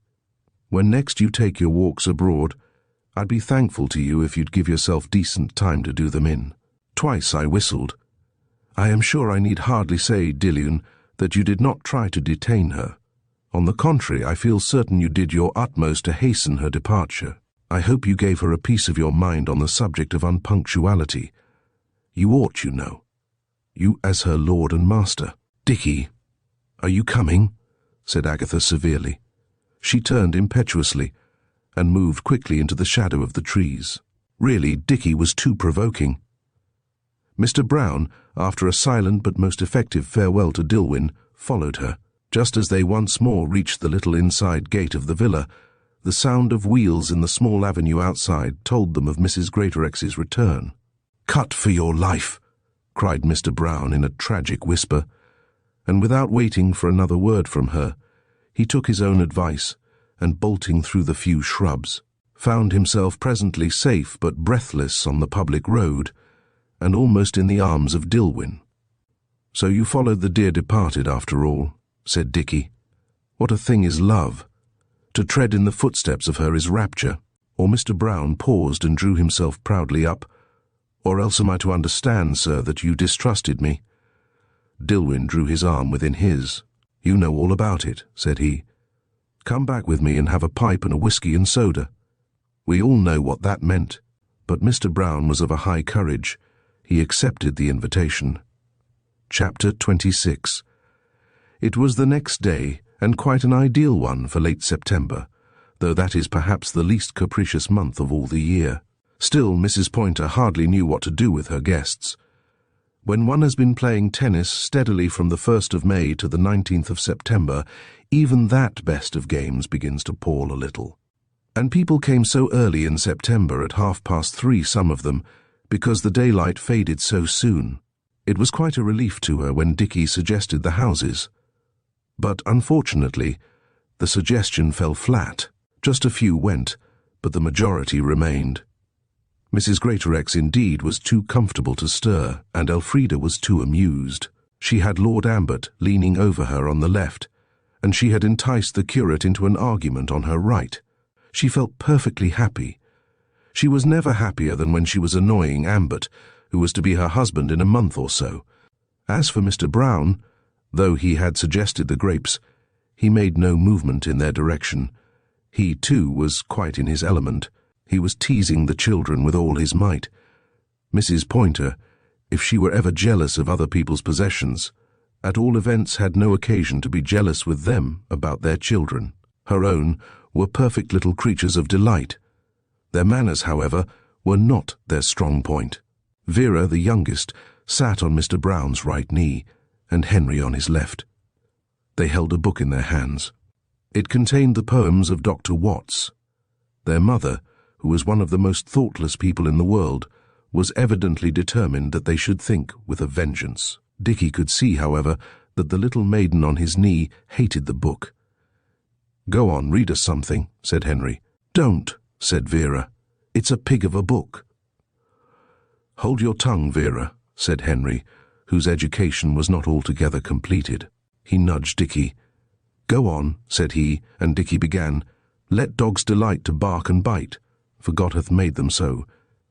"I don't believe it," said Vera, who was on for battle. "God wouldn't." "Yes, he would. He's made lots of things that fight, lions and tigers and pappy." Captain Pointer was a soldier, and had served with some distinction in the Egyptian War. "Well, I don't want to fight," said Vera, shaking her blonde head. She wriggled down off Dickie's lap and ran to Agatha, who was close to her, and unfortunately very close to everyone else too. "I want to love Peoples. Don't you, Aggie? Do you love Peoples, Aggie?" "I do indeed, lots of Peoples," said Agatha, drawing the child onto her knee. "I love you for one." "Oh, me!" It was plain to the public that Miss Vera thought it would be a poor person indeed who did not bow the knee to her. "But not all the other Peoples?" "Yes, I love all the other Peoples too." "That's not true, for Mammy says that you're beastly unkind to—" "Vera!" cried a shocked mamma. Mrs. Pointer rose and came forward, but Miss Vera was evidently not afraid of her Mammy. She kicked out her pretty silk-clad legs and went on quite calmly. "She says you're very nasty to Dr. Darkham, but that you do love Dr. Dilwyn." The little, sweet, shrill voice carried very far too far. Mrs. Greatorex looked up. As for Mrs. Pointer, she was crimson. She was afraid to look at Agatha, who felt as if her heart was going to stop beating. She bent over Vera, who was playing with her bangles, all unconscious of the bombshell she had just discharged, to hide her face. Mrs. Pointer was speaking to the child. "Vera, how naughty! You are a very bold child." Be bold, and everywhere be bold," quoted Mr. Brown promptly. He picked up the small sinner from Agatha's lap and perched her on his shoulder. "I say, let's go down and see what they are doing on the courts." Agatha eagerly rose and went with him. When they had reached the courts, the children ran away, and Agatha turned a very distressed face to him. "Wasn't it unfortunate?" she said. "I am sure Aunt Hilda heard her. Why should the child have said just the wrong thing? Give him a hint. Tell him to be sensible for once in his life, and keep out of her way." "If I could do that." "Well, why can't you? When is he coming?" "He said he would be here at 4:30, and that he hear she grew prettily shamefaced and very red would meet me in the little alley behind the rhododendrons over there. You know there is a gateway in there from the road." "We've got 10 minutes, said Mr. Brown after a brief consultation with his watch. "Let us go and sit in the alley and circumvent Aunt Hilda." It was quite easy to skirt around the players and enter the pretty secluded walk that led to nowhere but the high road, a mere cul-de-sac that made it unpopular with most young people. But Agatha liked the high road, for that good white winding ribbon would bring her her Jack. "Now let us talk about it," said he comfortably. "There's nothing to talk about," said Agatha mournfully. "Aunt Hilda is determined I shall marry Dr. Darkham, and I am determined that I shan't. That is all." "Far from it. There is the other side of the question to be considered also," said Mr. Brown, assuming a magisterial air. "Aunt Hilda is determined that you shan't marry Dr. Dilwyn, and you are determined that you will. What price the winner? I back you." "Well, I shall not give in," said she with a smile. She looked very sad, however. "I wish I were not under such obligations to her." "What nonsense! As if she were not under obligations to you. I expect it must have been a real treat to her when you got under her roof." "Oh no, I have only been a burden. Modesty can go too far. I can tell you that the very fact of your having saved her from loneliness repays all your debt to her. Don't be downhearted about your obligations in that direction. Still, you've got too much conscience," said Mr. Brown. "You're over-ballasted. I'd throw a little overboard if I were you, and I'd keep clear of Darkham anyway. He's got a nasty turn of jaw." "He's nasty every way," said Agatha, sighing. "But then, what am I to do? Aunt Hilda is so angry, and poor Jack is—" "Poor? It's a conundrum," said Mr. Brown thoughtfully. "But there must be ways of solving it." Here he turned and caught sight of someone between the branches of the rhododendrons. Dickie knew him at once. It was the tall young doctor standing at the gate. Why did he not come on? Dickie in a moment guessed that conundrum, at all events. Dilwyn had come there to meet Agatha alone, and was waiting for him to go away. Mr. Brown felt, with a distinct acceleration of spirit, that Dilwyn did not know who Agatha's companion was at the moment. It is sometimes hard to distinguish people through swaying branches.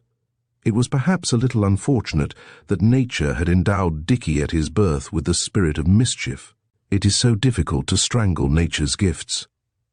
"We must wait, I suppose," said Agatha. Mr. Brown cast a backward glance toward the little gate. "He must wait anyway," said he sadly. "We must both wait." "Oh, not both," with a sidelong glance towards the silent figure half seen through the branches. "It is you who are keeping him waiting." "You are wrong indeed, Dickie," said the girl earnestly. "We shall wait together. I don't mind that. He might, however, especially as you are not together." A slight movement in the hawthorn bush that stood beside the gate emphasized this remark. "That makes no difference," said Agatha sweetly. "We are content to wait apart." "Yet Dilwyn doesn't strike me as being a modern job," said Mr. Brown, who could see Dilwyn marching up and down before the gate in a distinctly impatient style. He had not yet recognized Dickie, and he knew Agatha had by agreement come there to meet him, and was probably doing all in her power to get rid of her troublesome companion. There was a will-he-never-go-away sort of air about him that unhappily amused Dickie. "I told you did not understand him, did not sympathize with him," said Agatha reproachfully. "I do. Dickie's voice grew tearful. "Waiting for the beloved one is melancholy work. It demands all one's sympathies. I can, at this moment," here Dickie grew almost tragic, "enter into all his feelings. I feel with him. It may seem painful to you, Agatha, but I assure you I can actually see him as he waits." "How kind, how good you are, Dickie." "But you," said Mr. Brown frantically, "are you good or kind? Is it not cruel of you to keep him waiting as you do?" Again his eye peered through the bushes, and again he saw Dilwyn pacing to and fro. "But what can I do?" tearfully. "Go to him nobly." "Oh, Dickie, how can I go?" "My dear girl, the road is open before you. That shows," said she, sighing faintly, "how little you know about it. No, we must wait." "Wait. It's been a good long wait already," said Mr. Brown, who really ought to have been ashamed of himself. "How much longer is it to go on?" "I don't know," dejectedly. "Already I expect he's beginning to think it a century." "Poor dear Jack," said she. "He's getting jolly tired, you know." At this Agatha flushed and looked at him. There was indignation in her glance. "You don't know," said she. "You know nothing at all about it. And he is not getting tired. You shouldn't talk about things of which you know nothing. Absolutely nothing. Of course you ought to know more about it than I do. I accept the back seat. I am not your other self. That's how he puts it, isn't it? But for all that, with a stealing glance to the rear, it seems to me that he is growing impatient. Oh, Dickie, I think you shouldn't say such things as that." Tears rose to her eyes. "What else can I say? To hint that he is impatient. So he is. That sounds as if he were discontented." "So he is." He is angrily. "Well, my dear girl, when one sees a fellow lifting first one leg and then the other, and craning his neck over a gate until one fears for the vertebrae of it, one naturally does accuse him of impatience." "He? Who?" Agatha started and sprang to her feet and looked round. "Why, Dilwyn, I'm certain he feels as if he had been waiting a century. I'll swear that he is growing impatient." He, with a gentle wave of his arm towards the gateway, has been dancing a pas seul there for the last 10 minutes. Agatha looked at him for a moment only, then she turned aside. "I think you might have told me," said she, her voice quick with anger. I might, said Mr. Brown, with truly noble acquiescence. "But you said, dear Agatha, that he was not to be here for 10 minutes, and I thought it might be bad for you to see him too soon." She was not listening to him, however. She had gone towards the gate. Dickie, with a resigned smile, lit a cigarette and started for fresh fields and pastures new. Chapter 27. "At last you are alone," said Dilwyn, advancing to meet her. "I thought that fellow would never go. I could only see the top of his head, and I longed for a pea-shooter." It was Dickie Brown. "And at all events he saw you, and fancy, he wouldn't tell me you were there just to tease me. Or perhaps to keep you a little longer to himself," said Dilwyn, who was too thorough a lover not to be jealous of every one. "What a fancy," said Agatha, laughing. "You must have a brilliant wit to imagine Dickie in love." She stopped laughing and grew very grave. "Such an unfortunate thing has happened," said she, and she told him of little Vera's mistake. "What does it matter?" said he. "The sooner everyone learns that we belong to each other, the better. Where is Mrs. Greatorex? If I could see her, even a word would explain matters. Jack, I entreat you not to speak to her, here, before all these people." She grew very pale. "She is quite sure to say something dreadful to you. I beg you to wait." "But for how long?" impatiently. "Until tomorrow, at all events. And if you wait for even longer than that, well, doubling his expression until tomorrow. Do you know, Jack, I came here just now only to ask you to go away, and so avoid seeing Aunt Hilda at all." "That I won't do," said Dilwyn firmly. "You are mine, and I claim you. You yourself of your own free will have given yourself to me, and you think I shall make little of that gift? No, no, come back with me to the grounds, and let all the world see how it is with us." She slipped her hand through his arm and turned to go back to the tennis grounds. It was a most satisfactory answer. Halfway down the alley, however, a sound behind them made them turn. There stood the unhappy Edwy, waving his long arms and gesticulating frantically. He must have followed Dilwyn, for whom he had a great affection, through the little gate. He was evidently in a frightful state of excitement. His face was livid, his eyes staring. He was looking through an interstice in the rhododendron hedge, and his hands, extended, were grasping the air convulsively. "Oh, poor Edwy," said Agatha. "Something is troubling him. Let us go back." "He has been growing much worse of late," said Dilwyn, studying the unfortunate idiot attentively. "His mother's death seems to have preyed upon him a good deal. Poor boy! I suppose she was his sole comfort. He has grown more violent and unreasonable, and the form his increasing mania has taken is a hatred of his father. Everyone is remarking that. He cannot see him without going into a frightful state of excitement. What is it, my poor fellow?" said Dilwyn gently, who always spoke to him as though he could hear. He tried to release his hand from Agatha's arm. There was a difficulty about doing this, the idiot being strong, but Dilwyn had a strange influence over him. He made a slight gesture, and at once the boy turned to him, letting Agatha go. "Show! Show!" he growled in his unnatural voice, a voice full of living anguish, however pointing through the hole in the rhododendrons. Dilwyn and Agatha followed his gaze, and saw Darkham far away over there, talking to Mrs. Greatorex, who had evidently come down to the courts. The idiot pointed again to his father, and lifted his hands and shook them violently. There was horror and an awful hatred in his wild black eyes that was so like Darkham's. "Show! Show!" shouted Edwy again, not knowing that he shouted, and then he turned to Agatha, staring at her, as if to compel her attention, and pointed again to his father, and suddenly drew a handkerchief from his pocket. He folded it, clumsily, it is true, and then, with a weird movement, laid it across his mouth and nostrils, and pressed his hands upon it. With all his might he pressed. She grew deadly pale. Had that man murdered his wife? Oh no, oh no. It was impossible. The boy was still pressing his hands against his mouth and pinching his nostrils to keep out his breath. He was growing livid. Dilwyn went to him and tore down his hands. The idiot gasped, and then laughed in that horribly foolish way so distressing in those whose minds are affected. "Show, show," cried the poor creature again in heart-rending accents. It was as though the mere sight of his father roused all his passions within him. He kept pointing frantically to where Darkham stood, and presently his cry rose into a fierce scream, the scream of a wounded animal. Dilwyn laid his hand upon his arm and drew him gently away from the opening in the hedge through which his father could be seen. Dilwyn's own face was very pale. For the first time a suspicion that Mrs. Darkham had been foully murdered entered into his brain. He drew back Edwy with a certain force, and the boy fell to the ground in short but fierce convulsions. Dilwyn loosened his collar, and soon it was all over.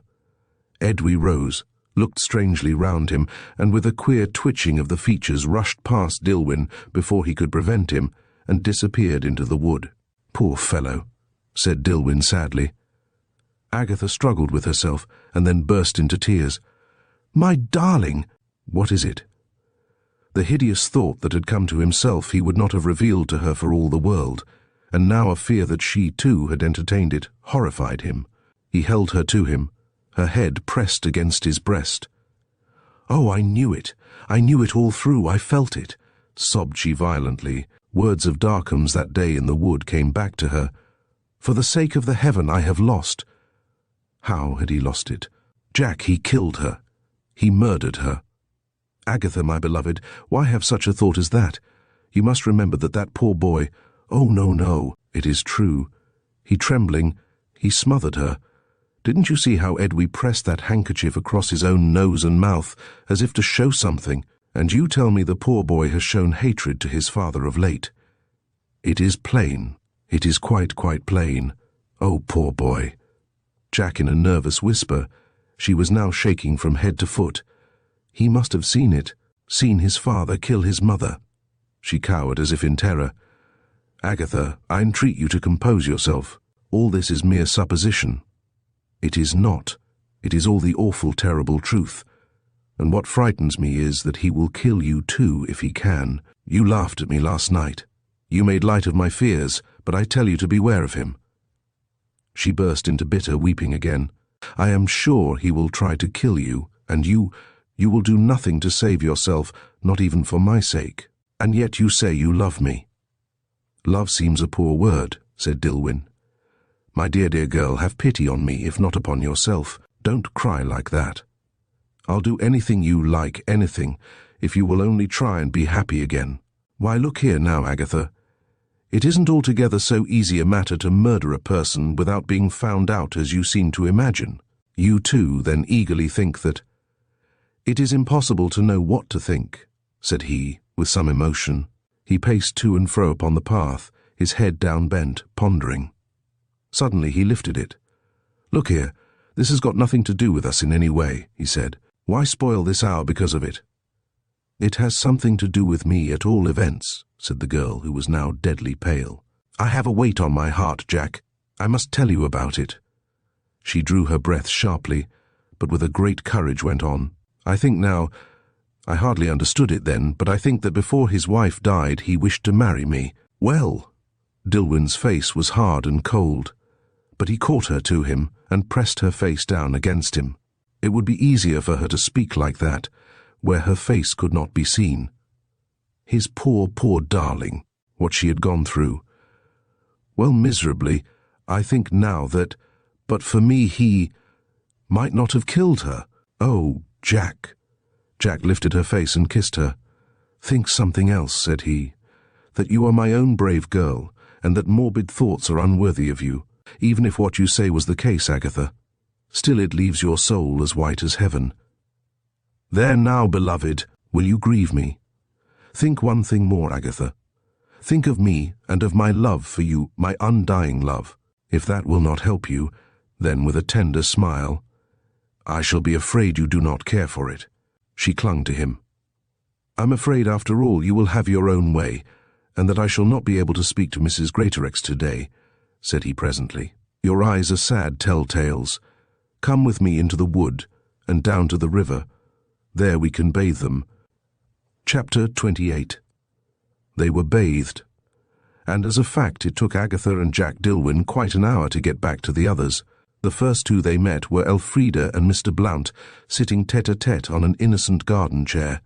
It struck Agatha as a little peculiar that Elfrida, who usually hailed her appearance with rapture, now let her go by with the kindliest, the friendliest of nods. The thought struck her that Elfrida knew that she loved Jack, and would for that reason not detain her. But afterwards it came to her that she merely wanted to be alone with Mr. Blount. But Elfrida was superior to criticism. As Agatha went by, she turned to her companion. "I do love Agatha, don't you?" "I like her," said the curate. "Oh, that one likes so many. Why don't you love her?" "Because I can only love one," said he. "It would be indiscreet, of course, to ask about the one," said she. "No one, not even a stupid person like me, could go so far as that." Blount by this time had recovered himself. He showed her quite a brave front. He was the saddest man on earth at that moment, I believe, yet he told himself he would die rather than let her know it. "Your life," said he. "Surely it is more valuable than all that comes to. A question addressed to me by you could hardly endanger your existence." Perhaps she was a little chagrined at this sudden strength, at his calm taking of her question. Certainly her face changed. "How can I tell?" said she petulantly. "One never knows what one's life is worth." She turned aside and stood with a frowning brow as if thinking. Suddenly she turned to him again. The frown had gone. The smile was back again. The coquette was once more herself. "What is your life worth?" asked she. Her face was radiant now. Her eyes were fixed on his. Her little slender figure seemed quite filled anew with hopeless frivolity. "Nothing," said Blount. He spoke the word quite evenly, with a smile, indeed, but in spite of his effort a terrible sadness underlay and dominated his intonation. What was life without love? And love was a thing the fates refused him. Whom could he love, indeed, having once seen her? Today she seemed sweeter than ever to him now, when he knew that she was pledged to Ambert. And in truth there was great character in the small face, great gaiety too, some humour, an immense wilfulness, and alas, too much ambition. "Ah, you underrate yourself," said she. She shrugged her dainty shoulders. "Everyone's life is worth something, and one should prove it. That is the principal thing, to prove one's life worth something. How are you going to prove yours worthy?" Blount asked this question slowly, deliberately. She flushed crimson. "Oh, to be rude is not to be argumentative," said she, and turned abruptly away from him and crossed to where Mrs. Pointer stood, surrounded by a bevy of friends. Blount stood still. He did not attempt to follow her. Why should he? Everyone was saying goodbye now. Mrs. Greatorex had beamed her sweetest on Mrs. Pointer, and had accepted Dr. Darkham's arm to the fly. How Agatha hated that fly! It was full of nothing but lectures and scandals and frowns, if one left out the moths and the must. The poor child felt now there was electricity in the air. As, avoiding Darkham's hand, she sprang into the dingy vehicle and seated herself beside Mrs. Greatorex. She had been quite aware that Dr. Darkham had spent the last half-hour with Mrs. Greatorex, and she felt certain that a catalogue of all her crimes during last night had been played upon her aunt's mind, with variations. She sat looking as usual as possible until the entrance gate was passed, and then, by a sudden movement of Mrs. Greatorex's figure, she knew that wrath was about to descend upon her. "What am I to understand by this, Agatha?" "By what, Aunt Hilda?" It was the old way of gaining time. "You heard that child, I presume. Such an exposé. All children are odious, but that child of Mrs. Pointer's. However, I have nothing to do with her. It is with you, Agatha, I have to do. Am I to understand that you are determined to take your own way, to try your will against mine?" "Why should you talk to me like that?" cried the girl with great agitation. "Do I not know what you have done for me? How you have saved me from starvation? But, Aunt Hilda, what can I do? Would you have me marry a man I hate?" "A man, however, whom you will marry," said Mrs. Greatorex with cold decision. "The marriage is arranged, Agatha. Dr. Darkham and I have been talking it over, and we have arranged that the marriage is to take place next April." "The marriage will never take place," said Agatha. "You are a mere child, and do not know what is good for you," said Mrs. Greatorex. "You have insane fancies that can never come to anything.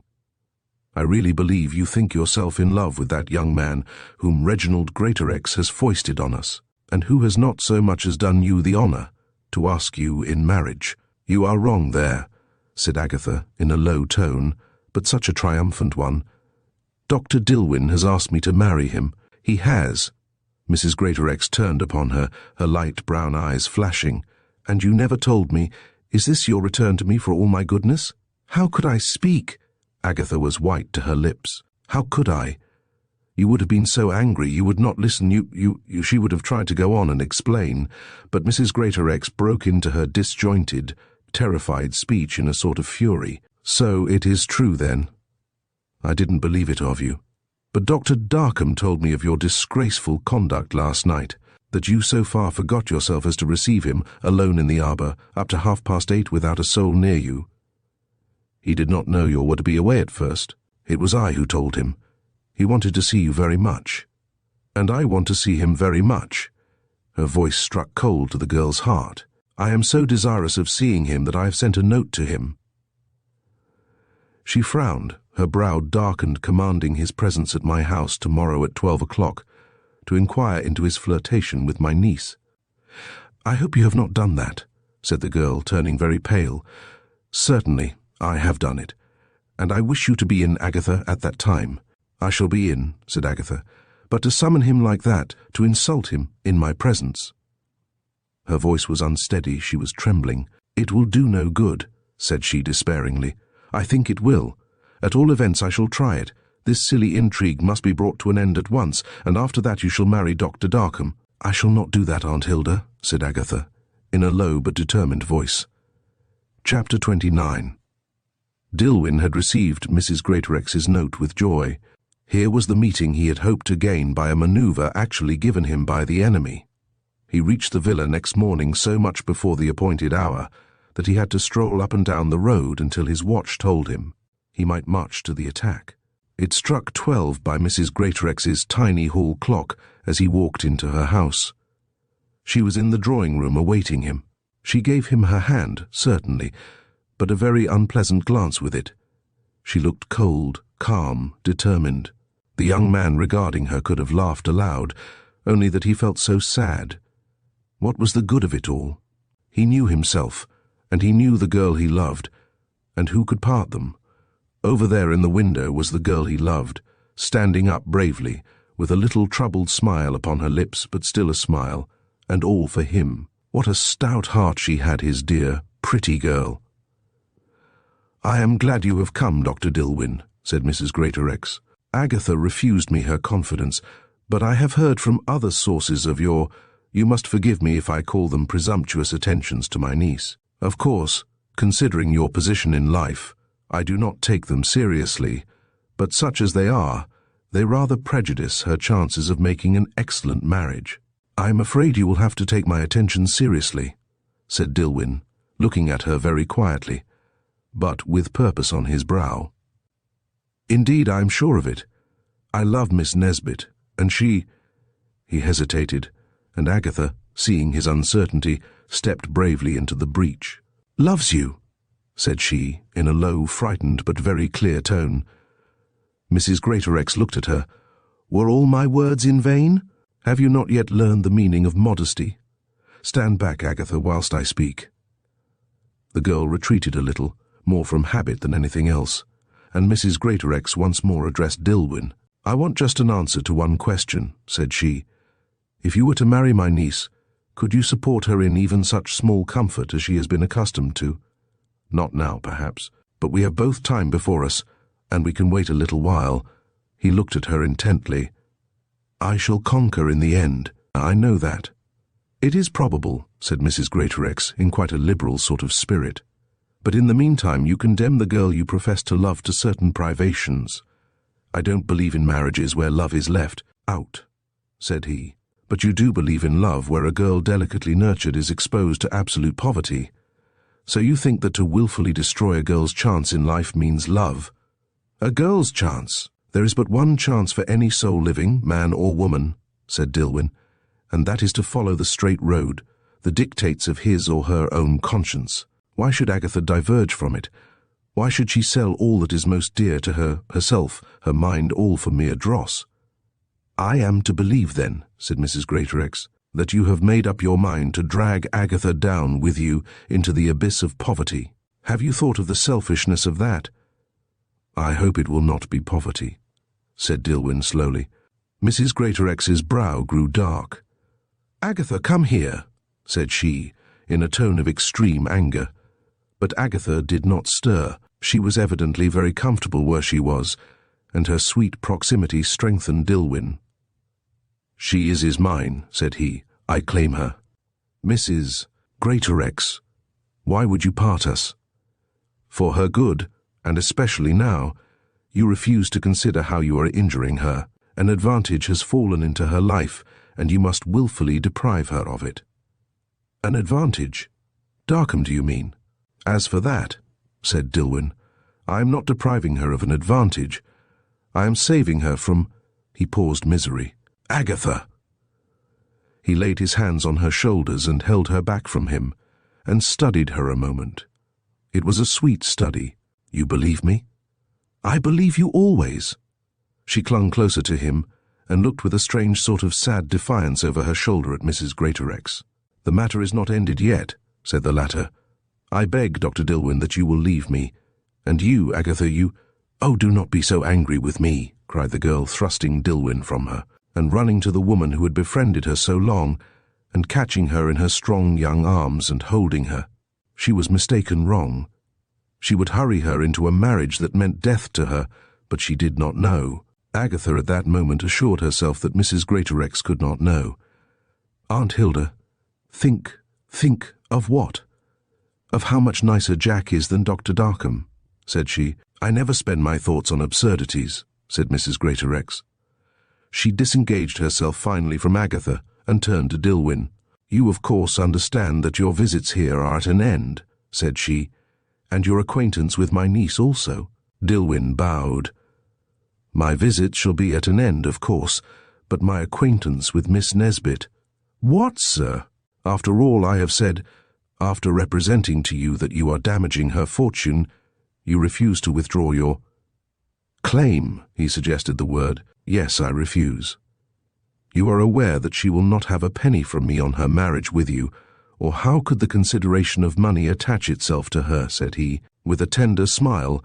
His eyes were now on Agatha. "Surely she herself. How could one think of money?" said he. He went forward and drew Agatha into his arms and kissed her. It was the simplest action. He then bowed to Mrs. Greatorex and left the room. Chapter 30. "What a heavenly spot," said Mrs. Pointer. She looked up through the overhanging trees to the blue expanse of the sky beyond. Lord Ambert had chosen this place for his tea with most consummate care and a very artistic eye.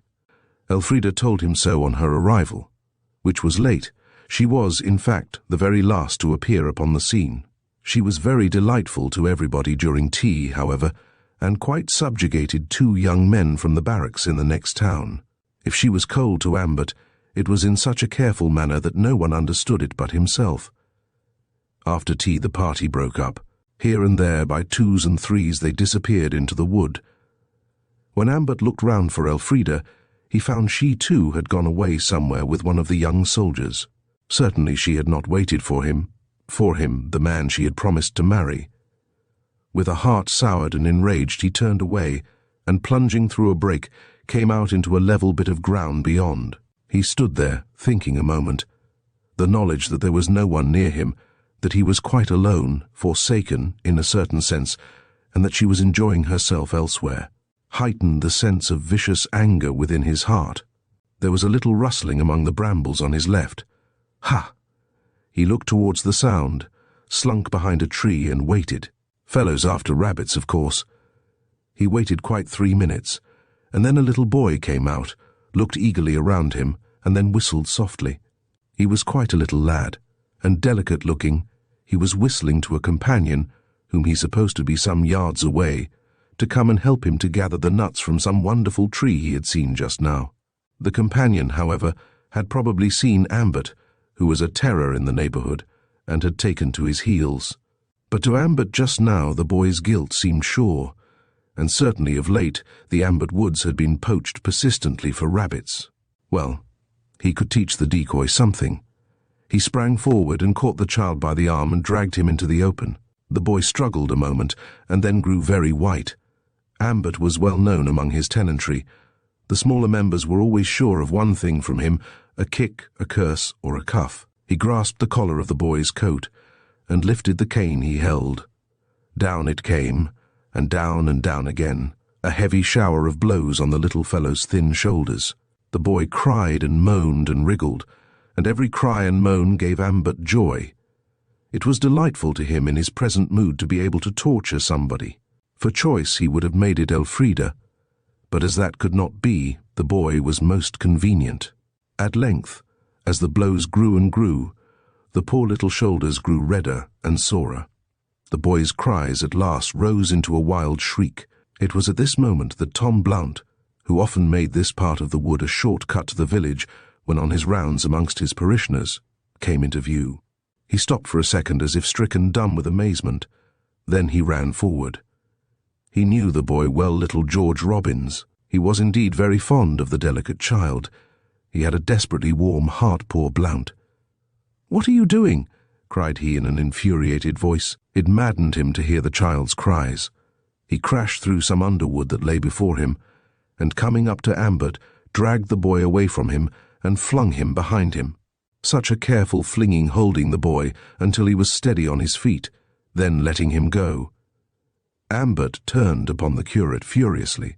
"What the devil are you doing here, sir, in my wood? What brought you here today? Sneaking, eh?" "Run home, George," said the curate to the boy, who was standing trembling behind him. "How dare you interfere?" said Ambert. "That boy shall not go. I have not done with him yet." "You have done with him. I'll see that you don't touch him again." "Why, you've nearly done for him forever," said he, looking at the boy, who was shaking nervously, and down whose face the blood was streaming from a last cut of Ambert's cane. "To attack a child like that!" cried Blount, fuming. The blood was sickening him. "What do you mean by it, you brute?" Blount had now indeed completely lost his temper. They were both so enraged that neither of them saw Elfrida as she came slowly from between the bushes. She was accompanied by Dickie Brown, Agatha, and John Dilwyn. This little party stood silent, astonished at what was going on. They were behind the two men, and standing amongst the tall bracken, could hardly be seen, even had they been in front. Ambert and Blount were very plain to them, and the little trembling child too, with the blood running down his face. It was here that Ambert, who was a big man, made a movement to push Blount aside, but the curate, though spare, knew a thing or two about boxing. He did something or other to Ambert, and then looked back at the boy. "Run away, George. Go home, you're all right." The frightened child, who had been rather stunned at first, now understood him, and turning, rushed for his home as swift as a hound let loose from his leash. "You think you have got the better of me," said Ambert, white with rage. His anger raised his voice, and every sound went clearly to where Elfrida was standing. "But I'll be even with you yet. I'll have you up, sir, for trespass. What are you doing on my wood?" "You seem to know a great deal," said Tom Blount, who was trying to control himself. "But there is one thing you don't know, and that is how to behave yourself as a gentleman." "Do you think you are qualified to lecture on that subject?" said Ambert, whose rage was now at white heat. "Do you think I don't see through you, you beggar? Do you think I haven't noticed how you laid siege to Miss Robinson with a view to making yourself comfortable on her fortune?" "If I weren't a clergyman," said Blount, who was now as white as death, and whose nostrils were dilated, "I'd thrash you within an inch of your life for that speech." Ambert laughed insultingly. "It is easy to shield oneself behind one's cloth," said he. "Now, this was a little rash of him, but then he didn't know it, and of course, I can allow for a little chagrin on your part. Miss Robinson—" "Don't bring her into this," said Blount. He drew nearer, and if Ambert hadn't been a fool as well as a coward, he might have seen that the man was dangerous. "Look here." He struggled for words to express his rage, but they didn't come. "And why not?" said Ambert, who was a cur of the first water, and now thought to derive some fun out of the curate. "Of course, I know it is a sore subject. She played with you, didn't she?" He grinned into the other's face, as a cat would play with a mouse. But after all, she wasn't going to throw herself away on— He paused with the plain design of making his insult worse. "On a common fellow like you." He knew Blount was of good family, and he thus purposely affronted him. "Confound you, sir," roared the curate. "Say that again, and I'll knock every one of your damned teeth down your throat." Ambert laughed in his usual slow, sneering way. He did not believe that Blount would make his word good. He had been so patient up to this, all through his Ambert's courtship of Elfrida. "Are you desirous of hearing it again?" said he. He laughed. "After all, what is there to be offended at? You are a common fellow, aren't you?" Blount took one step forward and caught him by the collar. Then he wrenched the cane out of his hand and, well, he enjoyed himself thoroughly for fully 5 minutes. At the end of that time, Ambert was lying on the ground, cursing but cowed, and the curate was standing over him. It had been a great 5 minutes. "There, get up," said Blount, and Ambert rose slowly, sullenly to his feet. "You'll hear more of this, sir," said he, but his attempt at dignity was sadly spoiled by the fact that he was covered with dust, and that he had evidently a very strongly developed desire to keep out of range of Blount. "Oh, go home," said the curate contemptuously. Ambert took his advice. He limped quietly through the trees beyond to where he knew of a sidewalk that would take him to his house in 10 minutes. He cursed and whimpered as he went. Who was going to explain his absence to his guests? He found a ray of comfort in the thought that Elfrida, that nobody but the curate knew, and he was a big man and the curate nobody. And of course, as there were no witnesses, the big man's story would be believed. Of course, if Elfrida had really wished to interfere, it would have been the simplest thing in the world for her to call aloud to Ambert. That would have checked the fracas before it came to any serious proportions. But oddly enough, after her one protest to Mr. Brown, she had stood looking on, as if spellbound. She had heard everything, seen everything. She had not even shown anger when Dickie went into silent hysterics over Ambert's appearance as he rose from the ground, covered with dust, and his coat considerably the worse for wear. As Ambert slunk away between the trees, Mr. Brown darted forward and up to Blount, and wrapped him in a warm embrace. "Blount, how I love you," cried he sentimentally. "Oh, Tom, what a treat you've given me. You couldn't do it all over again, could you?" "What the deuce am I to say to the bishop?" said he. He looked quite limp now. The light of battle had died from his eyes. "Nothing, not a word," said Dickie. "Do you think that beggar won't be glad to keep his skinning quiet? After all, I shouldn't have thrashed him, Brown. It was unclerical, unchristian, you know." "It was the most Christian act of your life," said Mr. Brown. "It was an act of martyrdom, because if you hadn't done it, somebody else would, and so you've saved the soul of another. See?" "I don't," said Blount. "I ought to have argued with him, born with him, and been trampled underfoot by him. Not a bit of it. Come along with me. Elfrida is in here, and Miss Furs Robinson." The curate grew crimson. She didn't— Yes, she did, and a good thing too. Come and speak to her." "Are you?" said Blount. He gathered up his hat and a few other things that had come off during the skirmish, and fled for his life. Chapter 31. "Well," said Elfrida angrily, when Mr. Brown got back to her, "you think him very brave, of course, but why did he run away like that? You're a most annoying man anyway." Elfrida made an irritated movement. "I wasn't thinking of Ambert. He's all right." "Well, I'm not so sure," said Mr. Brown thoughtfully. "At all events, I don't care whether he is or not," said Elfrida, with now undissembled wrath. "What I want to know is why Mr. Blount ran away just now. What was the matter with him? What did he expect?" Elfrida made a petulant gesture, and Agatha said gently, "It was the last thing Mr. Blount would have liked to be led into, but I do not think anyone could blame him. I am very sorry about it." "Well, I'm not," said Dilwyn. "If ever a man got his deserts in this life, it was Ambert, and how he took it too." He laughed contemptuously, not a blow in return. Elfrida coloured hotly. "I didn't see, I didn't look," said Agatha. "It was terrible. I hope he wasn't hurt. You saw Lord Ambert going away, Dickie. How did he look? Mr. Brown considered, and then gave words to memory. Like a crushed strawberry, said he, with all the usual grace that belonged to him. A little silence followed this, and then Elfrida gave way to unmistakable mirth. Presently she felt a little ashamed, and tried to explain herself away. "Ah, but you should have seen how Mr. Blount looked," cried she. This was, however, the openest subterfuge.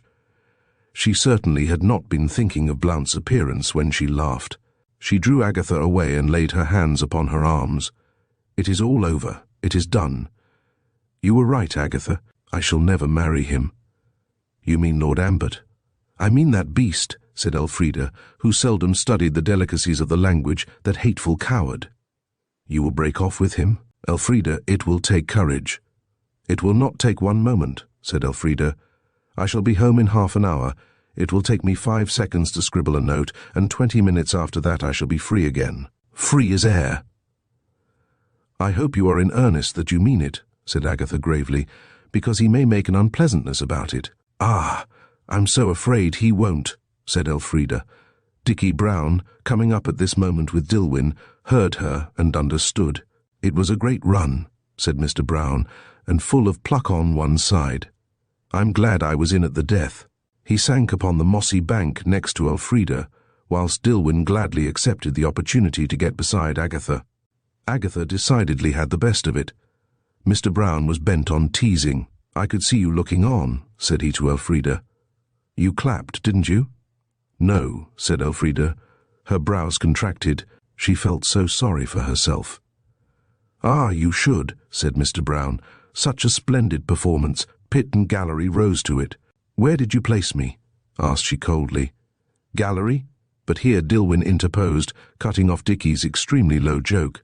"I tell you what," said the latter, who really had no sense of decent feeling, and was not even now ashamed of himself, "I never felt so cheerful in my life as when Blount floored that fellow. When I saw him lying on the ground in a state of collapse, I fell upon my own neck with delight." "When you fell on your own neck," Elfrida suppressed her smile. "Did you enjoy it?" "'Twas poor, 'twas very poor," confessed Mr. Brown. But what was to be done? If you looked at Elfrida, had been there, I could have had your neck to fall upon. "Certainly you could not," said Elfrida indignantly. "What?" Mr. Brown's tone had taken a most reproachful cadence. "You mean to say you wouldn't have succoured me under such trying circumstances?" "Under no circumstances. Your cruelty lays it all plain," said he. "Surely it was most merciful, considering all things, that I had my own neck to fall back upon." "I think your own neck must have been greatly surprised," said Elfrida caustically. "Why?" demanded Mr. Brown, regarding her with severity. "Do you think it was the first time it was subjected to such sweet assaults?" "What do you mean, Dickie?"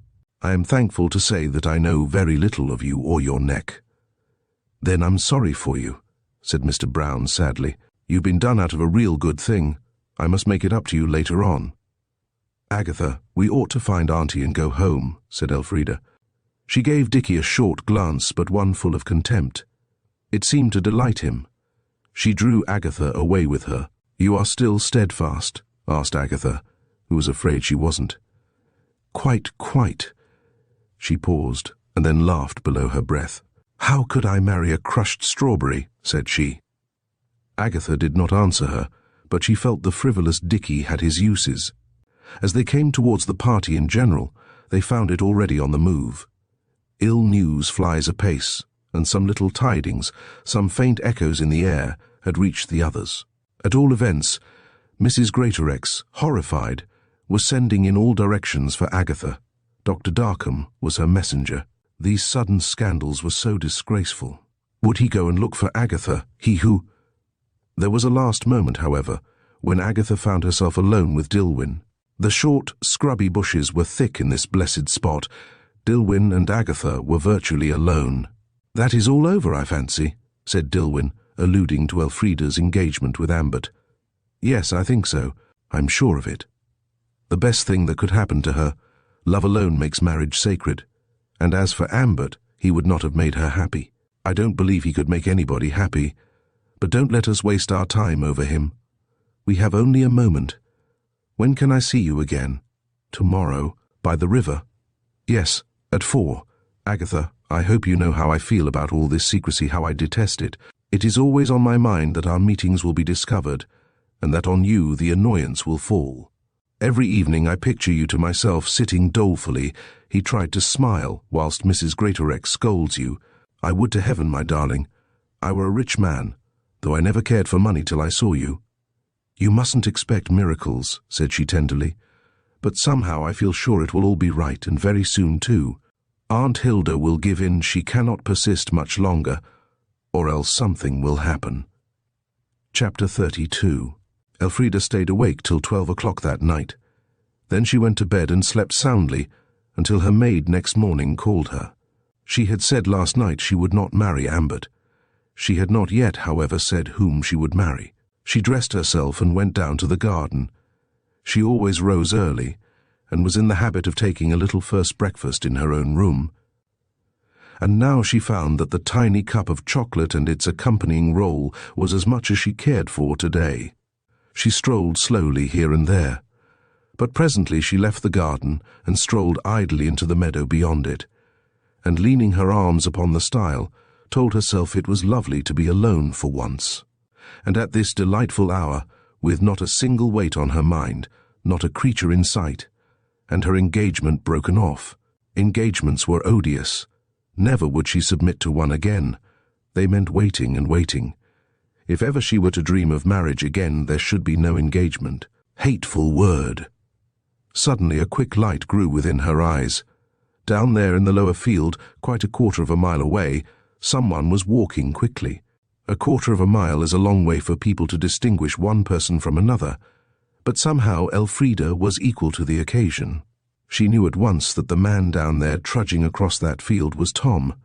She always called him Mr. Blount to people, but to herself of late he had been Tom. She thought a moment, and then this finished coquette drew a handkerchief from her pocket and held it aloft. The breeze caught and swayed it most delicately to and fro, but it did not seem to be of much use. At all events, the curate held his even way, and was now nearly across the field without having glanced once in its direction. Elfrida was a person hard to beat. She now flung down her handkerchief and raised both her small white hands to her mouth. Cooey! The old Australian call came sweetly from her lips, and rang as such a sweet call should, straight to where it was meant to go. The young man in the field below stood still, glanced to right and left, and then direct to the right. Yes, she was there. It was she who had called him. Blount knew nothing of what had happened after he ran away yesterday from her displeasure. He was quite near before he dared to look at her, and then his spirits went up with a bound. She had not heard then. She received him sweetly. "Fancy your cutting me like that," said she. "Cutting you?" "Well, yes, down there in the lower meadow. I waved my handkerchief to you, but of course, one needn't see a thing unless one likes." "I should have liked," said he, "but I didn't see." "No, and then I called to you. You with a glance from under her long lashes. Had to come then. You know very well," said he with some reproach, "that I was only too glad to come." She laughed a little, but she had the grace to blush. "What made you do that yesterday?" asked she at last in a low tone.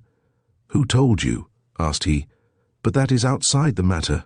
I did it because it was what I have been longing to do for months." Of course, slowly. "I could say I did it because he insulted me, but there's no good telling a lie about it. For months. And why?" "Well, if you will have it," said he desperately, "I half killed that fellow because you had promised to marry him, and, God forgive me, I'm not a bit sorry for it." There was a short silence. Then Elfrida looked straight at him. "Neither am I," said she. This astounding announcement from the bride-elect of the man he had just thrashed startled Blount into more immediate action. "Then, what on earth are you marrying him for?" "Oh, that's all over," said Elfrida airily. "What's over?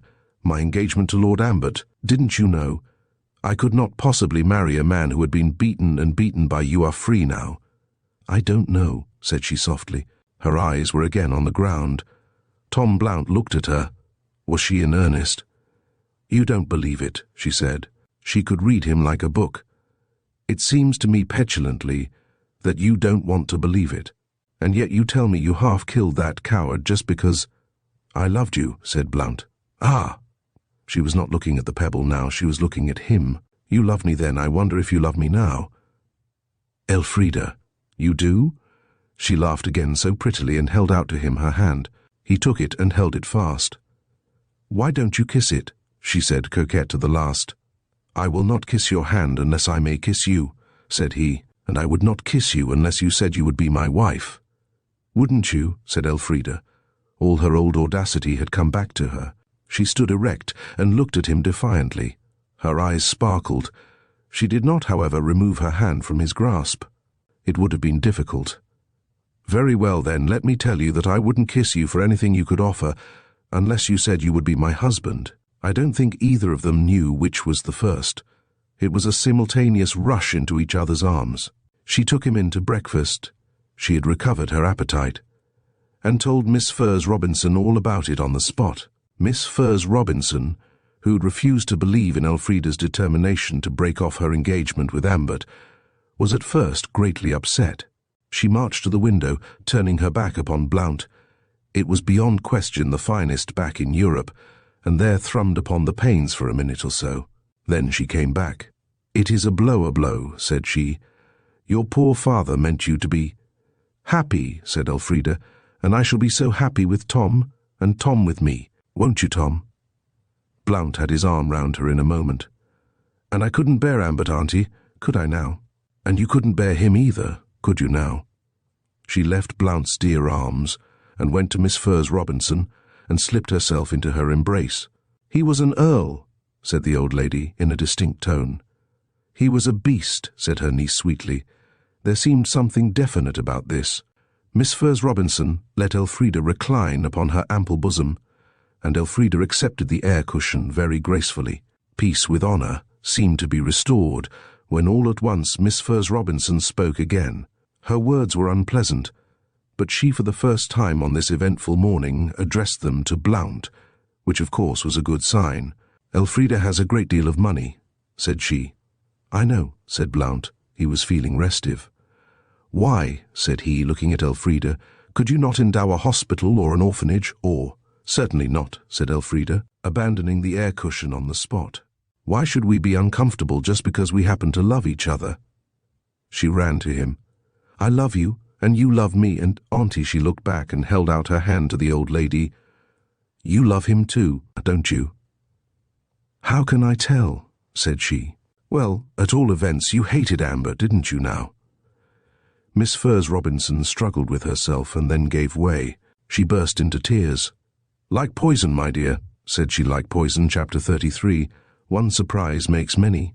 The neighbourhood of Richton had hardly recovered from its astonishment about the fact that Elfrida had thrown over Lord Ambert and accepted the curate, when a still greater piece of news descended upon them. Old Reginald Greatorex died on the very evening of the day that saw Elfrida's emancipation, and a letter 2 days later from his solicitors told Dilwyn that the old man had made him his heir. Dilwyn went down to the funeral and heard the will read. It was all true.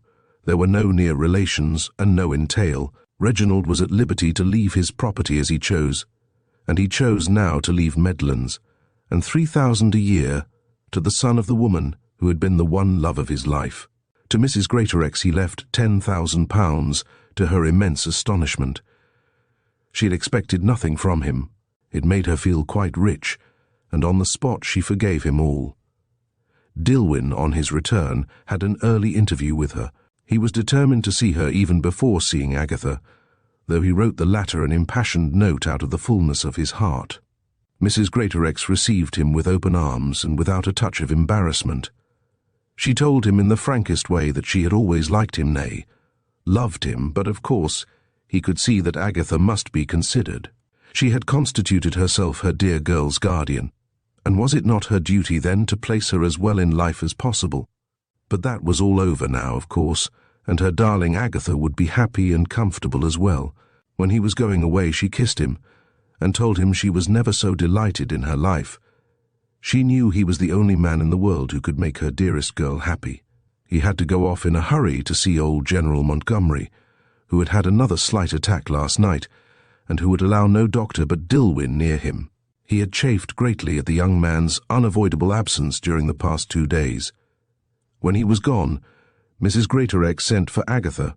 The girl quite expected that she would have said something about Jack, but there was no mention of him for some time. She dwelt largely on the difference the £10,000 would make in her income, and then drifted off to Elfrida. She had behaved so wisely, she said. "That is quite what I think," said Agatha. "She would have been wretched with Lord Ambert. Absolutely so." "No wonder," said Agatha earnestly. "Such an odious man." "My dear, it wasn't the man, it was the position that frightened her. A girl like that, of no family, whose people kept to even dream of being a countess, was the most outrageous presumption. At the last, you see, she shrank from it. She felt she could not with any propriety wear a coronet. Her brows were not formed for it by nature. It solemnly would drop off. Now you, Agatha, you will indeed be a fitting mistress for Medlands." Agatha sat and stared. Mrs. Greatorex beamed back at her. "I think," she said lightly, "you had better write a little line to Dr. Darkham to terminate that unfortunate engagement." "There was no engagement," said the girl proudly, "except my engagement to Jack. I have had nothing to do with Dr. Darkham, nothing." "Well, very little certainly," said Mrs. Greatorex. She smiled. "He has hardly anything to complain of, really. Hardly anything. I shall send him a little diplomatic friendly line at once. Under the trees it was charming, though many of them were now losing their leaves." Agatha and Dilwyn sat beneath a huge beech and made sweet plans for their future. It was lovely to be alone, and to be able to say everything that came straight from their hearts without the necessity of whispering. Of course they could not tell that just behind them, kneeling in the shelter of a thick growth of young trees, was a man whose face was the face of a devil at that moment. They arranged that they should live at Medlands, and they named the day for their wedding. There was nothing to grieve them in old Reginald's death. "I feel as if I ought to be sorry for him," said he, with a little self-reproach. "But somehow I can feel nothing but that I can claim you now before the world. I was yours, whether the world knew it or not," said she. I know. Mrs. Greatorex has written to Darkham." "Yes, immediately after you left. He knows by this time that even a question of an engagement is at an end." The man behind smiled. There was a look on his face as though he were jotting down something in his memory. Dilwyn looked at his watch and suddenly sprang to his feet. "By Jove," said he, "it's just 2. "Well, but that is very early," in an aggrieved tone. "Too early with disgust." "But that poor old fellow is very unstrung, and begged me to go back at 2. "The General?" "Yes. I'll pull him through, I think, but he is very shaky and nervous. I'm going to sleep there tonight. Are you?" "Oh, I'm glad," said Agatha quickly. "Glad? Why?" "I don't know." She hesitated. "Don't despise me for it, Jack, but I do dread that horrible man, Dr. Darkham. Sometimes I think he is mad. However, at General Montgomery's you will be safe." Dilwyn laughed gaily, and caught her to him and kissed her. Darkham, kneeling there in his purgatory, had seen and heard everything. On such and such a day they were to be married. All their young lives were to be a dream of joy. When they were gone he fell prone upon the earth with his face to it, and so lay long without moving. Then he raised himself and got slowly to his feet. He looked round him for a moment vaguely, as though earth and sky and place were strange to him. Then he turned and ran, crashing wildly through brambles and bracken and furze, as though there was a fiend out of hell pursuing him. Perhaps there was. Chapter 34. It was the evening of the same day. A clock somewhere struck 5, and Darkham suddenly heard it. It seemed to wake him from his frightful dream, a dream in which he had been walking always. He did not know where. Now, as he looked up, he knew. He stood at the gate of General Montgomery's Avenue. He opened the gate and went in. The place was familiar to him. How often he had been here attending on the old man until this Dilwyn came. He went slowly onwards into the deeper twilight of the trees. How cool it was, how green, how quiet. He took off his hat and let his forehead bathe itself in the dewy stillness. When he came close to the house he stopped short.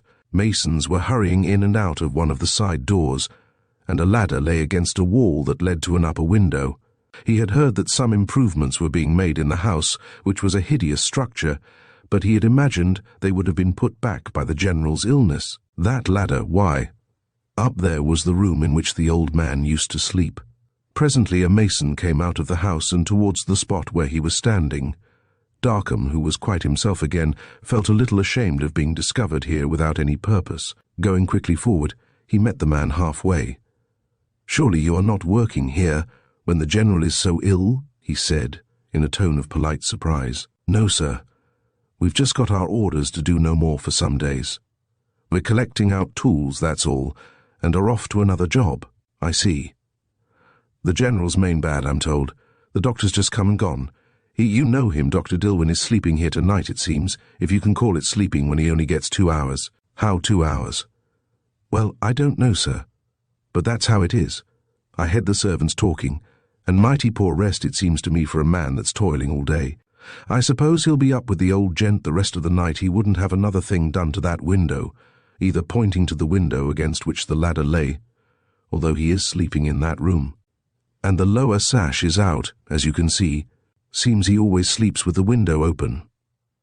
Darkham nodded to him as a dismissal, and he moved away. Just as he was turning the corner, however, Darkham called to him. "You are leaving your ladder?" "Yes, sir. Hope to be back shortly, and the ladder'll do no harm." "No, of course not. Unless the doctor objects.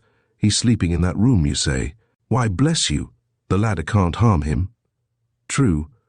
Especially when he has only got 2 hours to endure it." Darkham laughed pleasantly. "I hope they will be early ones at all events." 12 to 2, Maria says. "Not so early either." Darkham nodded again, and when the mason was out of sight, turned and went home. As he walked he thought, and ever his thoughts grew clearer, more concentrated. He put his hand inside his coat and brought out a letter. It was the little diplomatic friendly line that Mrs. Greatorex had sent him. He read it through again, although he knew it by heart, and when he had finished it his face was not good to look upon. For the past few weeks he had lived largely on Mrs. Greatorex's promises to help him. He had believed in her promises about the coercion of Agatha. Today he knew what her promises were worth. The moment fortune flung itself at his rival's feet, she had gone over to that rival's side. Suddenly the despised Dillwyn had become eligible, and there was an end to all her professions of friendship. He was at this moment a far richer man than Dillwyn. But Mrs. Greatorex had put all that aside as if it were not to be considered. She preferred that her niece should marry a gentleman with 3,000 a year, rather than a nobody with 5. She had not so much as hinted at it, yet she had managed to convey her meaning all the same. The little delicately written perfumed missive was full of it. The oath he had sworn was dear to him. He had told Agatha that rather than see her married to Dillwyn, he would destroy him. Well, he began to walk again, and more rapidly. He could not take his mind off that ladder. With his eyes open, he seemed to see it. It went along the road before him, now here, now there, with the sashless window at the top of it. He turned in the direction of the red house. He hated going home, but it would be necessary to put in an appearance there. He feared lest, with what lay before him, his absence at dinner today might be noticed by the servants. Afterwards, when the household was quiet, he could slip out through the library window. He told himself he must be careful to upset the bedclothes on his return. Perhaps, however, it would be better to do so before starting. He laid his plans very carefully. It would take first so long to get from here to the cedars, to mount the ladder, to enter the open window. It would not take long to do, and then so much time to get back again, to see to his clothes, the spots, the stains. It seemed quite feasible, quite safe. It was all so comfortably arranged for him. He felt he owed Dillwyn a debt of gratitude for the ladder and the open window. What a truly Christian trust in Providence he showed, sleeping thus at the mercy of all men. He shook anew with his horrible merriment. What a gay bridegroom he would look tomorrow. The early morning light would touch up his face. Chapter 35. Darkness had fallen. The wind was sighing heavily, and no star appeared. Through the dense shadow of the trees, Darkham was hurrying swiftly, stealthily. Sometimes he ran, but always he made great haste. A loose, sweeping branch met him, and cut him across the face a swinging blow. He felt no pain. When he had broken it, he cast it aside impatiently and went on with even increasing speed. Suddenly he stood still and listened. Again. It was the second time he had heard that sound, or fancied he had heard it, a dull, unplaceable sound, yet one that suggested itself to him as the footsteps of a person following. Once before he had stopped to listen, but nothing came of it, except the heavy soughing of the wind in the trees as the storm swept over them. No sound but that. Yet all through his hurried walk in the wood, it had seemed to him that that sound lay behind him, as though some strange thing was haunting him. He went on again, moving cautiously, yet with great speed. Every now and then he thrust his hand into his inner pocket, and there felt for something, and patted it with a curious affection. As he passed the edge of the wood, almost as his foot was on the road, he started. He looked back. The murky shadows of the wood told him nothing, but that sound, again that sound. He could have sworn he heard footsteps. A sudden fear caught him. He turned and rushed back into the wood, crashing to right and left of him. If he was followed, why, his purpose would be at an end. But he swore to himself, as he rushed here and there, that if he caught the man who had circumvented him, he would kill him on the spot. Then his fury abated. He grew suddenly quite quiet. There was nothing, after all nothing. He wiped his brow and went on. He tried the latch of the gate, but it was locked. He cared nothing for small obstructions like that. He climbed it easily enough, and went on down the avenue. As he drew near the house, for the first time fear rose within his heart, but it was a fear that would have made the angels weep. Was the ladder there, or had one of the workmen taken it away? He ran frantically to the break in the laurels from which the house could be seen. The ladder was there. He thrust his hand for the last time into his pocket, and felt the knife, and fondled it. Then he went on. He reached the ladder, put his foot on it, and mounted. He began to climb quickly, yet with a dogged determination to make no mistake. There should be no false step. When he was halfway up, he looked down. Beneath was an area that surrounded the whole house, an area lately cemented. It was broad and white and clean. In the darkness it made a sort of light. He turned his eyes from that and looked up. The window above was wide open. The sash had not been replaced. He mounted still higher. The sill was almost within his reach. He put out his hand to grasp it, but it fell short. Another rung or two, and then suddenly he made a lurch forward and clung to the ladder. The ladder was swaying to and fro. He made a quick rush upwards and put out his hand to grasp the ledge of Dilwyn's window. But he was still too low for that. The ladder was swaying heavily from side to side. It was now almost on the very edge of the sill. Soon it would be over. Something from below must be dragging it. Dragging. He made a frantic dash at the sill and he missed it. Again the ladder swayed, this time towards the desired sill. Darkham braced himself for a last effort. He made a dash and sprang onto the sill of Dilwyn's room. That precipitated the end. The ladder, reaching the edge, toppled over and went with a crash to the cemented area below. Darkham, clutching onto the sill, saw the fall of the ladder. That meant death unless help came soon, and who was to give him help? The man he had come to murder. He clung on desperately, his nails working into the hard stone. If he shouted, Dilwyn would hear him, would rescue him. But even at this last moment his hatred of Dilwyn held him dumb.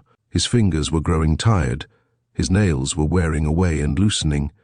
In a moment they would come to the edge, and Tethan-mad despair was in his heart. He clung desperately to the sill. A minute. Could he hold on another minute? There was only a minute left. Was it so far to fall? Death, rather than an appeal to his rival. So far the strength of the man held out, but now his nails were loosening. His eyes, mad with fear, sought the ground below.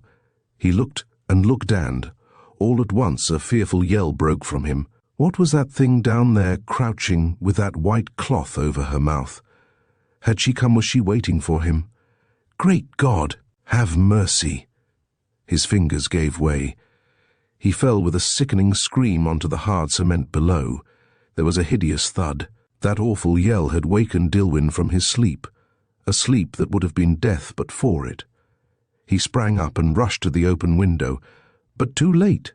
He caught a vague, awful vision of one falling through the air into eternity, but that was all.